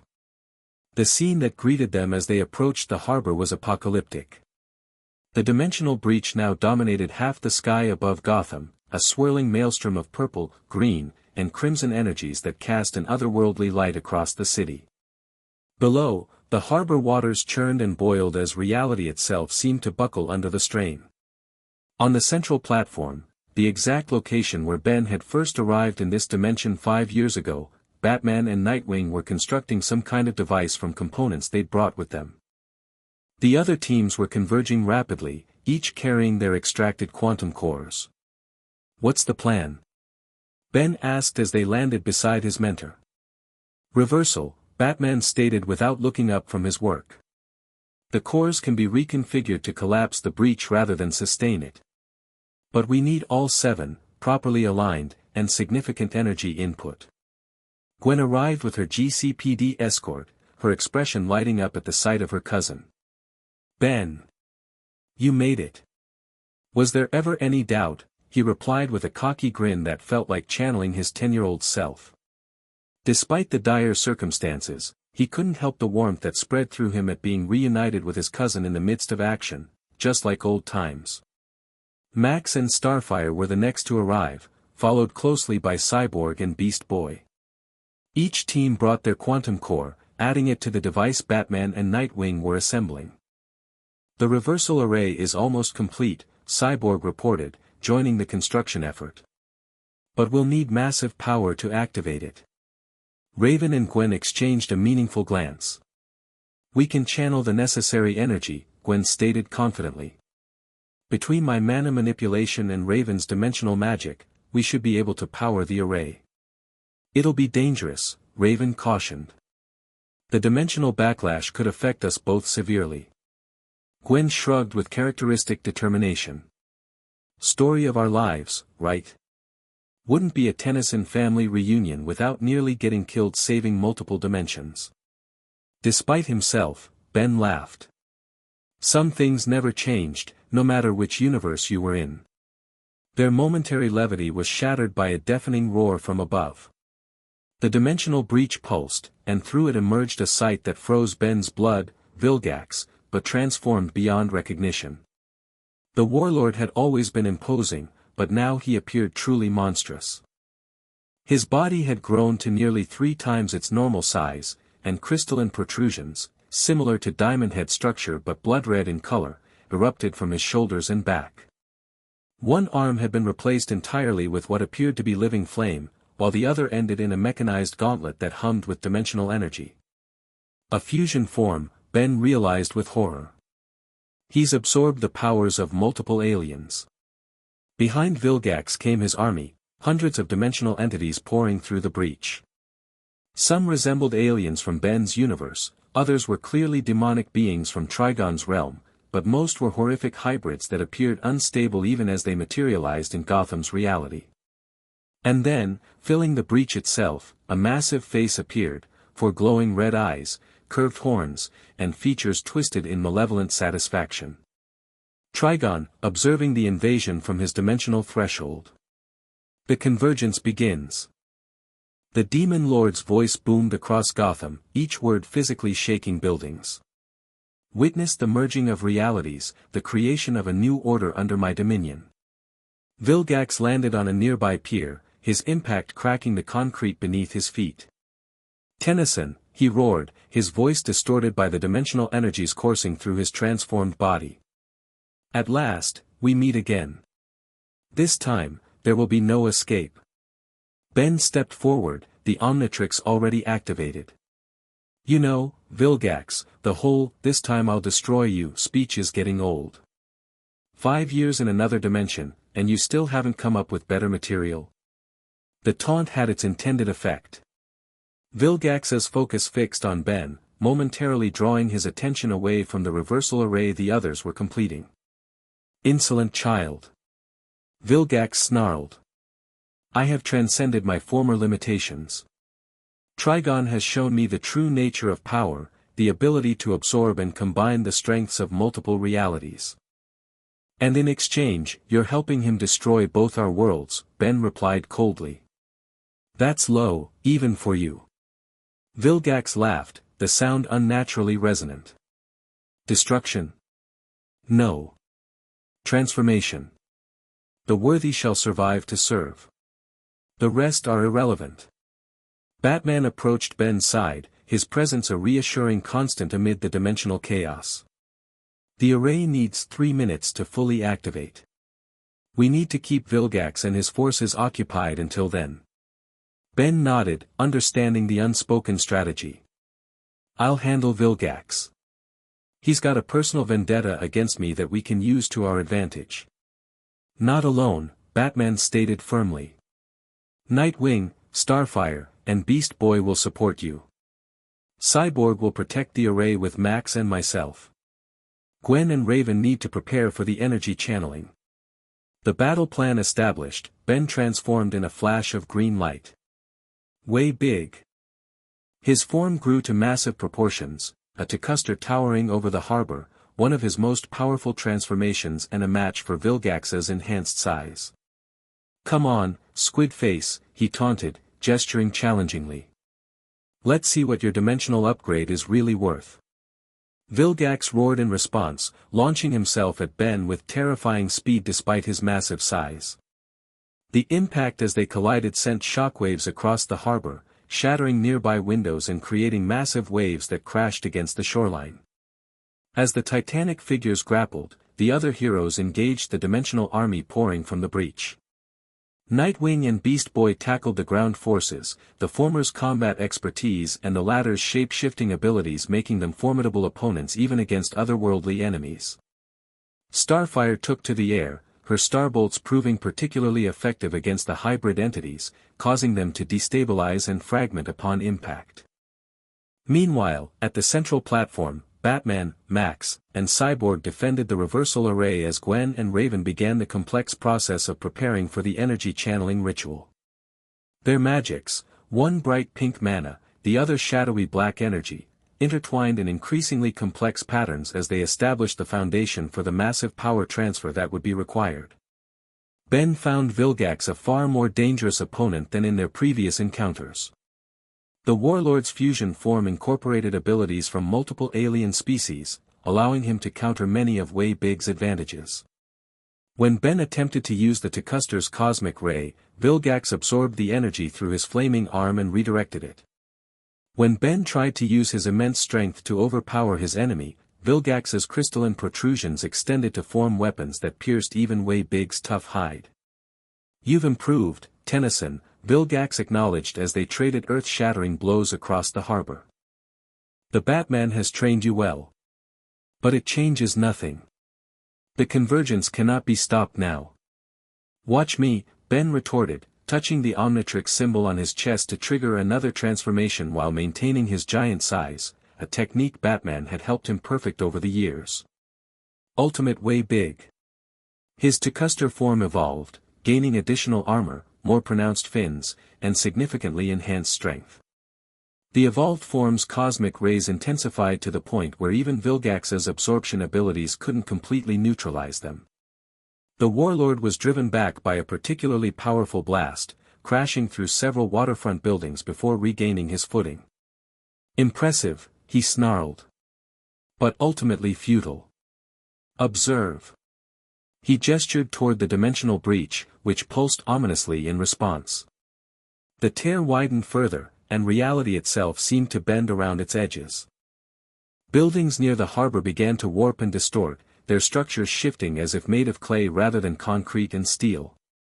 "The dimensional boundaries are collapsing," Vilgax explained with malevolent satisfaction.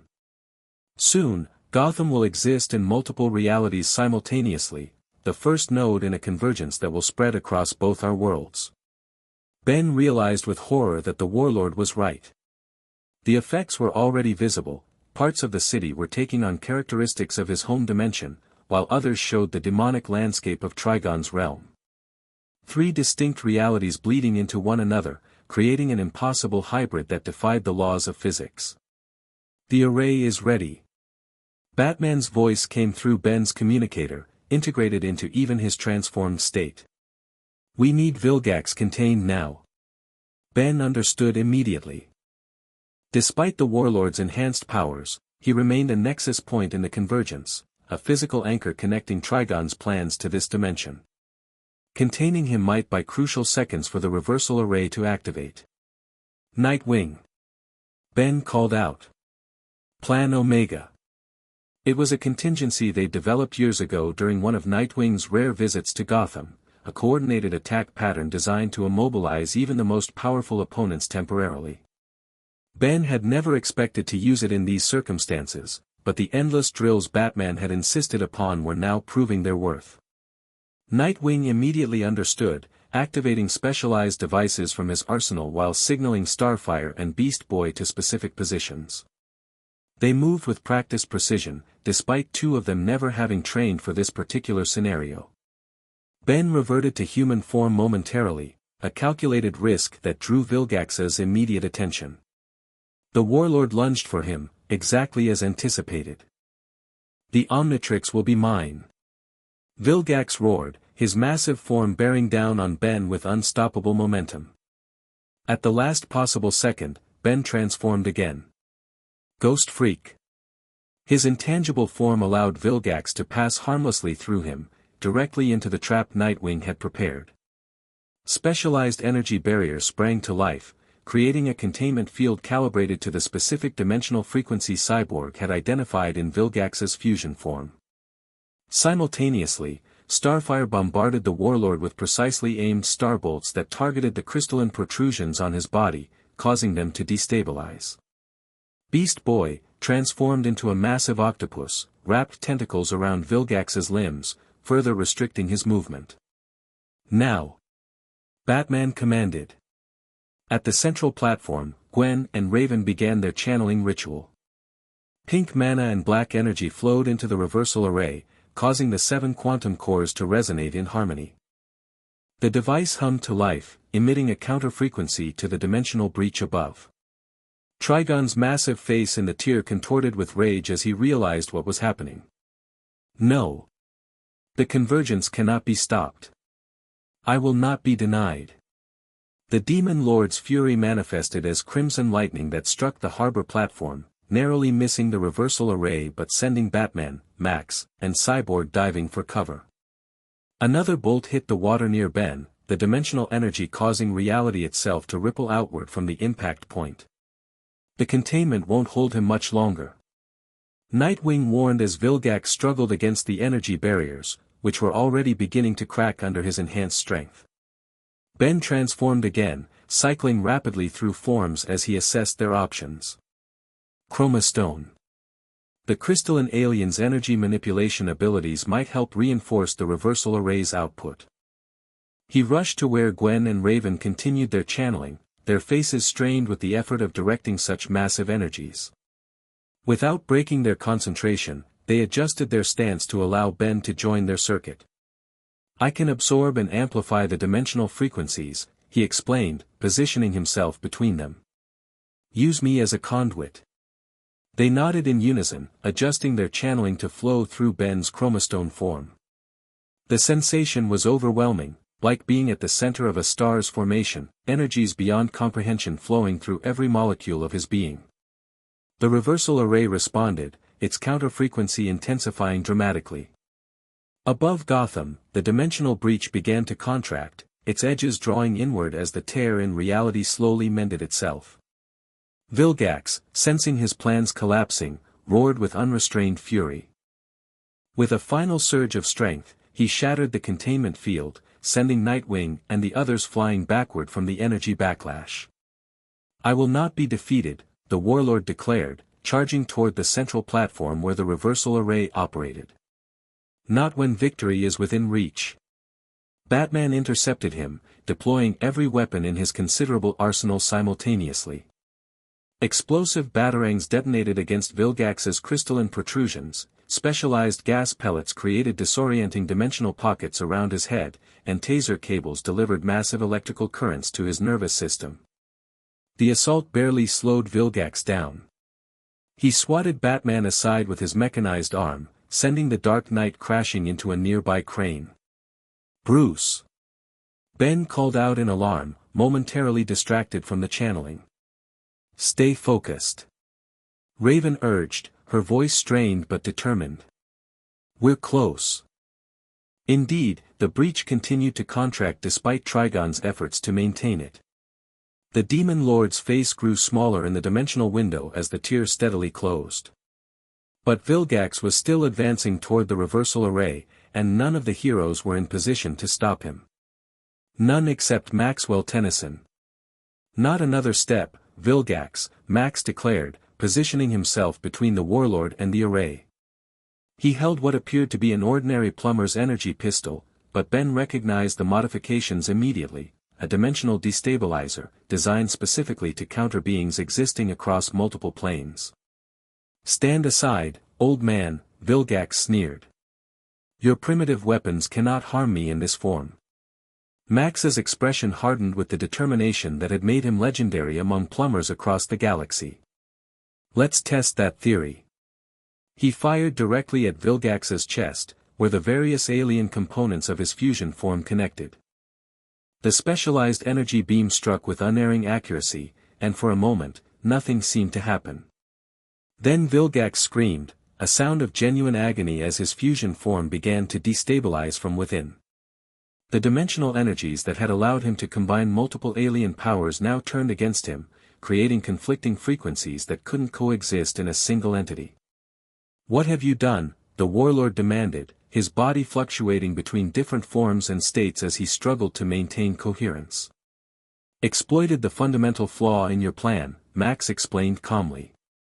True convergence is impossible without perfect harmonic alignment. Forced merging creates instability at the quantum level. Vilgax staggered backward, his fusion form deteriorating rapidly. Above, the dimensional breach had contracted to less than half its original size, Trigon's presence now barely visible through the narrowing tier. "You have not won," Vilgax declared, even as parts of his body began to dissolve into constituent dimensional energies.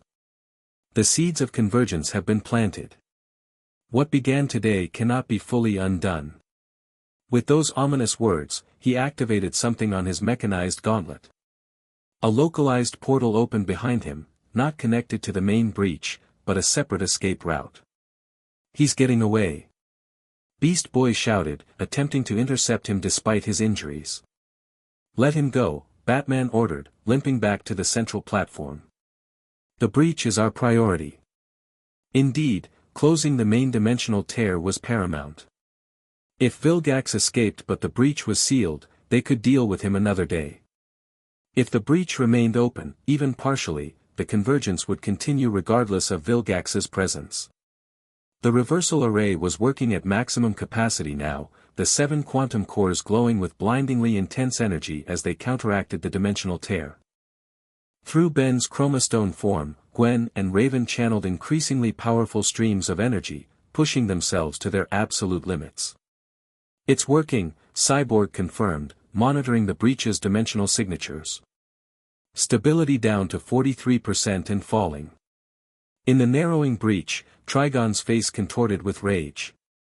"This is not the end," the Demon Lord's voice boomed across Gotham, though noticeably weaker than before. "What has been joined cannot be fully separated. I will return." Yeah, Ben muttered through gritted teeth as he channeled dimensional energies that threatened to tear him apart at the molecular level. "Get in line. We've got a whole roster of big bads making the same promise." With a final surge of power from the reversal array, the dimensional breach contracted to a pinpoint of light, then vanished entirely. The unnatural purple-green glow that had bathed Gotham faded, replaced by normal morning sunlight streaming through dissipating clouds. The sudden absence of dimensional pressure created a vacuum effect that swept across the harbor. Windows that had somehow survived the earlier chaos now shattered, debris swirled in miniature tornadoes, and the waters churned as if boiling before gradually settling into normal patterns. Ben, Gwen, and Raven collapsed in exhaustion as the channeling circuit broke. The reversal array powered down, the quantum cores now inert crystals devoid of their earlier energy. "We did it," Ben breathed, reverting to human form as the Omnitrix timed out. "We actually did it." Raven nodded weakly, too drained to speak. Beside her, Gwen managed a tired smile. "Just like old times," she commented to her cousin. "Saving the world before breakfast." Around them, the other heroes were regrouping, assessing injuries and securing the remaining dimensional entities that hadn't been pulled back through the closing breach. Batman coordinated with GCPD to establish a perimeter around the harbor while Nightwing and the other Titans helped with immediate relief efforts. Max approached his grandson, pride evident in his expression despite his own exhaustion. "You've grown into quite the hero, Ben. Both here and back home." Ben looked up at his grandfather, a mixture of emotions flooding through him. "I had good teachers. In both dimensions." His gaze shifted to where Batman stood directing the cleanup operations, ever focused on the mission, even after nearly being killed by Vilgax. 5 years under the Dark Knight's mentorship had shaped Ben in ways he was only beginning to fully appreciate. As the immediate crisis subsided, a new reality began to settle in. The dimensional breach was closed. Vilgax had escaped but was significantly weakened. Trigon had been denied entry to their dimension. By any measure, they had won. Yet something nagged at Ben's consciousness, something Vilgax had said in his final moments: "The seeds of convergence have been planted. What began today cannot be fully undone." He mentioned this to Raven as she recovered her strength, sitting beside him on a relatively intact section of the harbor platform. He wasn't entirely wrong, she admitted, her violet eyes troubled. "I can still sense connections. Dimensional pathways that remain partially open despite our efforts." "What does that mean?" Ben asked, though he suspected he already knew the answer. "It means the barriers between dimensions have been permanently weakened," she explained. Travel between your original world and this one will be easier now. Not easy, but possible. Without specialized technology. The implications of this revelation hung between them, unspoken but profound. If travel between dimensions was now possible, then the question of Ben's return to his home universe was no longer an either/or proposition. He could, potentially, maintain connections to both worlds. Before they could discuss this further, Gwen joined them, having recovered enough to walk unassisted. "So, cousin," she began without preamble, "when are you coming home? We've got your room ready and everything. Well, your stuff's in boxes because Mom converted it to a home gym, but the sentiment's there." Ben glanced between Gwen and Raven, the complexity of his situation crystallizing in that moment. "It's not that simple anymore, Gwen." His cousin's expression softened with understanding. "Because of Batman? Or?" Her eyes flickered meaningfully toward Raven. "Other reasons?" "Both," Ben admitted. "And more. I've built a life here, Gwen. I can't just abandon it completely, any more than I could forget about you and Grandpa Max." Raven remained silent, but her posture suggested she was listening intently to his response. "So what, you're going to commute between dimensions?" Gwen asked, only half joking. "Monday through Wednesday in Bellwood, Thursday through Sunday in Gotham, with dimensional jet lag?" Despite the gravity of the situation, Ben laughed. "Something like that, maybe. If what Raven's sensing is correct, the weakened barriers might make regular travel possible." Max approached, having overheard the conversation. "That matches our readings as well. The dimensional transporter we used to get here is registering multiple stable pathways now, not just the one Azimuth calculated. Which means I don't have to choose," Ben realized aloud. "Not completely, anyway." Batman joined their discussion, his tactical mind already analyzing the strategic implications of permanent dimensional connections. "If travel between worlds is now possible, we need protocols. Security measures. Controlled access points." Always the optimist, Nightwing commented dryly as he and the other Titans gathered around. "He's right, though," Max acknowledged. "Unrestricted dimensional travel would create chaos. We need structure, agreements between authorities on both sides." As the adults began discussing the practical and political aspects of interdimensional relations, Ben found himself drawing slightly apart with Raven. They moved to the edge of the platform, looking out over Gotham Harbor as the morning sun continued to rise over the city. "So," Raven began quietly, "you have a choice to make." Ben shook his head. "No, I have a balance to find. Between worlds, between families, between connections." He glanced at her as he said this last word, hoping she understood what he was trying to convey. The bond that had formed between them over these past days wasn't something he was willing to simply walk away from, regardless of dimensional considerations. "Balance is challenging," Raven observed, though something in her expression had lightened. "But perhaps preferable to forced choices." "Exactly." Ben turned to face her fully. "Raven, I don't know exactly what's happening between us, but I know it's something I want to explore. Whether I'm based here or in my original dimension or splitting time between both, that doesn't change." A faint blush colored her pale cheeks. "I would like that too." The admission seemed to cost her some effort, emotional vulnerability still being difficult territory for her. "Then we'll figure it out," Ben promised. "Together." The moment was interrupted by Batman, who approached with his typical silent efficiency. "Ben." A word. They moved slightly apart from the others, Batman's expression unreadable as always. For 5 years, Ben had tried to learn to decipher the minute tells that indicated Bruce's emotional state, but in this moment, he found himself unable to predict what his mentor was thinking. "You'll be returning to your dimension," Batman stated. It wasn't a question, but Ben answered anyway. "Part-time, maybe. If that's possible." Batman nodded once. Alfred will be disappointed if you remove all your belongings from the manor. The statement, delivered in Batman's characteristically flat tone, was nevertheless laden with meaning that Ben understood immediately. Bruce was, in his own way, telling Ben that his home in this dimension remained open to him regardless of other connections. "I wouldn't dream of disappointing Alfred," Ben replied with a small smile. "Besides, I've got 5 years of training invested in being Batman's partner.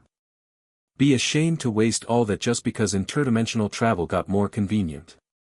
Something that might almost have been a smile flickered across Batman's face.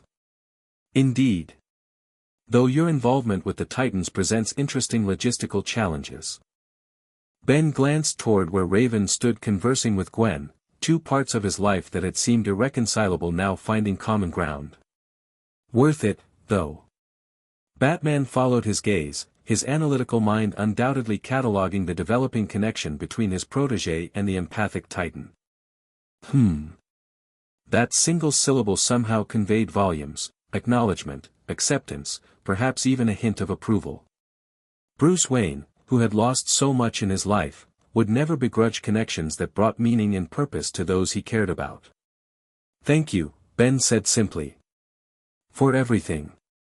Batman placed a hand briefly on his shoulder, a rare physical gesture that spoke more than words ever could. Then he turned back to the ongoing strategic discussions, leaving Ben to contemplate the future that was unfolding before him. A future that somehow, against all odds, included both the world he had lost and the one he had found. 3 weeks later, Ben stood in the dimensional transit chamber beneath Wayne Manor, making final adjustments to the specialized equipment that now created a stable connection between his original universe and his adopted one. Batman and Cyborg had worked with azimuth and plumber technicians to establish this permanent link, one of 6 carefully controlled transit points now operating between dimensions. Neural interface synchronized, Cyborg reported from the control station. Quantum buffer at optimal levels. "You're good to go, Ben." Ben nodded, checking the upgraded Omnitrix on his wrist. The device had been modified by Azimuth himself during a brief but productive visit to this dimension, adjustments that allowed it to function smoothly across realities without risk of destabilizing either one. "Timeline confirmed," Batman added. "Return transit in 72 hours at this exact location." The precision was typical of Bruce, exact parameters, no margin for error. 3 days in his home dimension, then back to Gotham for 4 days of patrol and training. The schedule they'd established was demanding but workable, allowing Ben to maintain his connections to both worlds. "Anything else, or can we get this interdimensional road trip started already?" Ben asked with a grin that belied his excitement. A slight movement near the chamber entrance caught his attention. Raven stepped from the shadows, her dark blue cloak wrapped around her as always. "You forgot something," she said quietly, approaching him. Ben raised an eyebrow. "Did I?" Instead of answering, she removed something from beneath her cloak, a book bound in aged leather with arcane symbols embossed on its cover. Dimensional meditation techniques. For when the transition between worlds becomes disorienting. The thoughtful gift touched him deeply. "Thank you," he said sincerely, accepting the book. "Though I was hoping you might demonstrate some of these techniques in person when I get back." The faintest smile touched her lips. "Perhaps I will." Their relationship had developed gradually over the past weeks, tentative steps towards something neither rushed nor defined by conventional parameters. Like Ben himself, it existed comfortably between worlds, between friendship and romance, between his life as Batman's protégé and his new connection to the Titans. Batman cleared his throat subtly, reminding them of the schedule. Ben nodded, stepping onto the transit platform with the book tucked securely under his arm. "See you in 3 days," he said to both of them, though his eyes lingered on Raven. She nodded, a rare warmth in her violet eyes. Safe travels between worlds, Ben Tennyson Wayne. The dual surname, acknowledging both his origins and his adopted identity, felt right in a way Ben couldn't fully articulate. He was both, simultaneously, and somehow greater than the sum of these parts. As the dimensional transit activated around him, energy swirling in familiar patterns of green and purple light, Ben felt not the disorientation of his original accidental crossing but a sense of purposeful transition. He was not being lost between worlds this time, but deliberately moving between them, a bridge rather than a refugee. The light enveloped him completely, reality shifting in that strange way that defied description. For a heartbeat, Ben existed everywhere and nowhere, his consciousness stretched across dimensional boundaries as the Omnitrix guided his transition home. Then solidity returned, and he found himself standing in the dimensional transit chamber beneath Plumber headquarters in Bellwood. Grandpa Max and Gwen waited there, alongside his parents who still looked at him with that mixture of wonder and love that made his heart ache with appreciation. "Welcome home, son," his father said, stepping forward to embrace him. Ben returned the hug fiercely, joy filling him at the reunion.